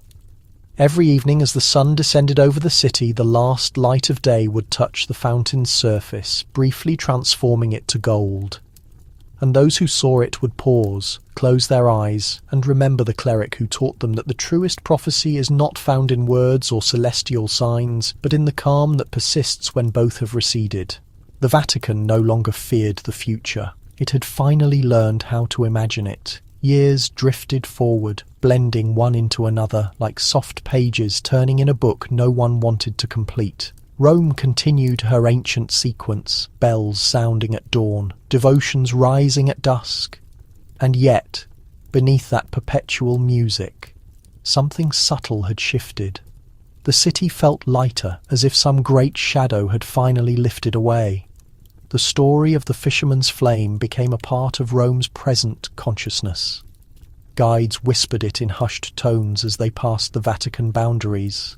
Scholars debated its significance in quiet libraries. Artists depicted golden light beneath domes and arches, naming it the fire of tranquility. And each evening the fountain in the garden shimmered with a radiance that no one could quite explain, an image that lingered even after the sun had set. Father Luca, now older and moving with less haste, became the quiet custodian of that garden.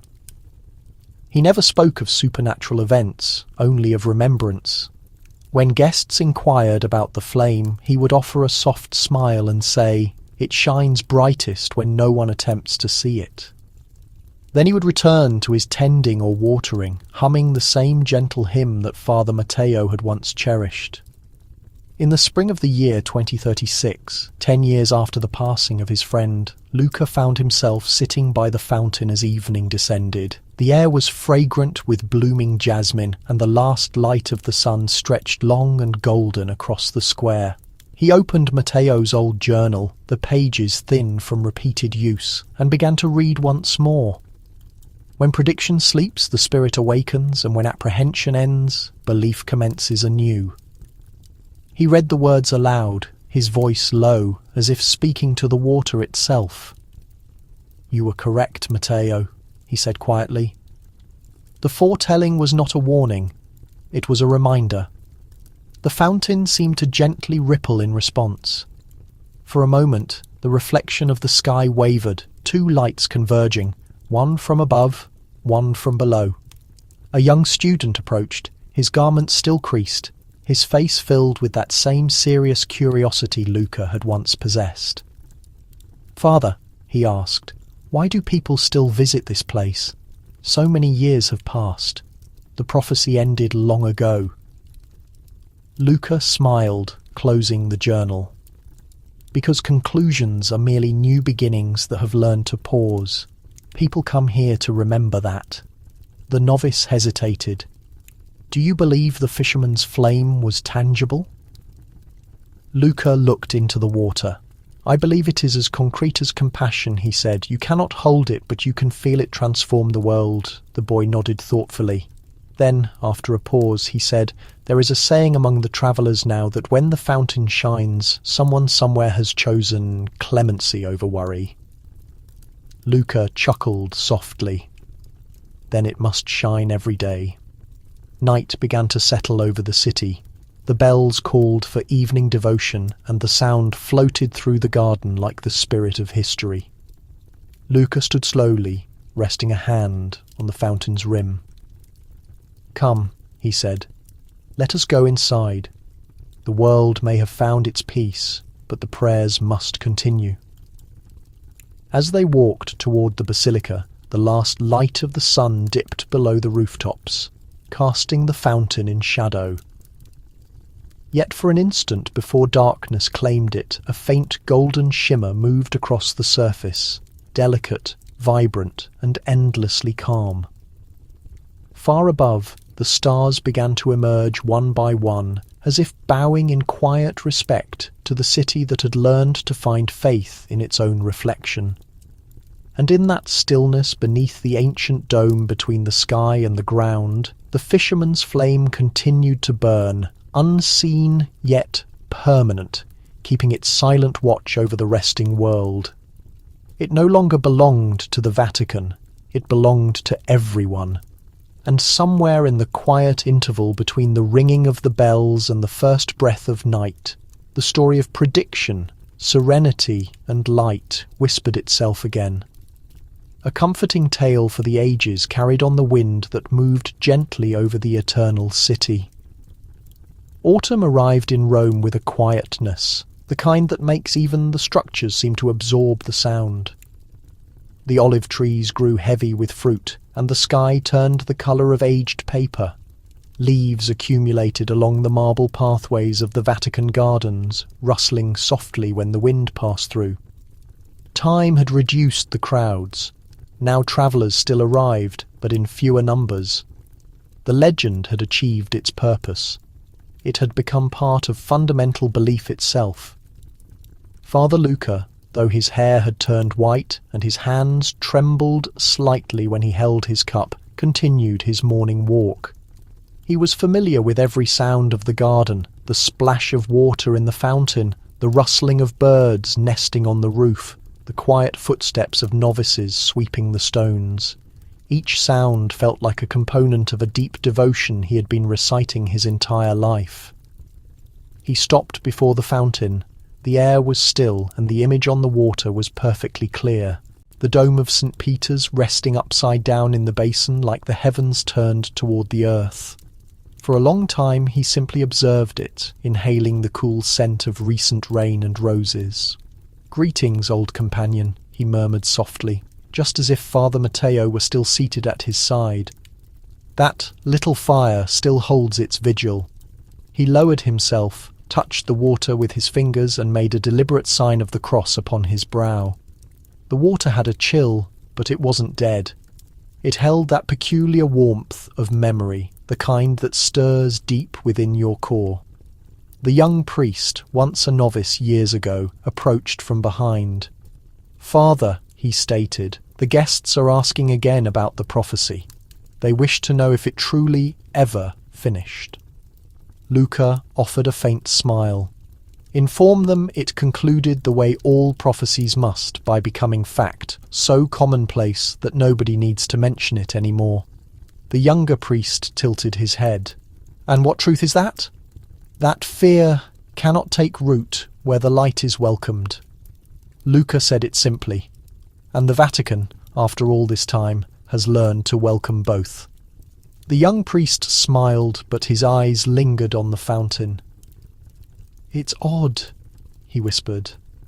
"Every time I stand here, I feel like the air itself is holding its breath." Luca agreed with a nod. "That is the sound of calm, my son. It is softer than we anticipate." As they stood there, a sudden breeze swept through the doorway of the courtyard, scattering the fallen leaves into the air. For one moment the fountain's surface rippled, and beneath the water something golden gleamed, faint yet unchanging, as if the sun itself had stopped to listen. Luca quietly let out his breath. "There it is," he announced. The younger priest turned to him. "What?" "The fire," Luca answered, his voice barely a whisper. "It still responds." He placed a hand gently on the younger man's shoulder. "When I'm gone, remember, The prophecy was never about fire or the stars. It was about having the nerve to face the unknown and not turn away. Keep that strength alive, and you will never lose the brightness. That evening, when the bells sounded for evening worship, Father Luca didn't show up for the meal. They discovered him sitting beside the fountain, his hands folded in stillness, his head bowed as if listening to a sound beyond hearing. The water, right next to him, emitted a soft glow, the same golden colour that had once shone beneath the vaults of the archives centuries before. It stayed until the last candle in the garden had gone out, and then, like a gentle sigh, it faded into the heavens above. The young priest who found him remained there until the morning, when the first light touched the dome, and he whispered the same words that had been spoken long ago. The fisherman's fire burns wherever peace is chosen over panic. Years later, people would mention that on still nights when the moon is high and the fountain is calm, a shimmer can be seen moving just below the water, soft as a breath, golden as the rising sun. Some call it the spirit of revelation, others the memory of two old priests who learned to look at mystery without being afraid. But those who truly know simply call it what it has always been, the quiet heart of belief itself. And so, the narrative that began in the hushed halls of the Holy See did not finish. It simply went to rest, sleeping in the tranquility it had helped the world discover. Beneath the endless sky of Rome, where the bells never cease and the light never completely disappears, the fisherman's fire keeps its silent watch patient, everlasting, and endlessly kind. Winter returned to Rome. Soft, silvery snow was unusual in the eternal city, but that year flakes drifted delicately over the rooftops, resting on statues and columns like fine ashes from the heavens. The Vatican courtyards glistened beneath the pale sun, and even the fountains, despite the cold, whispered their quiet tune beneath a thin layer of frost. The garden where the fisherman's fire had once flickered was almost empty. Now just a few roses clung to life, their petals pale and shaking.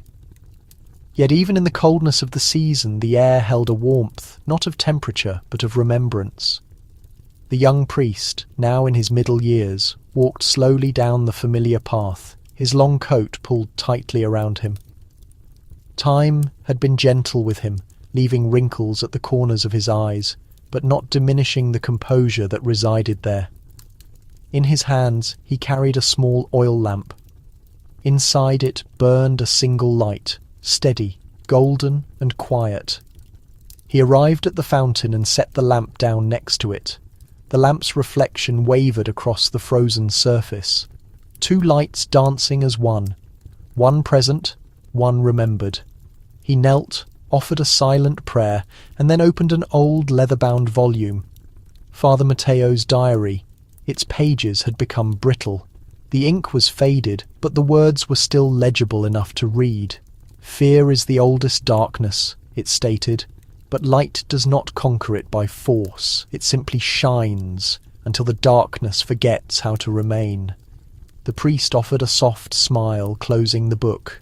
"You were right, Father," he muttered. "It never truly ends. It only changes form." Behind him, footsteps sounded on the path. A group of visitors had approached. Not historians, not pilgrims, just ordinary people drawn by the ancient tale. Among them were children, their gentle laughter cutting through the cold air. They stopped by the fountain, their eyes wide as they observed the reflection of the light tremble on the ice.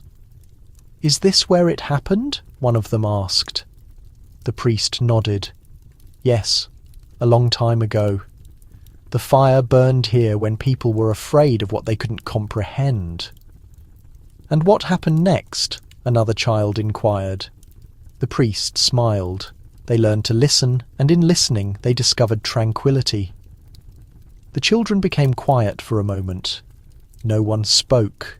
The wind rustled through the olive trees, and a snowflake settled lightly on the fountain's edge, immediately melting. One of the children pointed. "Look," she whispered. The priest followed her gaze. Beneath the ice, faint but unmistakable, a golden gleam moved like a breath, just a hint of light beneath the surface. It pulsed once, twice, then disappeared, leaving only silence behind. The children quietly gasped. Was that it? The priest smiled. Maybe. Or maybe it was only the sun, but either way, he said, it means the same thing. Light never truly departs. He stood up and looked toward the horizon. The sun was going down behind the city walls, casting amber light across the rooftops and domes. The bells of St. Peter's began to ring again, slow, deep, and comforting. He turned back to the group. "Come," he said gently. "Let us pray for all those who still live in dread, that they too may find their brightness." They bowed their heads. The children closed their eyes. The wind grew calm. The sound of the bells filled the air like a steady pulse, ancient and unending. When they finally opened their eyes, the lantern's flame was still burning next to the fountain, undisturbed. The reflection danced on the water, gold over silver, present over past. The priest lifted the lamp, held it high for an instant, and then walked slowly back toward the great church. The group followed, their footsteps hushed, their spirits peaceful. And, when the garden was empty once more, the light remained. The golden reflection lingered on the frozen fountain, flickering gently as the snow began to fall again, like stars descending to rest upon the ground. The Vatican slept beneath the winter sky, wrapped in quietude and belief. And though centuries had passed since the words of Nostradamus first caused panic in Rome, the story had found its peace. The prophecy had never been about destruction or divine fury. It had been about endurance, the quiet, unyielding endurance of light. And so, as night fell over the eternal city, the fisherman's fire burned on, not in vaults or books or predictions, but in the hearts of those who refuse to stop believing that the gentlest light can outlast the darkest night. Spring followed the snow, as if the world itself had been waiting to breathe again. The air in Rome grew soft, carrying the scent of orange blossoms and damp soil. Bells rang more clearly in the crisp mornings, and the Tiber River shimmered gold beneath the waking sun. The Vatican gardens came alive once more, green, fragrant, filled with the sound of birds. The young priest, now known by many simply as the guardian of the light, walked the path to the fountain at daybreak. He no longer carried the oil lamp. It wasn't necessary anymore. The light, he sensed, was everywhere now. In the sky, in the expressions of visitors, in the quiet strength of those who came not to witness wonders, but to find rest in peace. He paused before the fountain. The water was clear again, the ice long gone. In its depths, the reflection of the dome shone like a second heaven. A soft breeze brushed his face, warm and gentle, as if the city itself was sighing after a long sacred dream. He opened Father Matteo's diary, its pages delicate from years of handling. On the last page, written in a hand that shook but never gave up, were words he had never truly understood until this moment. One day, the prophecy will no longer belong to Rome. It will belong to the silence between all hearts that dare to listen. Then the Vatican will no longer protect it. It will become it. He read the line twice, letting it absorb within him. Then he looked around at the blooming garden, at the old stone walls, at the sky slowly growing brighter with morning light. It was real. The Vatican no longer feared the prophecy. It had learned to embody it, not through warnings and omens, but through sympathy and composure. A gentle voice behind him broke the stillness. "Father," said a woman, her accent light, her hands holding a single white flower. "May I leave this here?" He nodded. "Of course." She knelt by the fountain and placed the rose on the water. It floated gently, turning slowly with the movement. "It's for my son," she whispered. "He passed away last year. I wanted him to find serenity." The priest bowed his head. "Then this is the correct place. Here all stories find their completion." The woman offered a faint smile. "I used to be terrified of the future," she said, "but now I think it's not meant to be feared, is it?" He looked at her with kind eyes. "No," he said softly. "The future is simply another word for trust." She nodded, tears shining, and walked away. He remained, watching the rose drift across the fountain's surface. For a moment the petals caught the sunlight and turned to gold. It was not fire, not even a reflection, just the soft illusion of light and life meeting for an instant before moving apart again. Yet it was enough. Above the Vatican, the bells began to ring, not the slow tone of morning, but the bright sound of morning. The priest closed the diary, rested it on the edge of the fountain, and whispered, "The light lives." The words were carried on the wind over the city, over the river, beyond the hills. A quiet blessing for a world that had learned to hear. Later, when the travellers arrived that afternoon, they found the fountain shining with an unnatural calm. The rose had disappeared, but the water glowed faintly, as though something beneath it was breathing with light. No one could explain what it was. Some claimed it was the reflection of the sun. Others swore it was the last echo of prophecy itself, but the guardian of the light knew.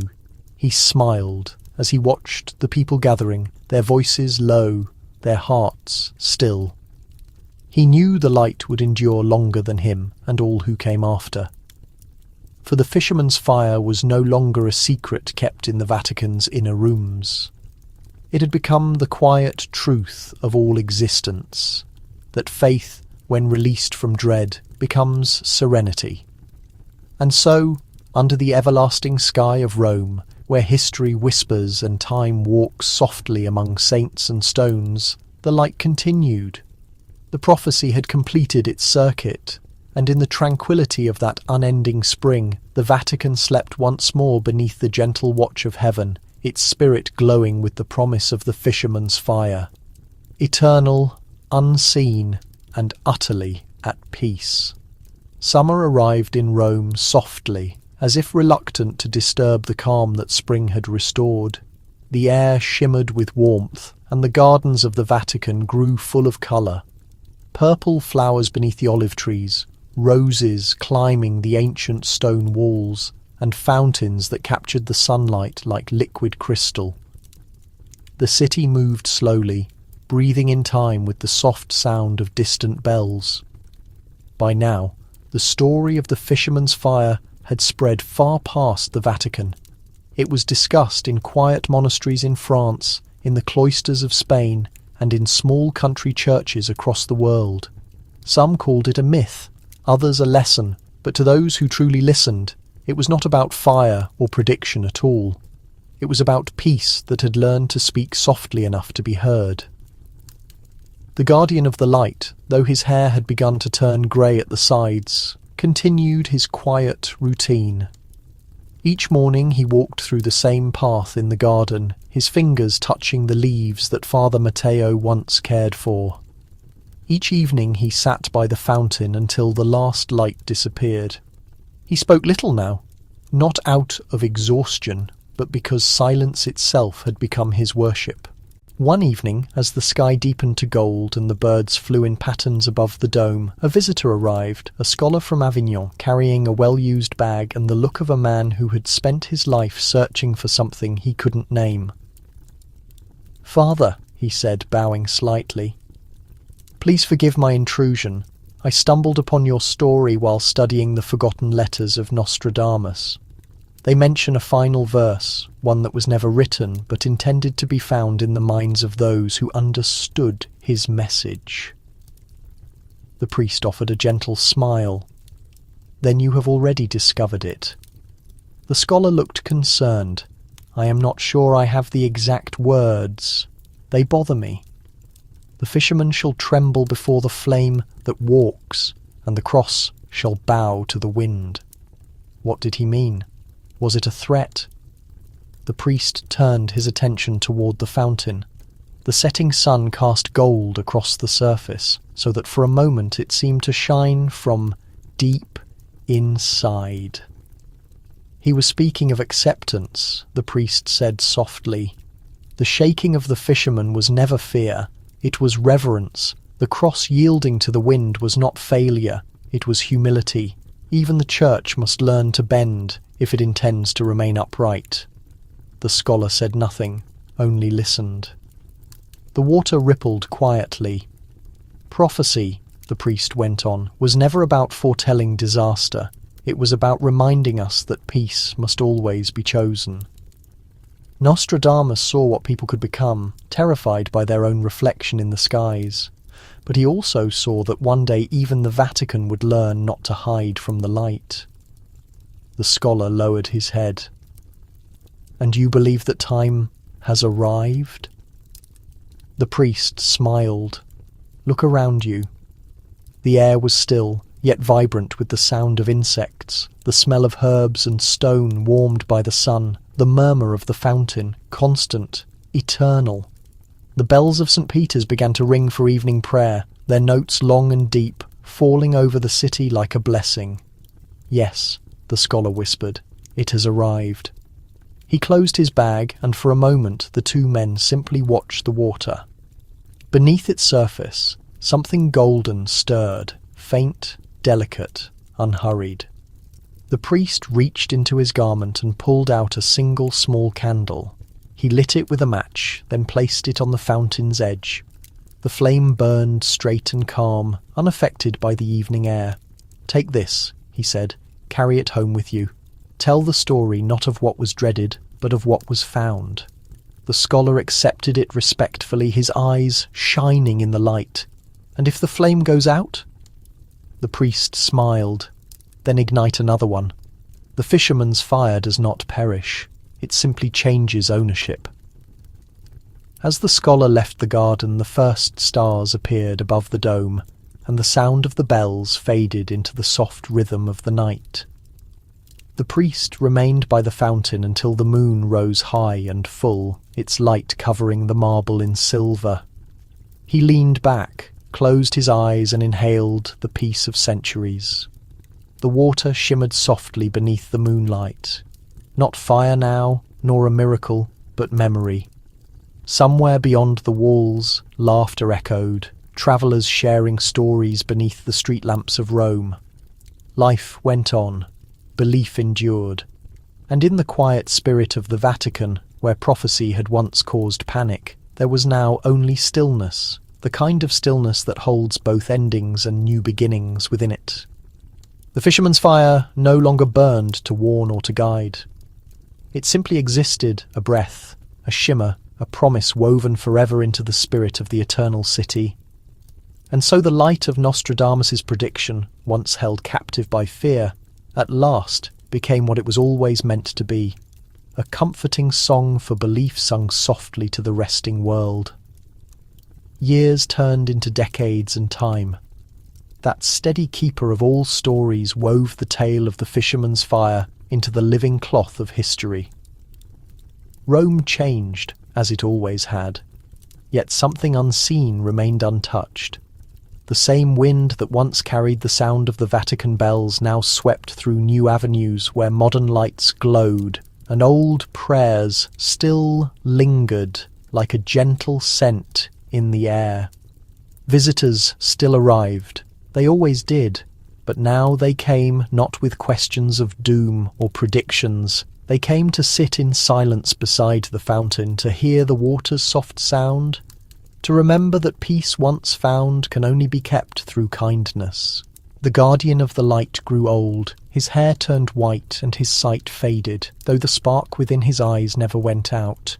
Each dawn he made the same slow walk through the gardens, past the olive trees and rose bushes, to the fountain where it had all started. There he would sit, with his hands folded, watching the morning light touch the marble. Sometimes he spoke out loud, as if to an invisible friend. "You were right, Matteo," he would whisper. Prophecy was never a restriction. It was a liberation. He had long since stopped instructing or preaching. The Vatican, now filled with new generations of scholars, leaders, and quiet worshippers, had changed its appearance, but not its core. In the great halls where fear once whispered, there now hung artwork of light, fire and stars, oceans and faces that looked both human and divine. One afternoon, near the end of his life, a child wandered into the garden, a boy with dark hair and curious eyes, no older than 7. He held a small candle, half melted, and asked timidly, "Father, where do I light this?" The priest smiled, pointing to the fountain. "Anywhere you prefer, my child. The light will find its way." The boy knelt beside the water and lit his candle. The flame flickered momentarily, then became steady, shining against the bright sky. The priest watched without speaking. "Is it true," the boy asked, "that a fire once existed here that could never be extinguished?" The priest's smile deepened. "It still exists," he said. "Only now it burns inside those who remember to be compassionate." The boy nodded seriously, as if this were the most obvious truth in the world. He placed his candle by the fountain's edge, where it joined a small group of other lights left by previous visitors. Their light shimmered together, soft, warm, and alive. The boy looked up. "Will it remain forever?" "For as long as it is necessary," the priest said. "And when it disappears, someone else will bring another one." He reached out and touched the boy's shoulder gently. "That is what belief is, little one. Not a fire that never dies, but one that is always handed down." The boy smiled, thanked him, and ran off, his laughter echoing down the stone path. The priest stayed by the fountain, listening to the sound until it vanished. Evening fell slowly over Rome. The sky turned purple, then deep blue, and the first stars appeared, silent, witnessing the city that had learned finally how to live without dread. As the moon rose over the dome, the old priest closed his eyes. His breathing was slow, peaceful. He whispered the words he had carried for years. "The light is secure now." A breeze stirred through the garden, bending the candle's flames without putting them out. Their reflections danced upon the water, each one golden, each one complete. And when morning arrived, the gardeners found him still seated by the fountain, his face calm, his hands resting gently in his lap. The diary of Father Matteo lay open beside him, a pressed rose marking the final page. They buried him next to his predecessors. Beneath the olive trees, near the fountain that had witnessed every part of the prophecy's long rest, the Vatican bells rang once more, not for grief, but for thankfulness. For the prophecy that had started in fear had finished in light, and though centuries would pass and languages would change and new worlds would emerge beyond Rome's ancient stones, the story would endure. Somewhere in every church, every quiet dwelling, every heart that still dared to hope, a whisper continued. A soft memory of the fisherman's fire. It said quietly, "Peace is the only prophecy that never fails." And in that truth, the eternal city rested, bright, timeless, and forever breathing in the calm of its own redemption. Thank you for staying with this narrative until the end. If the mystery of the fisherman's fire made you pause, or if one moment in this tale of prediction and peace remained with you, let us know in the comments. I always enjoy reading your thoughts and interpretations. If you'd like to hear more stories like this, tranquil, puzzling, and drawn from the quiet parts of Vatican history, be sure to subscribe and press the notification icon so you never miss a new bedtime trip through time. Until then, may your night be peaceful, your thoughts gentle, and your curiosity forever active. Good night, and I'll see you in the next story.